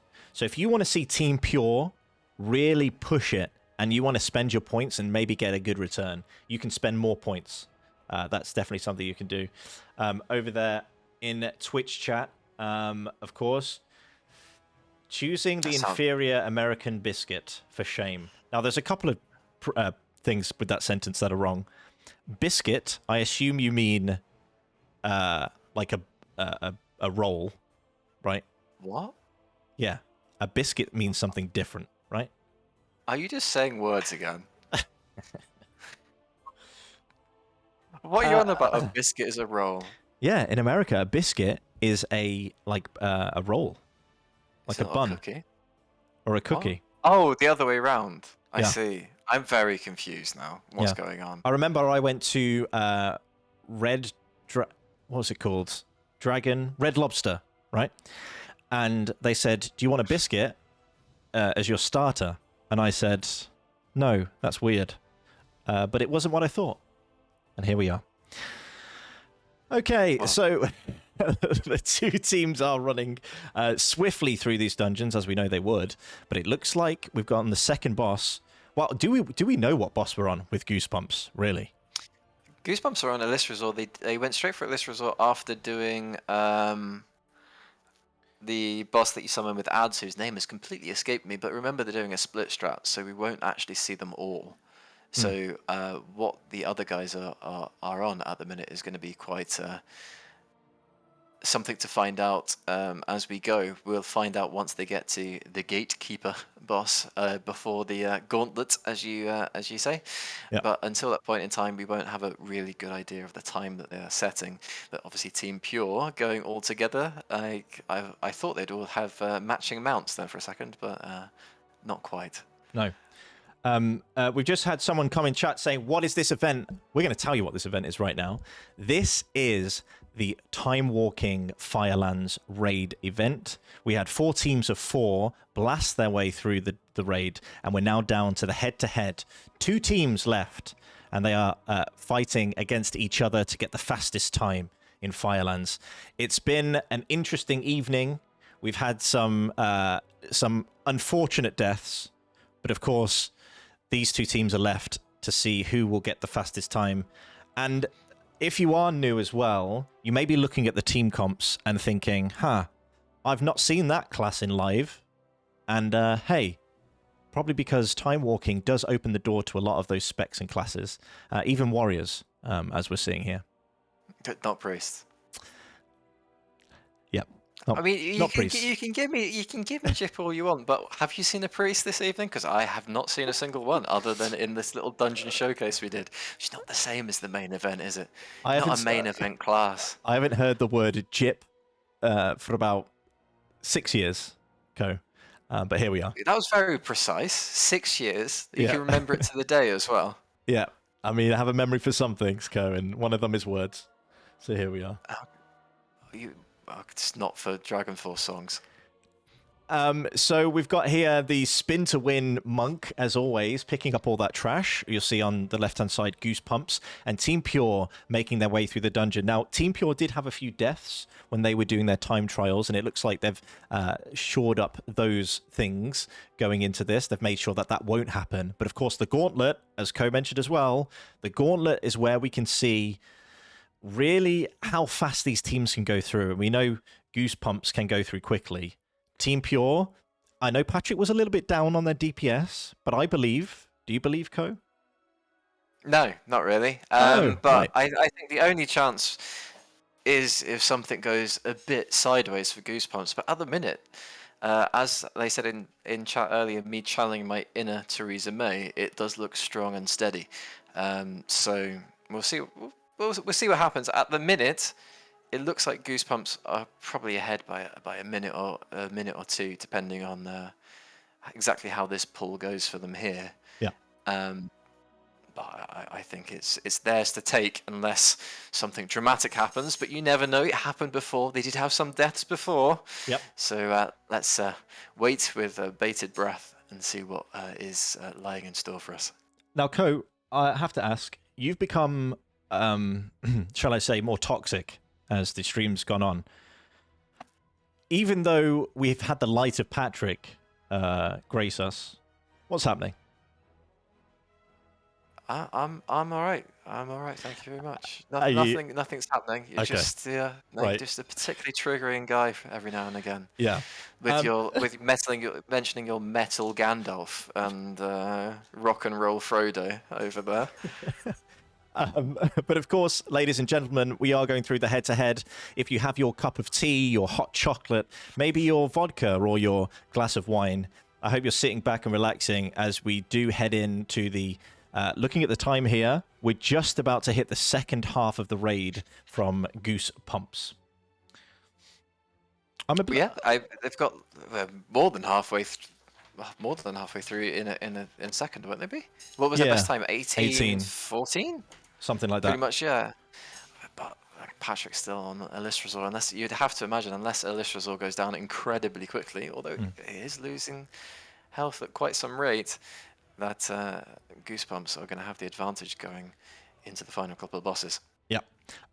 One thing to note from chat, someone has Horlicks. Now, if any of you are probably over the age of 30, you'll know what Horlicks is. I hope you're enjoying it there, Talvi. But, yeah, there are lots of different hot chocolates out there. Let us know which one you're drinking if you are. I've got a glass of red wine, which is probably why... the cast is devolving into madness. Now, Team Pure are hitting this boss as hard as they can. They do need to catch up on some time here. They are lagging a little bit, but as Patrick said in the pre-game chat, they're really happy with the run they're doing, right? They're really, really happy with the time they've put out. And, yeah, but we've got some low health members. Looks like they've got them back up. Yeah, I mean, this is just going to be one of those comps that is... I'm not going to say it's low risk, because what they're doing is genuinely amazing to get a time like they are getting, but it's when you have 3 paladins and a DH, you should be pretty much self-sustaining, you'd imagine. So, I mean, if someone drops down low, then you'd imagine they can pretty much sort it out without too much of a problem, especially with all the cooldowns that they have. Whereas Enhancement Shaman and Fury Warrior, not so much, as we got the red frames around signifying the low HP, but it looks like they've sorted it out. But here it goes again. Life on the edge. I do have a question for you, though, Co. We're talking about why I'm toxic again? Is it the same sort of question? No, not at all. Not at all. So one team has a lot of paladins. I know we're talking about helping each other out. Have you experienced a dungeon or a raid where there have been paladins within your group, but hey, they've forgotten where their flash of light button is? They've forgotten where their sacrifice button is. Has that happened to you? Well, as someone who played a paladin a bit in arena, I've had this happen to me while trying to learn paladin, because arena comes at you rather thick and fast if you're not necessarily used to what you're doing. And yes, I've absolutely had the occasion where I've let someone just waddle around with a hamstring and be like, oh god, that was silly. Or let myself get obviously sapped without putting out sacrifice. Yeah, all this sort of stuff. Paladin Toolkit really does take actually a decent time to learn on the fly. I think if you have a raid where, I don't mean this in a toxic way, although I'm sure it will come across like that, a raid where it's scripted, like what's going to happen and when, then you can plan for it a bit more. But knowing when to throughout CDs in Arena is definitely makes my heart race slightly faster than it should, especially on classes that experience the button blows as he's dead. Oh my goodness, this could be the turning point, ladies and gentlemen. Of course, we have in chat as well, we had the poll and everyone thought Goosepumps was going to take it, but we see here that there is a death, and this is a very, very... that was a lay on hands as well from the Paladin. He's running away, he got super low. That was really, really big. And now Team Pure, I feel like they're going to have a elevated awareness of what's going on, and maybe they can start to pump even harder now, thinking, hey, there might be a chance here. We could possibly catch them up, because this death is lasting a long, long time. We've got someone in chat here saying, bubble and solo, no need for others. And of course... they had to wait for the res as well, because the patrol came. Yep. They've really... Gonna let themselves get caught up. So Goosebumps now are really going into the fire, as the title suggests, and they are really trying to pick things up very quickly. I'm sure, though, the comms are very calm, right? The comms are, hey, don't worry, we're ahead. Just get the res and let's go. Where I think Team Pure are probably thinking, hold on, is there a chance? What kind of music do you think is playing in each of the streams? If you had to think. Team Pure are playing Ludovico Einaudi, probably Symphony of the Three. Goosepumps are probably playing something like NSYNC or Boyz II Men. There's going to be a real differentiation between the two. So yeah, that's what I think. What about you? Well, that was incredibly educated of you. You surprised me. I would say that probably one of them is playing Through the Fire and the Flames, written by Gandalf and played by the band of hobbits. And the other one is probably playing, just some chill sort of Buddhist bell music or whatever you call it. Right. The one where they have the gongs and they go around it and it's calming and all of this. And they do Can I also say how incredibly toxic you were when you said about intelligence? Moving forward, though. I think that's good, though. I think they're probably listening to, as you said, that sort of more hardcore metal from The Hobbit over on Goosepumps, and that sort of monk relaxing music. Can I just say, you knew what you were doing. You didn't say they're listening to classical music. You went for a full name. You went for the song. All you were missing was the key it was in. So you knew exactly what you were doing, what you were aiming for. We all know it was an A minor. And you tell me I'm being toxic. Yeah, we all know it's an A minor. Like, come on. There's a joke there about a Mozart song, but I won't go there. Yeah. Toxic or honest? Well, anyway. So here we are. We've got the gauntlet from Goosepumps. We're going to zoom into that right now and have a look at how they handle this. Of course, we've seen the damage really fly out from them as they go across the bridge now. The fiery chasm from whence the Ragnaros came and all that jazz. Heading forward here to the second last boss, we found it interesting how they didn't quite min-max this boss toward the door. I wonder if they will change that. Or they're happy with the strat they had. Probably they're happy with the strat they had, right? Yeah, well, the markers are coming out, so I'm guessing they had those before, but it's interesting to see it full screen now as they're running down that way. So you'd imagine that they're pretty much doing the same as this. Pretty well coordinated, it has to be said. Yep. We have another poll in chat. Toxic or honest? Toxic or honest? Of course, I'm just being honest. All right. So here we are, heading up toward this boss, and it wasn't about you. It's about whether I'm being toxic. Or I'm being honest. Well, we all know not everything's about you, Matt. That's Come true. on. That is true. How do I vote multiple times? Here we are. The vote's coming through. There we go. The people who said honest will find you. So let's focus back on the tournament at hand. Goosepumps here on this boss, and we're going to head over here to the head-to-head just to see where Team Pure are. Not crazy far behind.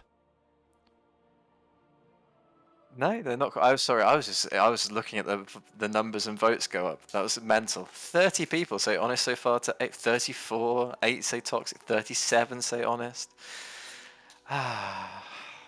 Well, there we are. Yeah, wonderful. I'm going to VPN my way out of here to a different country. Talking of VPNs, of course, we are partnered, with NordVPN. We've got a wonderful discount if you head over to NordVPN. You can put yourself in another country using a VPN. Did you know that? Well, that sounds quite the nice event. Hopefully, it can put me on the beach with a drink in my hand as well. Yeah, exactly. So I can almost come see you where you're living. I'd have to tell you where I live first. That's true. Well, at the moment, we all live in Firelands in the deep chasm. Of course, Ragnarok's lair. Holy moly! I need to put down the glass of wine for sure. Don't say it's a glass. You showed me the whole bottle before. Okay. Yep. That happened. It was like chat. He had like a liter and a half just on the side. Like he's just sitting there with fingerless gloves on. Honestly, at this point in time. Well, hey, you got to keep the bottle warm somehow. And here they are going on the gauntlet. Goose pumps pumping through, and Team Pure, they're not too far away. Now, I think the way that this could work is if there are any deaths, right, from Goose pumps. That's really what we're going to look out for. Goosebumps would have to wipe at this point because Team Pure have another boss left to go. Yeah. So really, just concentrating on the boss, seeing what happens. But you'd imagine that nothing's necessarily going to go wrong. Perhaps if they mess up the hammer phase, and let one of the ads get there. Oh dear, Team Pure have a death. Oh, quick revival, quick res though.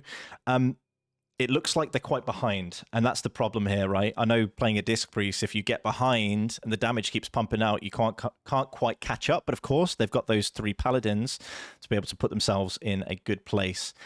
Looking over at Goose Pumps, they are doing well on this boss, and as we know, that single target damage is kind of crazy. The warrior is sitting on the top of the table at the moment, but of course, we all know that might change as we go into the last 20%, and we are looking at potentially the new champions of the 4 into Fire Timewalking. This is big because they can finally crown themselves as we go into the next phase here of Ragnaros. It's going wild. It looks like that enhanced shaman is sitting on top of the table. Not a surprise. And as we look over at Team Pure, they are pushing as hard as they can to try and catch up. Ko, what do you think about this ending? Is it expected? I think it is unfortunately looking inevitable now, and it always did. And here we have it. Ragnaros has gone down. Sorry, Ko, to interrupt, but of course, this is it. We have our champions, Goose Pumps. What a name going into this, and Team Pure did a wonderful job, however, of pushing as hard as they can. Can we get some claps in chat? Can we get some high fives and things like this as we come back over to our screen here? Oh my goodness, in the middle there, I thought potentially there could be something happening, right? There could be something amiss with Goose Pumps. Maybe they weren't going to be top of the tables, but hey, they pulled it out in the end. What do you think? I think the thing that they did really well, and the bit that was going to be the deciding bit, was obviously when Goru died, and they had the ads patrolling, and they were just the correct side, so that the patrol went away from them, and they just backed off. If they were the other side, or the patrol had a chance to go either way, and they got into combat with them and chased them, then you're looking at an extra 30 seconds or a minute, depending on what happens, how you control that situation. But they managed it perfectly in the end. They just waited it out, got the res, and just kept going and powering through. And they just did it, honestly, just so well. Like, there was a bit of a mistake, but I'd be interested to see what the time was, because I had imagined that was pretty much probably 18.5 minutes, 90 minutes, just consistent the whole way through. Probably somewhere around there. But of course, we have to say something about our second place team, Team Pure. They did really well. I think probably that run was the fastest they've probably done. So they did step it up from the time trials. And that's what we want to see. They really did step into the moment and try as hard as they can to get to that point and maybe even wait for a mistake from Goose Pumps, which it did happen, but it wasn't enough. As Ko said, it wasn't quite enough. They regrouped and they moved on forward through that gauntlet. I don't imagine that they've killed them, but remember that they did start a bit later, right? So you maybe want to double check. True. Let's have a quick peek over here. We can see, of course, the run up to the last boss as Team Pure are pushing through now. We're going to have a quick look at the time in just a second. They're on 21:30. So it looks like they're just behind. Let's have a look at what they do on Rag though, just as a cast them for second place, which is no mean feat, and see if they can beat their previous best time as 4 Paladins. 25:17 is the time to beat, and they're here sub 22, which is, and that's even with a death as well. I just want to say in chat, the GGs all around. I like seeing it. High five all the way, of course. Thank you very much, Bebzin. Always super, super kind there in chat. And as we come to the culmination of this tournament, we've got Team Pure hitting Ragnaros as hard as possible. And it looks like those Paladins are doing the damage, as well as that Demon Hunter smacking as hard as they can. And this has been just a wonderful, wonderful expression of what you can do with your characters, right, in World of Warcraft. There isn't just one way to play. There's not two, there's not three. There are multiple different ways. And in a minute, when we've completed Ragnaros, we're going to speak to the teams, and we're going to hear really what was going through their minds as they were pulling and what happened there in the middle with Goosebumps. But here we've got Team Pure again, smashing that boss. Stage 3 about to happen, as we see there on the boss mod here. Paladins, again, just cranking out that damage. Really interesting team comp. Maybe they're playing Comfort. Maybe they just... that's something that we'll probably have to ask Patrick when he comes back in here. But here we go again with the waves of enemies, taking them down as fast as possible. The Son of Flame. They're hitting them as hard as they can. And of course, the Paladins, you know, the light, the good guys, right? Right? Absolutely. I mean, they're talking about good guys. They're doing very, very well. And I'm just really hoping that they absolutely crush their previous time, which looks like they're going to. This shows you what adrenaline can do to you when it's coursing through your veins. It looks like they're going to take a good 2 minutes off as he's throwing those hammers around from a distance. Paladin being, you know, some sort of melee caster. Oh, wow. And there we have it. Ragnaros just disappeared. Wonderful. And that's 23 minutes 27. They have beat their personal best times as we come back over. Really well done there. Well done to both the teams. I'm sure we're going to hear from both the teams in just a second. It looks like we have half the teams in chat. Just waiting on Patrick. We'll send a quick message across to get Patrick in here. But hey, that was fun. I'm going to talk about, let me see. Goro, I need to talk to you about something. I need to talk to you about that death mid-raid. What was going through your mind? And did you think, hey, potentially they could catch us? Or were you comfortable and confident going forward? Oh no, that was zero confidence there. I was about to crap my pants. That was terrible. Oh no. That entire run was just sketchy. It was purely won by strategy and not by gameplay there. That's for sure. We knew what we were doing, but some things were just not executed right. Primarily due to starting at like a subpar time, I would say. Much of our strategy was dependent on when exactly we could pull them up and where they were in position, especially related to how I'm pulling. Especially over the left side, there is some very nasty core hound that I have probably ninja pulled and died to about 5 times. If it is pulled, I'm dead. Okay. And, well, yeah, that was one of the issues. I had to wait for maybe like 20 seconds for it to pass me. Using this part at the beginning and then dying to the fire elemental's passive AoE. That's wild. That's and good stuff. That is crazy stuff. I can't imagine like what's going through your head in the moment, just trying to get everything, piece everything back together, right, to get the run started again. Yeah, we did. It was definitely like a cool-headed moment from Kirana there with like stepping back and resting properly, but we also delegated responsibility quickly with like Server and Bastard then running ahead and make sure that Shanox is pulled, because we were within 1 second before we would ninja pull the other pack, which would probably also kill us once again. And I think that's something that you talked about earlier. I asked you, what's the difference between M+, Raid, and then Timewalking? And you told me decision-making. And this was a perfect example of you needed to think quickly or else it was just over for you. It didn't matter how much damage you were going to do from there on. You were always going to be that, that much further behind. So that was, a really good example of that. I do want to head over quickly to Patrick. Patrick, you guys did so well. Did you see what happened? Or maybe on your other monitor, and you potentially could have caught up? I actually didn't. I haven't had the stream pulled up the whole time. I just wanted to make sure I stayed focused on calling things for the boys. What happened? So there was a death in the. No, Goose. Go. Sorry. Go ahead and let them know.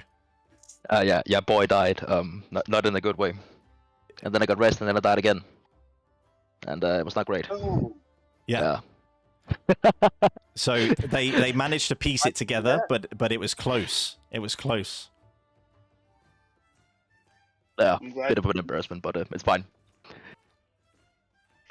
Well, that was an amazing showcase, guys. Thank you so much. I don't think when I was looking at the times that you guys were posting it in the chat previously, I didn't expect to see a sub 20 minute, let alone sub 19 and getting close to 18. Like that was an insane run, and like Patrick as well with a comp that I guess isn't optimal, going from a 25 basically to 23 on that last run. That was some amazing stuff, guys. So thank you so much. Yep.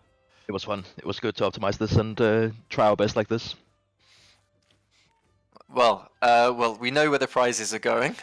Oh. Just to repeat, Goosebumps, number 1, Team Pure, number 2, Interstellar, Bumorks, full name, or obviously always 3rd, an easy top 4.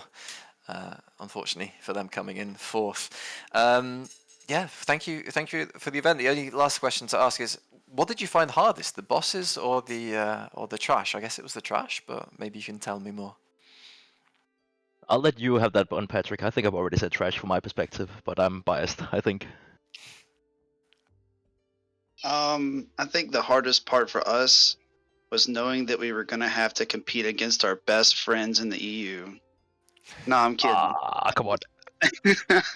I think the hardest part for us was actually trying to figure out what comp we could run with the people that we had, because we had a plan. And then when we did practice in Ulduar, we quickly saw that it wasn't going to work. But we didn't want to. We figured out balance probably wasn't the play. So then it was trying to figure out a comp that worked with what we had geared, and trying to optimize boss damage. Rhett just shreds the trash, like just completely destroys trash, but doesn't have the best boss damage. And so it was kind of like, do we want to bring mage for bosses, but then you lose out on trash, or do you just want to go with the double red? If you played double red, it's very ooga booga. You don't have to really think about healing as much, and boss damage is still there, but not quite the same. But also, I thank you guys. This was very fun. We really enjoyed it, pushing ourselves, and obviously our last run still slower than Goosebumps, but that was our best time we've logged so far. So here in the finals, we actually did our best, so that feels good. Yeah, I'm waiting for the collection of Patrick being wholesome videos coming to a Discord server near you soon. Absolutely, and yeah, we were super stoked that you were able to get your best time in the head-to-head, and maybe even it was a time to get close to Goosebumps here. But thank you to all the teams involved, and of course to you two and your teams. We really do appreciate it. Yeah, thank you. Likewise, we had very much fun, and if you would ever like to do something like this again, we are totally open to it, at least. Awesome. I'm sure our Lord and Savior community manager will be in touch, and we'll get something rolling. But I think that's about it. LSCO, you've got anything else to add? I'm waiting for you to do the outro. He's either going to be absolutely on point on smooth, or you're going to call him Goose again. Either one. I'm really sorry. I'm excited for I'm it. really sorry. I do apologize. Well, here we are. We've got 4 into the fire. We had 4 teams with 4 competitors in each go through the Firelands raid, and they did douse out the flames indeed. Goosepumps came out as number 1, and they are our victors. They come away with 4 copies of The War Within, and the rest of the teams, hey, there's a whole bunch of gold we're going to give out as well. We want to thank the Timewalking Discord community for partnering with us. It has been a blast, and thank you for showing us all your spreadsheets and things like this. It's another world, it's another game, and thank you for creating this community. Go join their Discord, be a part of what they're doing there, and of course, Starship EU, be a part of ours as well. Hey, we're combining a lot, we're partnering up, and we're really stoked. Well, that'll do it for us for this tournament for today. I've been Matty B and Co. Any final words? No, I'm very happy that went all smoothly there. I'm trying my best not to make any mistakes at the end, and no, I would make sure I don't say anything else to make sure that there's nothing clippable. Wonderful. And thank you again, all. Have a wonderful evening. Have a wonderful time in Azeroth. Until next time, goodbye. You too. Thanks, guys. See you later. The Starship World of Warcraft community is proudly supported by Blizzard Entertainment, Zygor Guides, Gamer Advantage, NordVPN, Glitch Energy, Streamlabs, and is proud to support our partnered charity, Safe in Our World.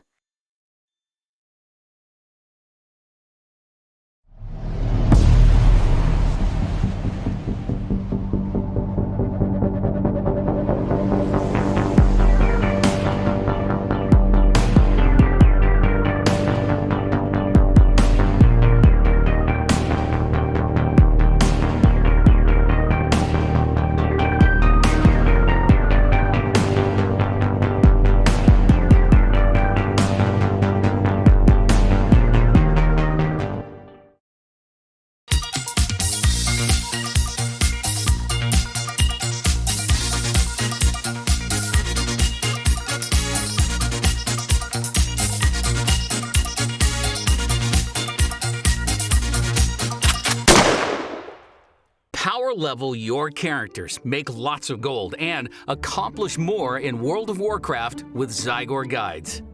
Our guides are unique in that they use a custom guide viewer add-on to display things right inside the game.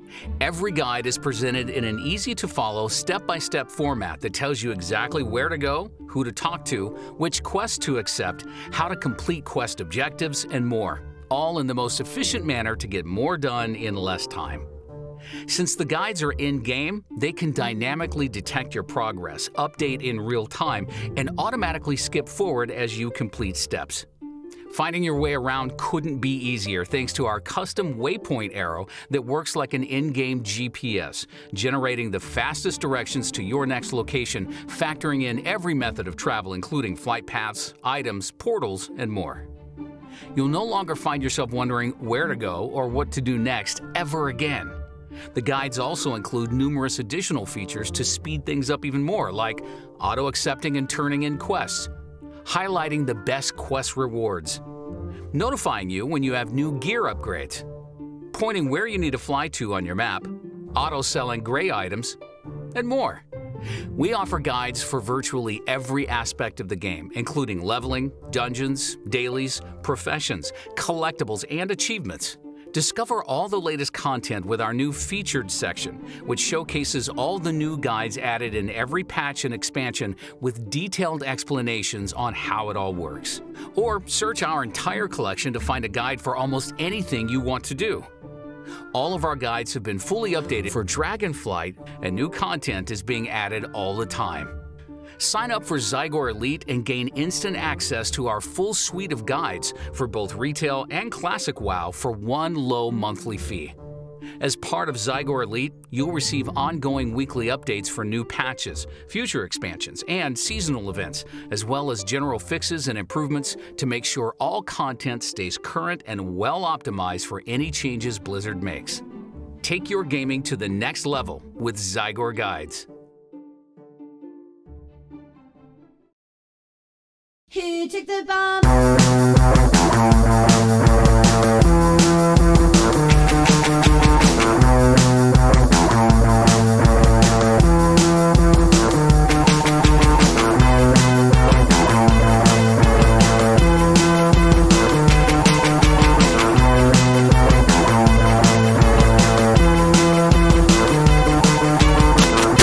See you later.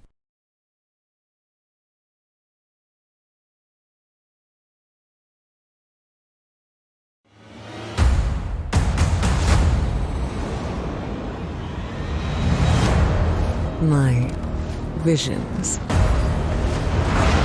are not the same as the others.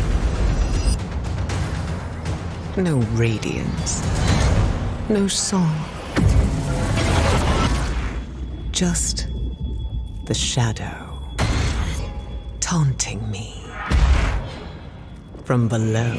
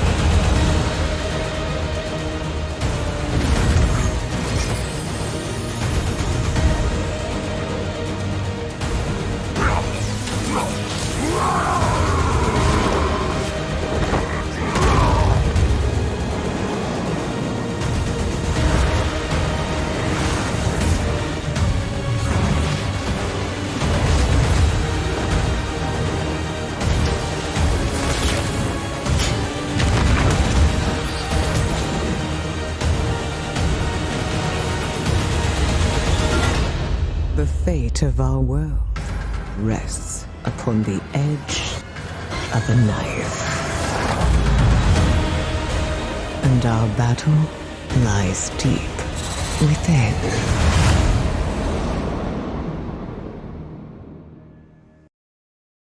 NordVPN not only encrypts your traffic and changes your IP address, but also has tons of other top VPN features that give you maximum protection. VPN can sometimes be vital, especially if you operate in countries with low internet freedom index or restricted freedom of speech. In such situations, your online actions can lead to fines or even imprisonment. Meet Double VPN. It brings the benefits of enhanced security, complete privacy, and double encryption, making it twice as hard for attackers to decipher your online data. For your everyday needs, a standard VPN connection is more than enough.